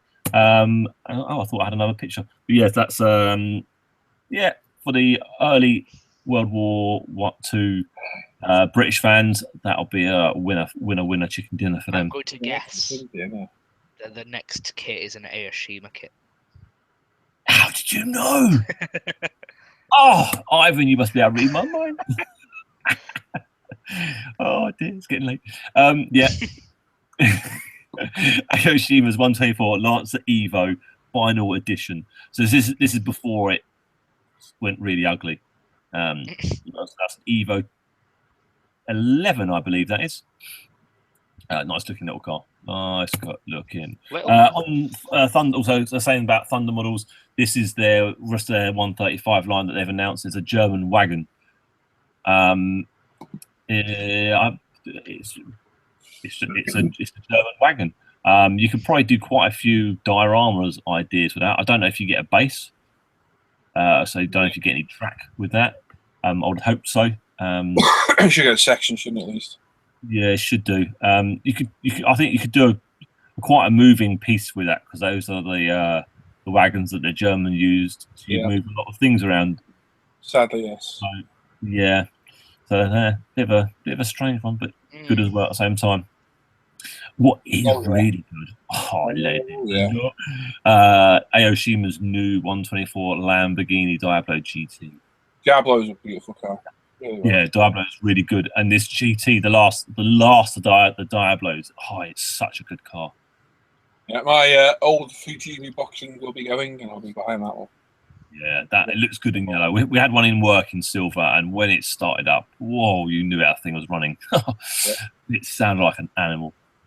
But yeah, awesome looking bit of car. Yeah, that's a definite buy for me. That will be a definite one. I like it. You get the good thing is you get opening doors and you get an engine in there, which is very good. Very good. Everything knows how to make Lamborghinis. It's Aoshima. Yeah. Another one from Aoshima. They're bringing out the Fair Lady Z in the top secret range. You get all They don't do the. anything for me, these. Yeah, no, not float your boats, guys. Not float your boats. Yeah, my boy might like that one, but that's another one of their conversion R's you're going to be bringing out. Now in the 172 range, I showed these ages ago. These all resin model kits. They're not cheap, but they're just the areas that they cover are just brilliant. Yeah. So you get a Kraz with a bridge layer on the back. 172. 172. I can't see the box. The bottom's cut off for me. Oh, I'm sorry. All right. Yeah. 172 these ones. All resin, but they look so good. We've seen all the pictures from the other ones we showed a while ago, and they are just super. If you like splashing out your bit of cash and doing a really good 172 build, that would most definitely win that one. Yeah. Also in their range, they're bringing out the Castor 2E1 Russian radar station. Now, you know those radar dishes are going to be PE. Oh, yeah. They're going to be a nightmare. Yeah. In 172. Yeah, 172. Well, they're very cool. Yeah, they do look very cool. That'd be quite good. You could probably do a 172 diorama with a jet and one of them sitting in the background to protect the airfield type of thing. Box art's good, isn't it? Interesting. Yeah, lovely box art on them. I've never seen them at shows, unfortunately. I'd like to see them built up at shows. Yeah, you need to have a look in the box of these things, don't you? Wow, oh, most definitely. Most definitely. And then this is the Tor M2K. So this will be a air defense. So this we showed that Panda kit a little while ago with a system sits on top of the radar that launches rockets, and this is the same system but on a bottom of a truck. So yeah, it's it's air defense system on a truck-based kit. So that looks good. Another 172 full resin. Oh. Now from Kissy Hawk, they are going to be bringing out 135 UH1D. Now You said Kitty Hawk. no, I was talking to a couple of. Oh, hang on. I was talking to a couple of guys at Telford, and apparently, the head guy, one of the main people at Huey and Bell, has had a big part in this kit. So this has been produced with Bell. So, in theory, they're saying there should be no problems with this kit. It's been built. Yeah, I believe that one. I know. It's been built, so it should be brilliant. Now, if you look at the back, they're showing it open as if it's got an engine. So this, I really do hope, because I know the old Dragon kits, they're showing that they're old. You can get a lot of repops of them. So a new Huey in 135, people would absolutely adore and love. So I do hope Kitty Hawk have done this properly, because it's a brilliant aircraft. Yeah, it's a brilliant aircraft. Yeah, love that, I think. And it looks like it's got. It's only the old Dragon and the Panda. Yeah, and the Dragon one is the Panda, just with new parts. That's going to be a good size, I think, isn't it?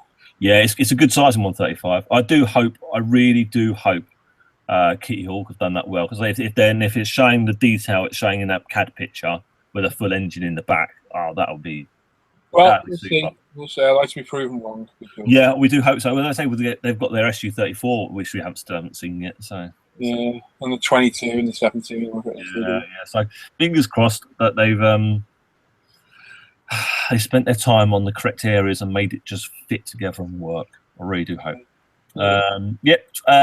On the Mac range, this is an SAFS pilot from Mac. So if you've got any of those Kriegsmarines kits, a good pilot stand next to it. It's cool.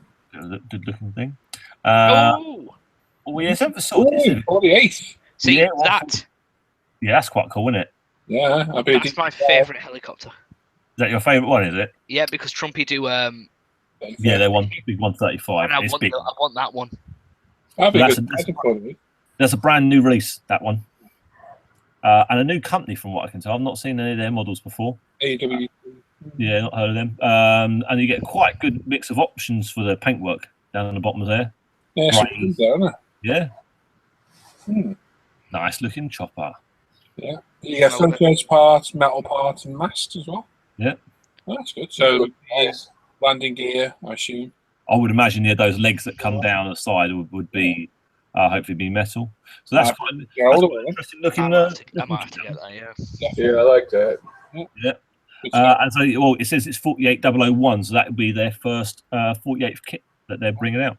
And we're seeing some quite good kits actually coming out of the Eastern Europe areas now. Before it was like all Eastern Europe, you give it a miss, you didn't go anywhere near it. And recently, they're really stepping up their what they're producing. So, right on, crack it. That's good looking helicopter. That one. I want one now. I thought I put an end to the show, but we haven't. Oh, on the wings of angles. On the wings of angles. Welcome to the bots to the toppums. On the wings of angles. So there we go. Thank you, Tim. Very, very good round of Thank you, Mr. Patterson. I've been waiting for Ivan's Billy Joel song. Yes, I forgot about that. Ivan. Oh, no, where you go? No.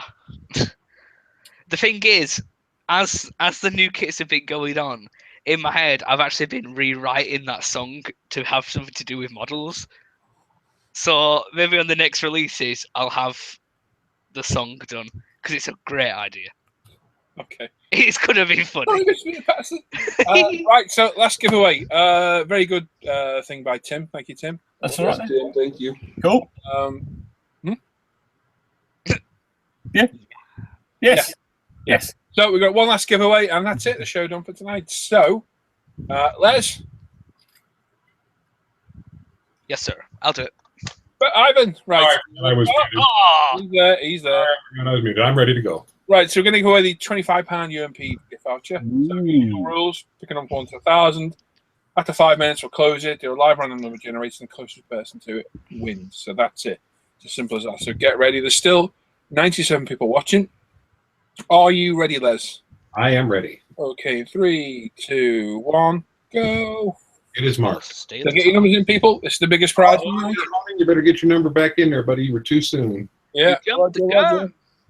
Roger. Gills in our hand. Gills in there. Red Dragon Model Works says, sing it, Ivan. Hey, what's happening, Bill?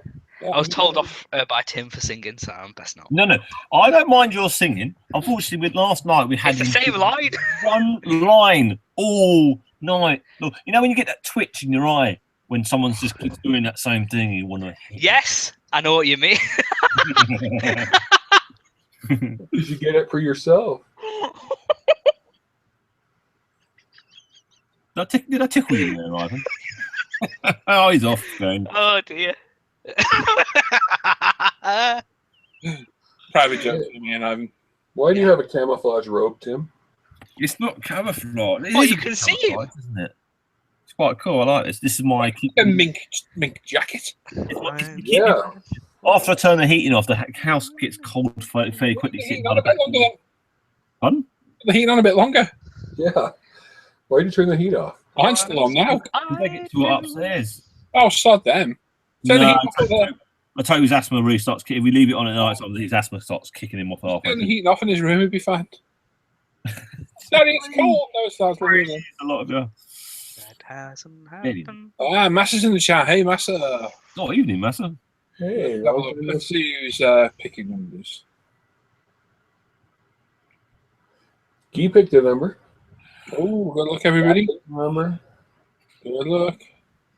There's 94 you're watching. Oh, we got 4 dislikes now. Oh, Oh, we're not going to no. get paid. That means the show's ruined. Oh. Need a tissue, Ivan. Do you need a tissue? Yes. Pick one of those sticky ones off the floor. Oh, that's just Oh. disgusting. Man, that sock. Ugh. Yeah, everyone's in the chat there. Well, that sounded fun, Les. I was looking for my socks. Okay. For the longest Christmas time. Tim Starsky and Hutch jumper. It actually does look like that, actually. Yeah, doesn't it? Yeah. Oh, Right, let's get the camera on then. Right, so you've got just over 2 minutes, guys. So, 100 of you watching, you haven't put a number in yet, chuck it in for a £25 UMP gift voucher. Pop it in, you've got to be in it to win it. As soon as we've done this, we'll be going off there. Oh, having my mics in there. Hello. Hello. Back up to 100 watching. Yeah. Everybody Who wants dislikes this? Who dislikes this good stuff? You'd be surprised, Philip. Scum. We can give you some names, but that's not our style. No, oh yeah, we could tell you stuff. You'd be like, what? It'd make you gip. Gil wants a jumper like yours, Tim. I'll send you one, Gil. Glad that you like that one, guys.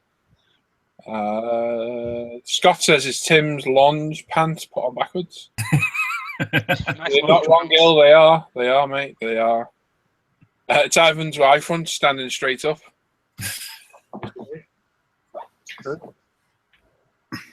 Raven. Roisin. Come on, Mother Scudder. So, 98 watching. If you're just tuning in, you've got a minute. Pick a number from 1 to 1,000. And you get to win a very nice £25 UMP voucher for multiple products. We sell sanders, washers, dinner cleaner, primers, burnishing fluid, pick-up pencils. We've got kits. We've got minions. We've got Star Wars stuff. We've got masking tape, foam or foam card. Phone card. Foam card. What else have we got? I think I pretty much covered it all, haven't I? Something I can't mention. Oh, you have a good time. So yeah, loads to choose from there. Loads of kits. We've got Freedom models. We've got Tarangus. That the Vegans are back in. yeah. Well, there's a box in my hall from Tarangus I haven't opened yet. I think they're in there. We've got TAM model, T33s, and the Thunder Flash, and we've got 5 seconds. 4, 3, 2, 1. Market. It is marked. Welcome to the market. Gil, yes. Bob, no. So, well done, everybody. Good luck. Right, so I need to... Oh, Mike, no. It's down.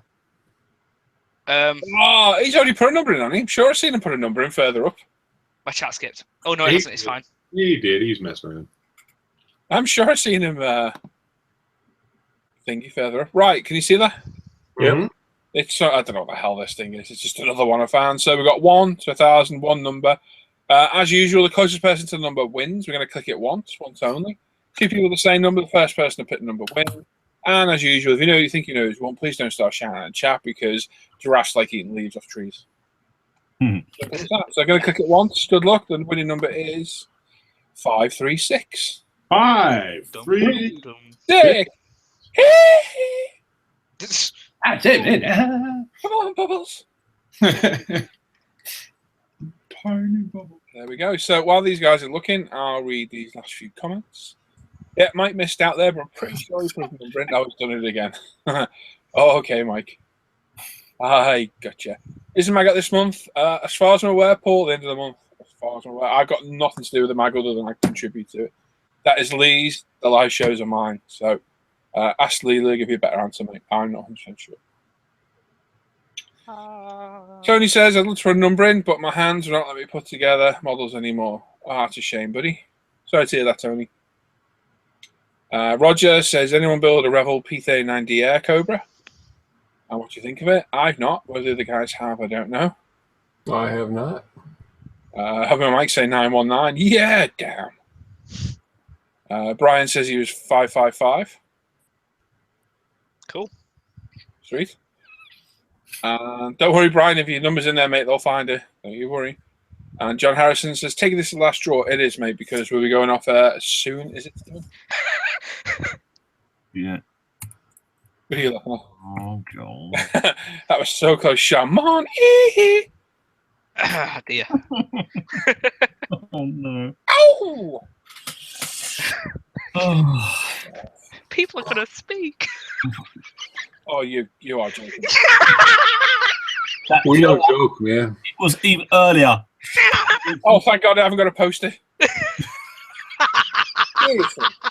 Seriously. Oh, Even the earlier one that was just, it was like, she was, Dip, dip, dip. yeah. Oh, I was like, oh no. Nearly twice today. Yeah, it was neat twice, isn't it? Yeah. Yeah. What's the other one? Yeah.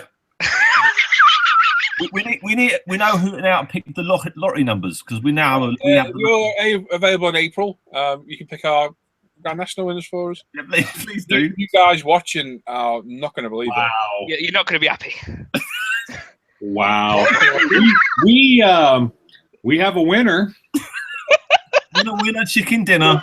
The number that we drew was 536, and the winning number once again 548 is Lorraine. Lorraine, I think that's the fourth time now. Lorraine's won now. It's not fixed. I promise you. You see how we do it. It's completely random. And Lorraine's just got one hell of a lucky streak. We don't know her. She picks different numbers each time. I see her number, and she picks different numbers each time. Crazy. Absolutely. It really is just the luck, isn't it? It's just how it goes. The luckiest girl we know. Oh dear. Thank God I haven't got a poster. That's all. Literally just posted one out to James, a friend, and then one for Lorraine the other week. Yeah, Lorraine. Congratulations. You need to contact Lee on the forum. Explain you won the UMP prize, and he will sort you out with. You have to register on the UMP site, so you've got a username, and he can sort you out there. Congratulations! Wow, I don't even want to go read the chat now because I don't know what's going to Everyone's being okay. Nah, They're being good, man. They're good guys. They're being nice. No one's. Talk about a lucky streak, man. It's mental. That's crazy. Wow. Yeah. Congrats, Lorraine. Well done. Very, very lucky. GG. Good going. Yeah, you didn't. Good game. Does she live on a farm? Relevant. Pickles. I don't know what. I know. What the hell? Does she live on a farm?